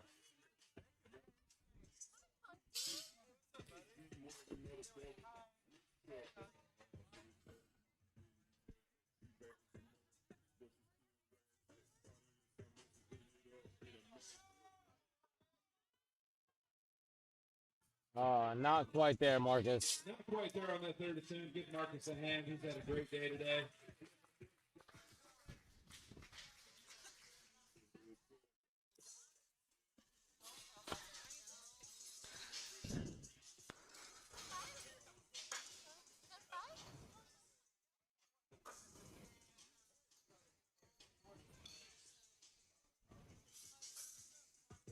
All right, we got 496 pounds here for Ben.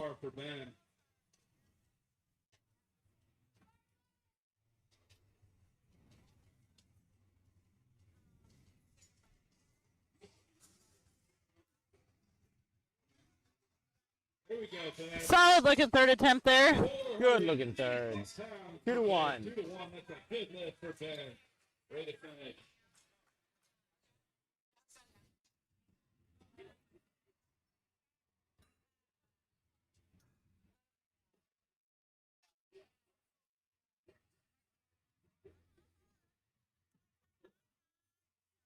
Blake's up next. He's going for 507 here on his 30 time. All right, 507 pounds here for Blake.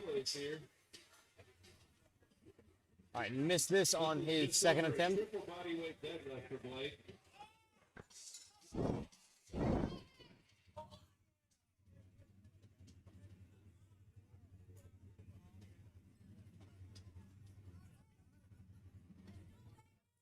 All right, let's go, Blake.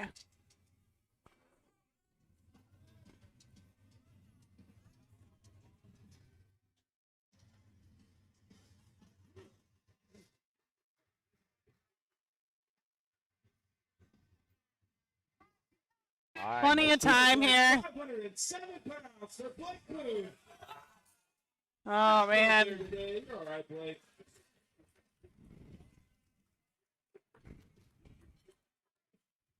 Ubaid's up next. Ubaid Malik is up next.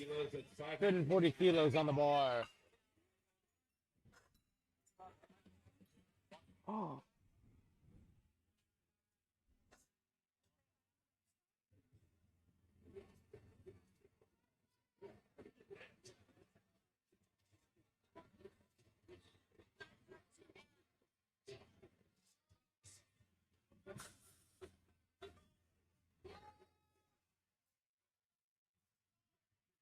Let's go, Ubaid.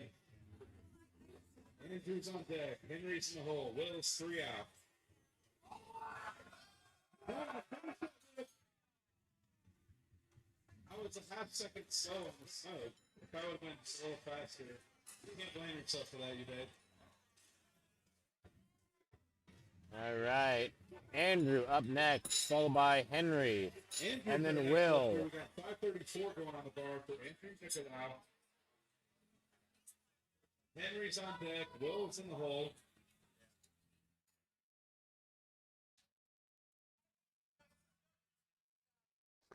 All right, let's go, Andrew. 534 pounds.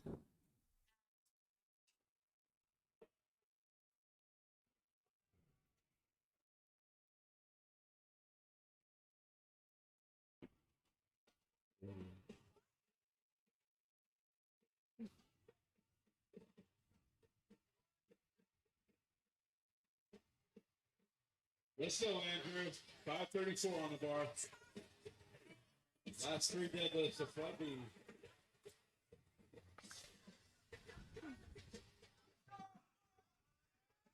Well, that was easy. Wow. Nothing like going 9 for 9 at your first meet. I'm looking strong doing it too. Henry Lee up next. Followed by Will, and then we'll be starting with Flight B. Henry Lee coming up, going for 562. All right, Henry's coming up next, 562 pounds. Made a 5-kilo jump here. Last attempt was pretty challenging, but he felt like there may have been just a little more meat on the bone. Let's go, Henry.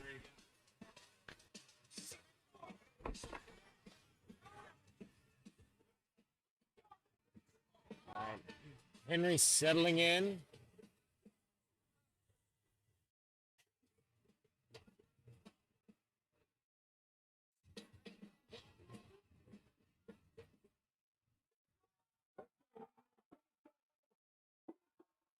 Make it past those knees.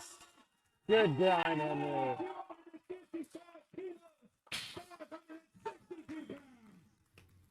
Three white lights looks is good. That's what we call a not another feather lift.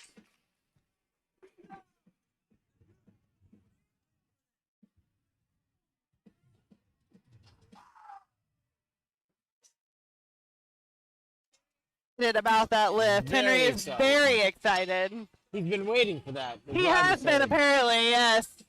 We got Will coming out next, 595 Will pounds. up next, 270 kilos on the bar. Almost 600 pounds. Not quite. Not quite.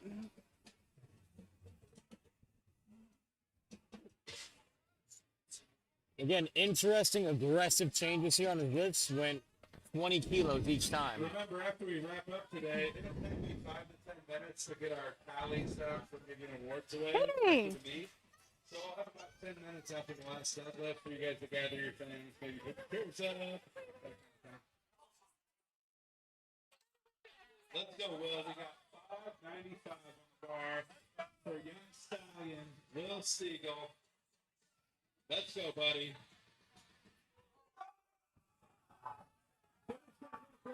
Not quite there. I think he's seeing some stars as we speak currently. Gray. Will smelling that 600-pound deadlift. They're right there. See?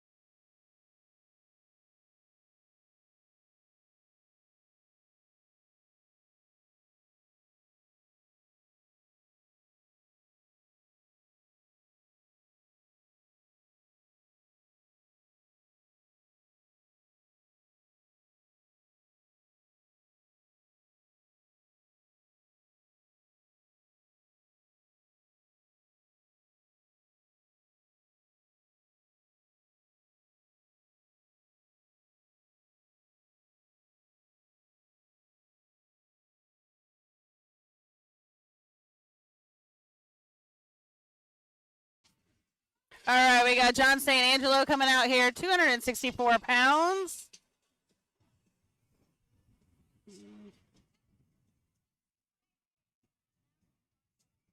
The bar's loaded for John.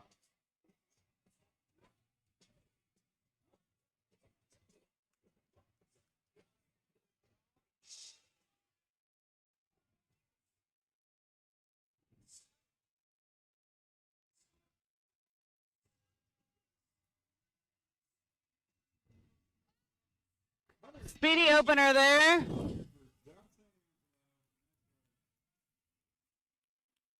Good lift.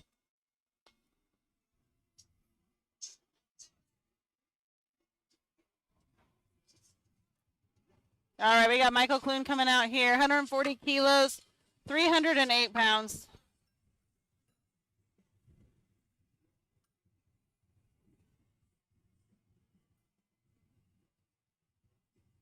All right.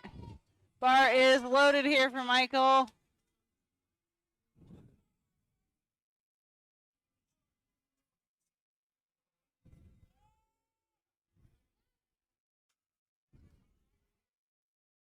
And the lift is Could I get you guys good. the head table, please?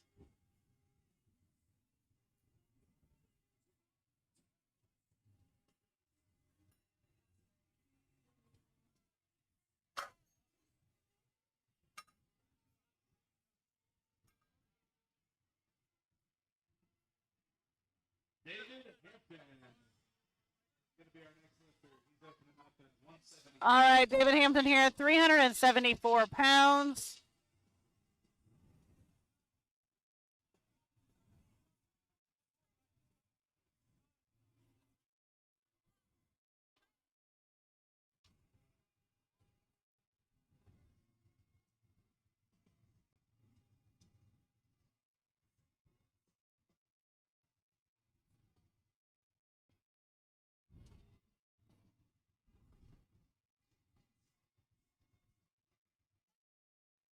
Nice looking opening attempt there for David. Good opener for All right, we got Chaka Beast himself coming out here with his opening attempt. The Charlie Phillips.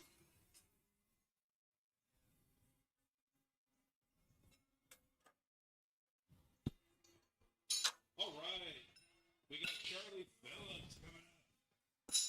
Charlie's going to be able to deadlift here at 391.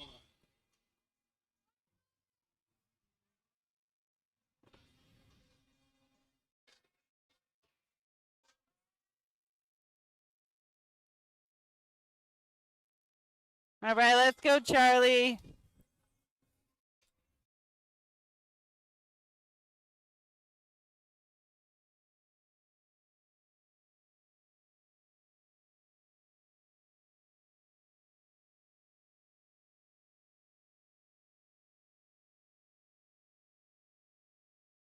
All right, we got Carson Cummins out next, 451 pounds.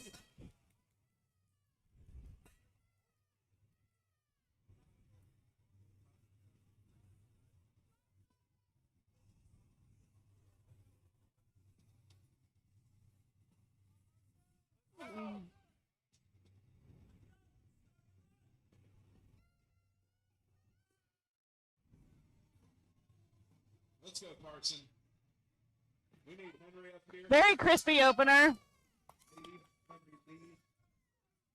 Carson with 3 white lights. 3 white lights for Carson. Great looking lift. Ooh.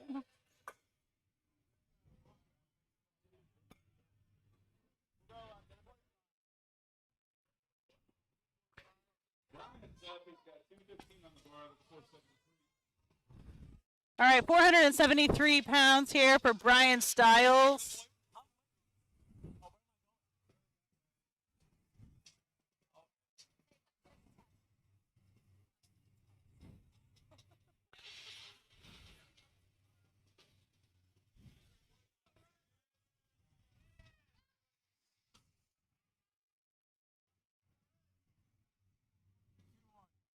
Two to one. Good lift for Brian. 215. That's going to bring up Aiden. Austin, you're on deck. Johnny, you're in the hole. James, you're 3 out. Dylan, you're 4 out.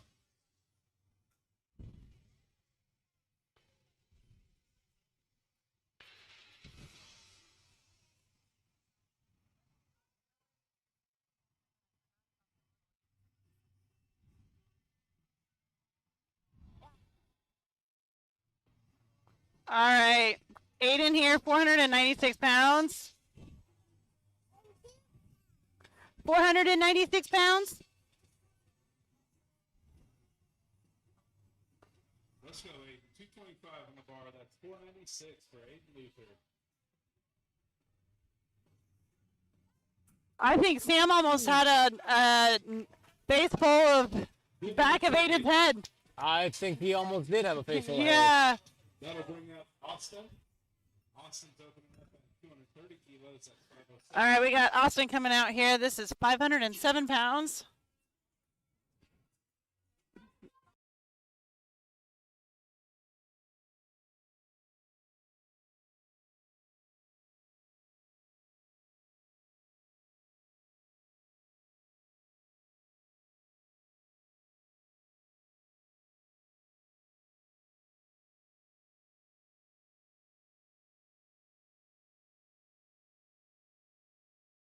Good lift for Austin Van Buskirk.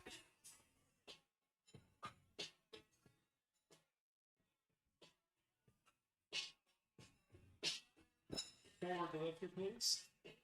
Johnny's up next at 257.5 kilos at 523 pounds. Then on deck, Dylan and Will Henry, your 3 out. That's 4 lifts to run one.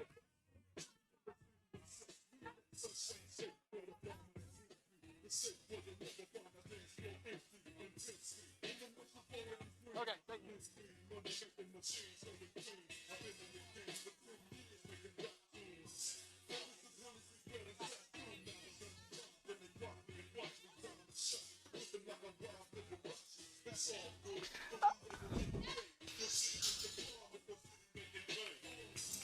All right, 3 white lights lift is good. All right, we got James coming out here next. 240 kilos on the bar. 529 pounds. Put a little chalk on those plates.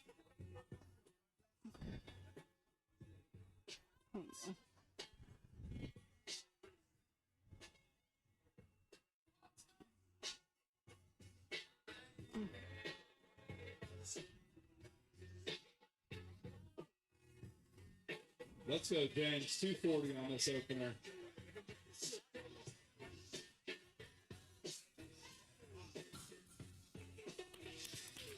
Lift for James. 3 white lights lift is good.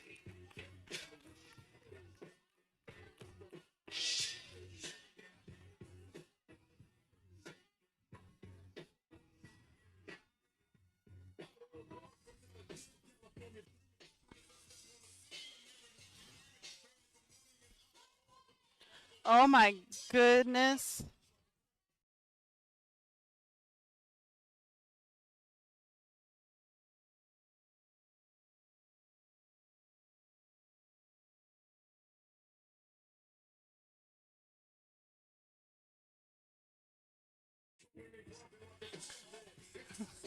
Dylan dragging that bar up his legs to get that deadlift. Easy opener there for Dylan. All right, we got Henry coming up next. 265 kilos.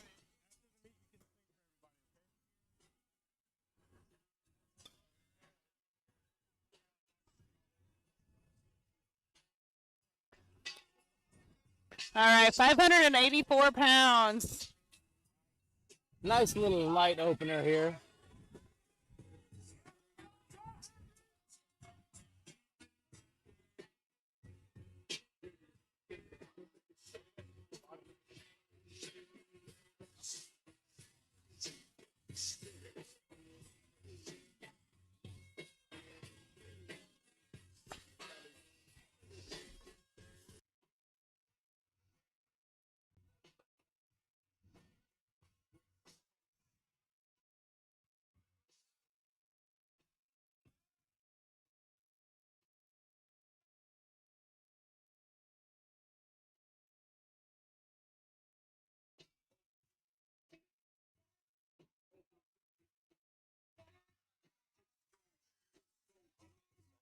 Let's go. 584-pound opener for Henry.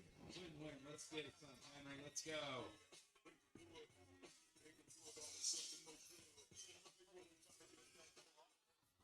Wowee. Sticks the landing. 3 white lights lift is good.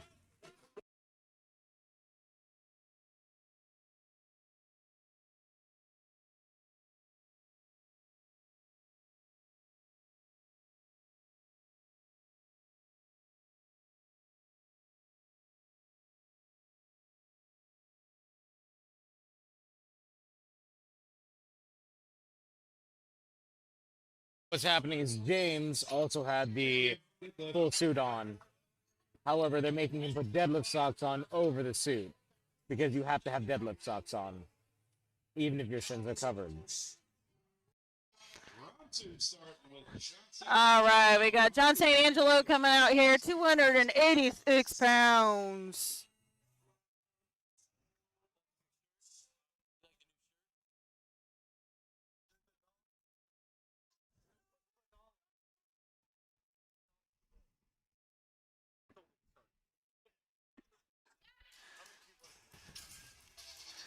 for John.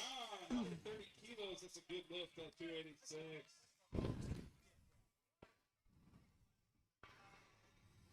Strawberry. Have a long day here. I got to encourage you. All these guys are your brothers. Your All right, we got Michael Clone here. 330 pounds.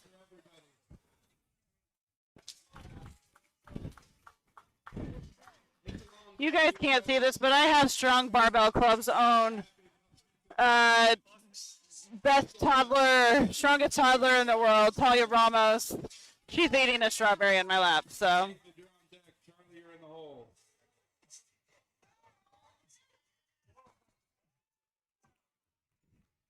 Good lift for Michael.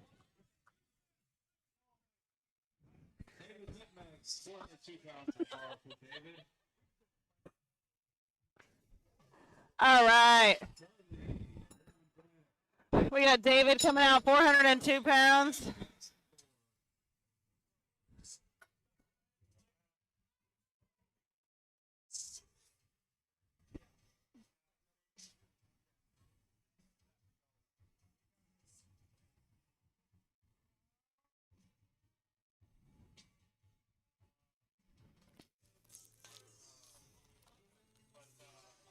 All right, David. There we go, David. 402 pounds for David. Looking like a true master in this one.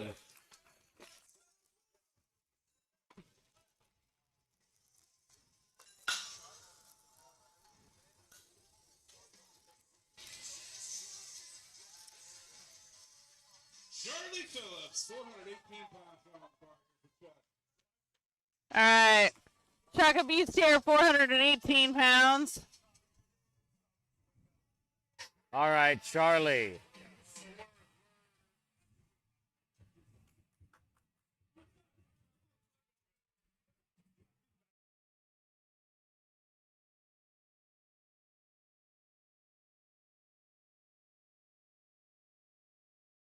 You guys to think I'm calling low at points for Charlie because these are flying.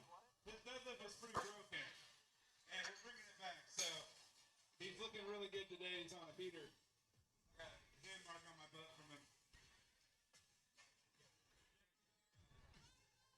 All right, Carson's coming out here, 496 pounds for Carson.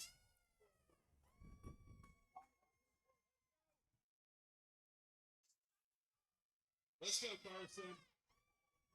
225 kilos, 496 for the youngster. 496 on the bar for Carson. Very clean open. Good lift for Carson. You heard him. Feed him. Feed me. Apparently he didn't have lunch.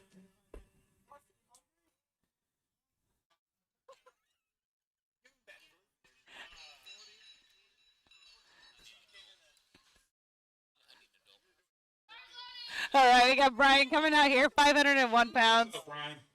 All right, good deadlift for Brian. Come on.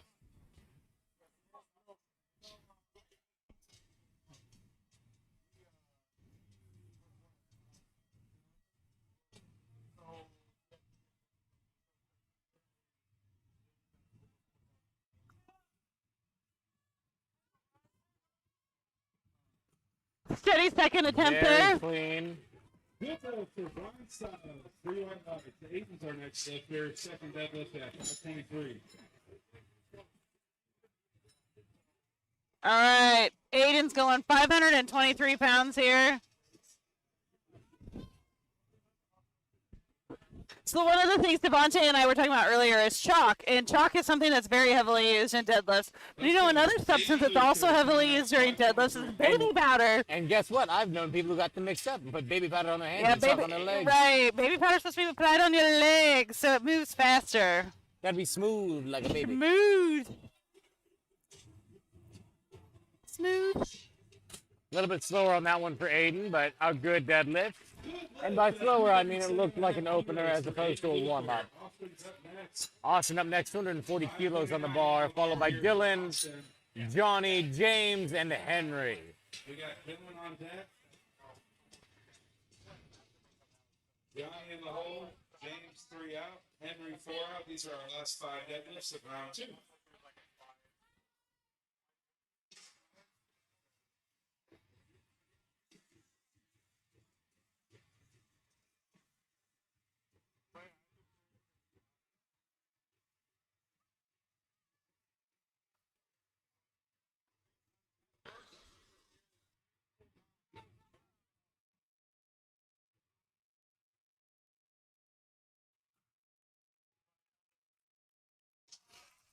Good lifter, Austin. Snazzy. Smooth. Super cool.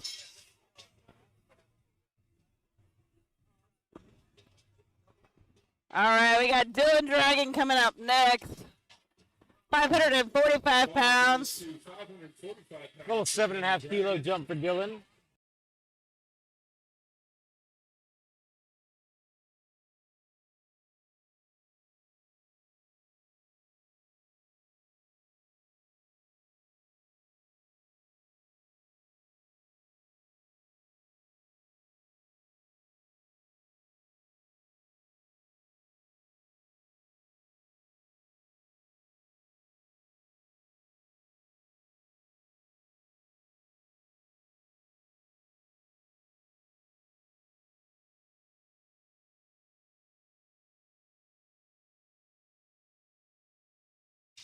Let's go, Dylan.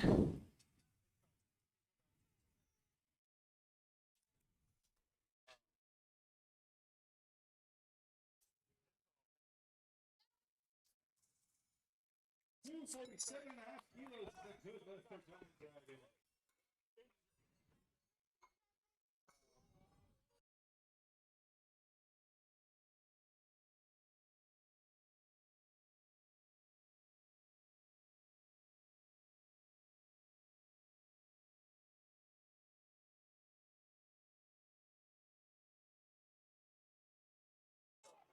All right, let's.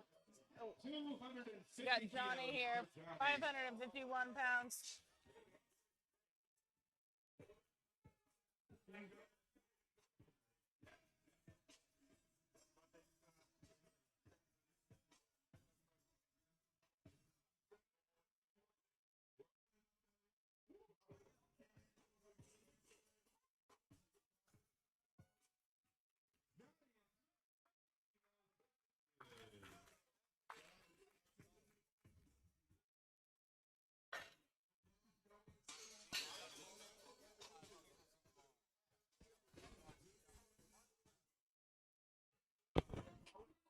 James up next, 255 kilos on the bar, 552 pounds. For James Allen.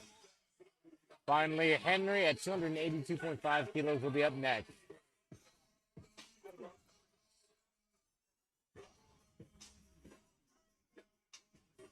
All right, let's go, James.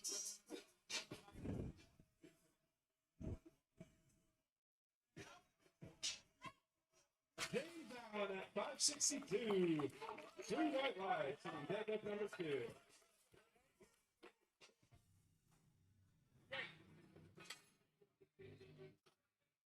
All right, we got Henry coming out next. Henry's going 622. 622 pounds in the bar for Henry.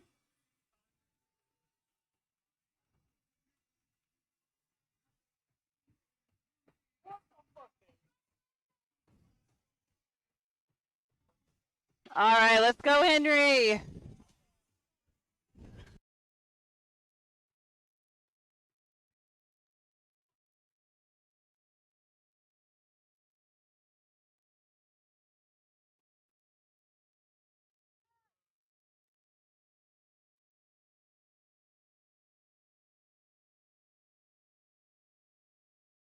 $622 for Henry.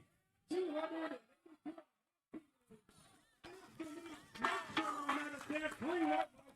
Gotta put some weight on that bar.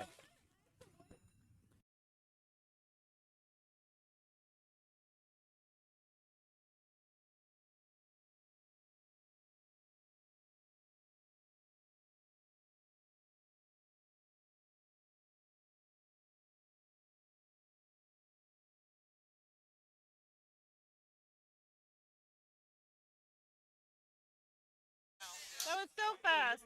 David, you're in the hole. Charlie, you're 3 out. Brian, you're 4 out.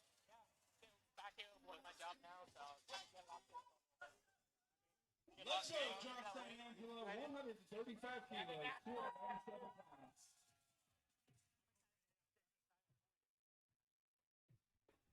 All right, John St. Angelo closing out his deadlifts with 135 kilos.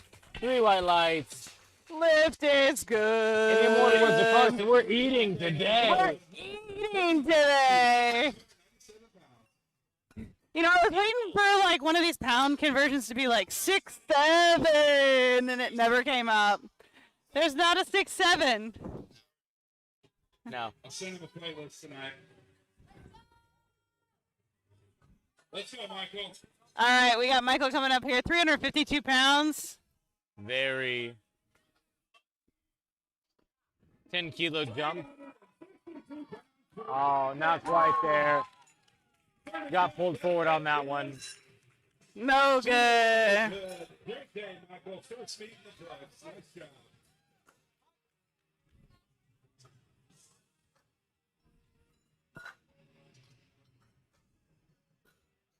David Hampton. All right, David Hampton coming up next.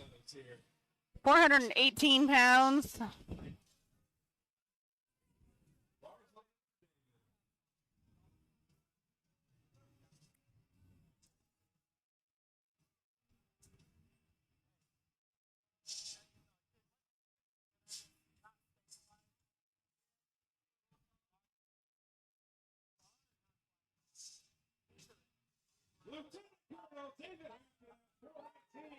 Nice looking deadlift there for David.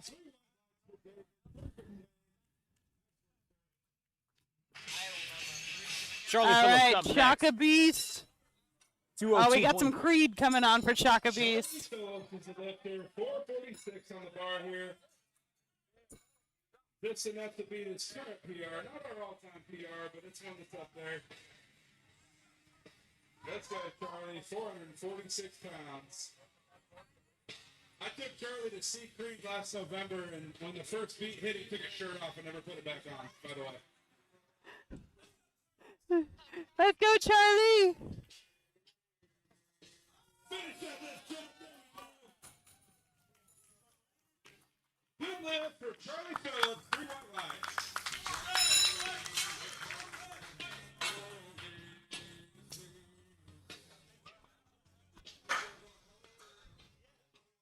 All right, Brian Styles up next.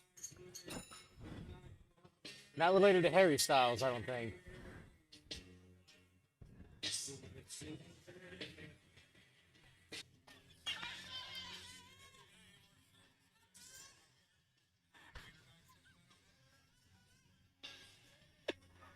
Let's go, Brian. 523 on the bar for Brian Styles. All right, we got All right, let's see this, 523 Brian. pounds.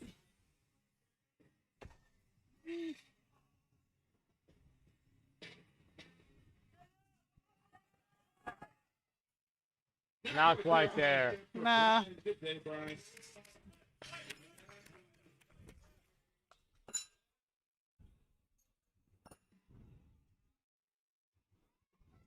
Carson.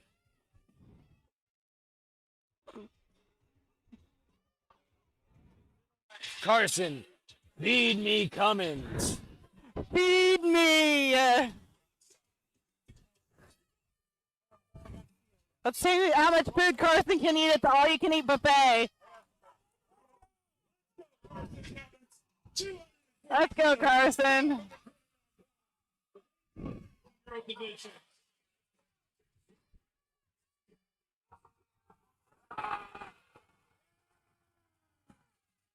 Very nice. Catching up to his dad, DJ. Yeah. There we go. That's some hype. I'm looking for it. Good to see Aiden you, Luther up too. next. 247.5 kilos on the bar. All right, 545 pounds here for Aiden.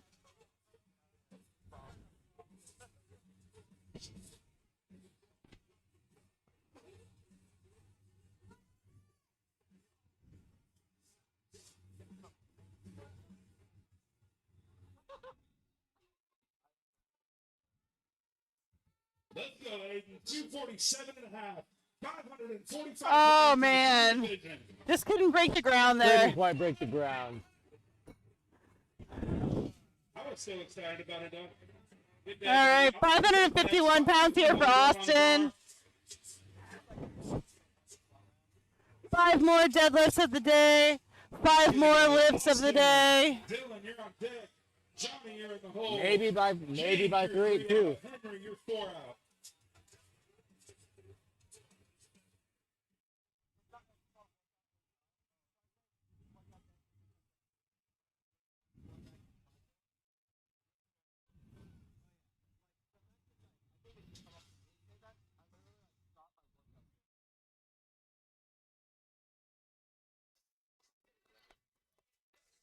Let's go, Austin. 551. Oh, not quite. Oh no. For Austin. I think Austin's seeing some stars.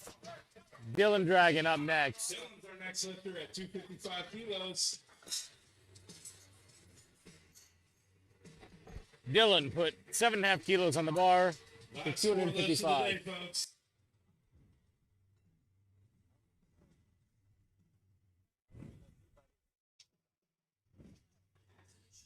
All right, let's go, Dylan.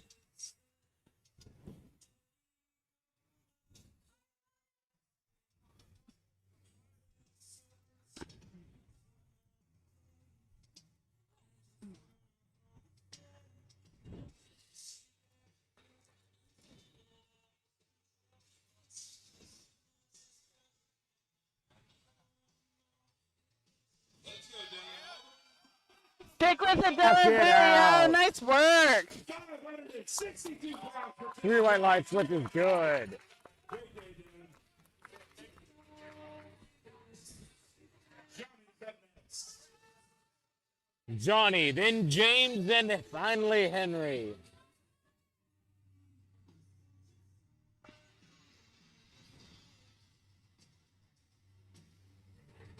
Oh, Henry called 300.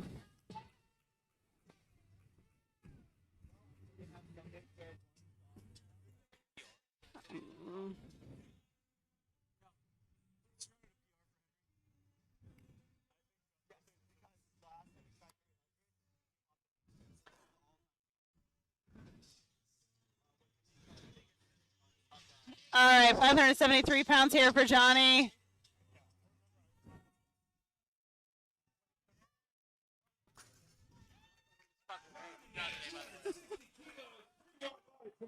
Three white lights for Johnny, James, and finally Henry.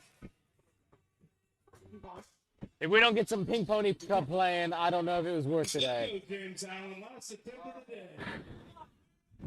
584 pounds, 265 kilos for James.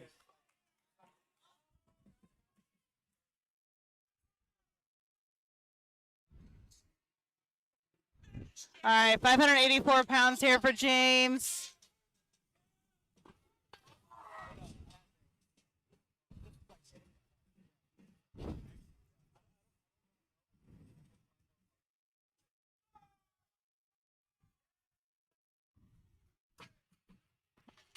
And the judges say 3 white lights Lift lift is is good. good.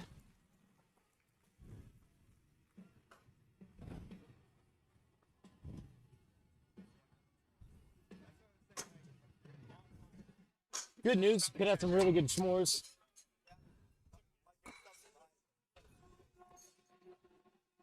That's what we call it. All right, we got Henry coming up. 300 kilograms, 661 pounds. This would be an all-time PR for Henry. One last sip of the day. One last deadlift. This is 661. The Henry win. This will Let's be a go, Benson Henry! deadlift for him. This will be an all-time PR for Henry. All right, let's get excited for Henry here. Come on, let's go. All All right, locking in. Getting his lat set. Airing out the Ghiblies.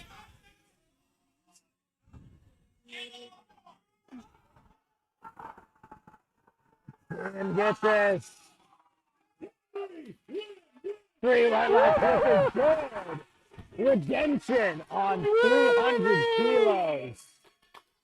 Absolutely crushed it. That is how you want to end a meet right there with a PR. That hype. The Slasher Classic is over, but the memories are forever. Enjoy your Halloween season, everybody, and we will see you here in a couple months. Thank you and have a lovely evening. Afternoon, actually, because we Oh, finished yeah. early. It is literally 2 o'clock. Go lift some weights.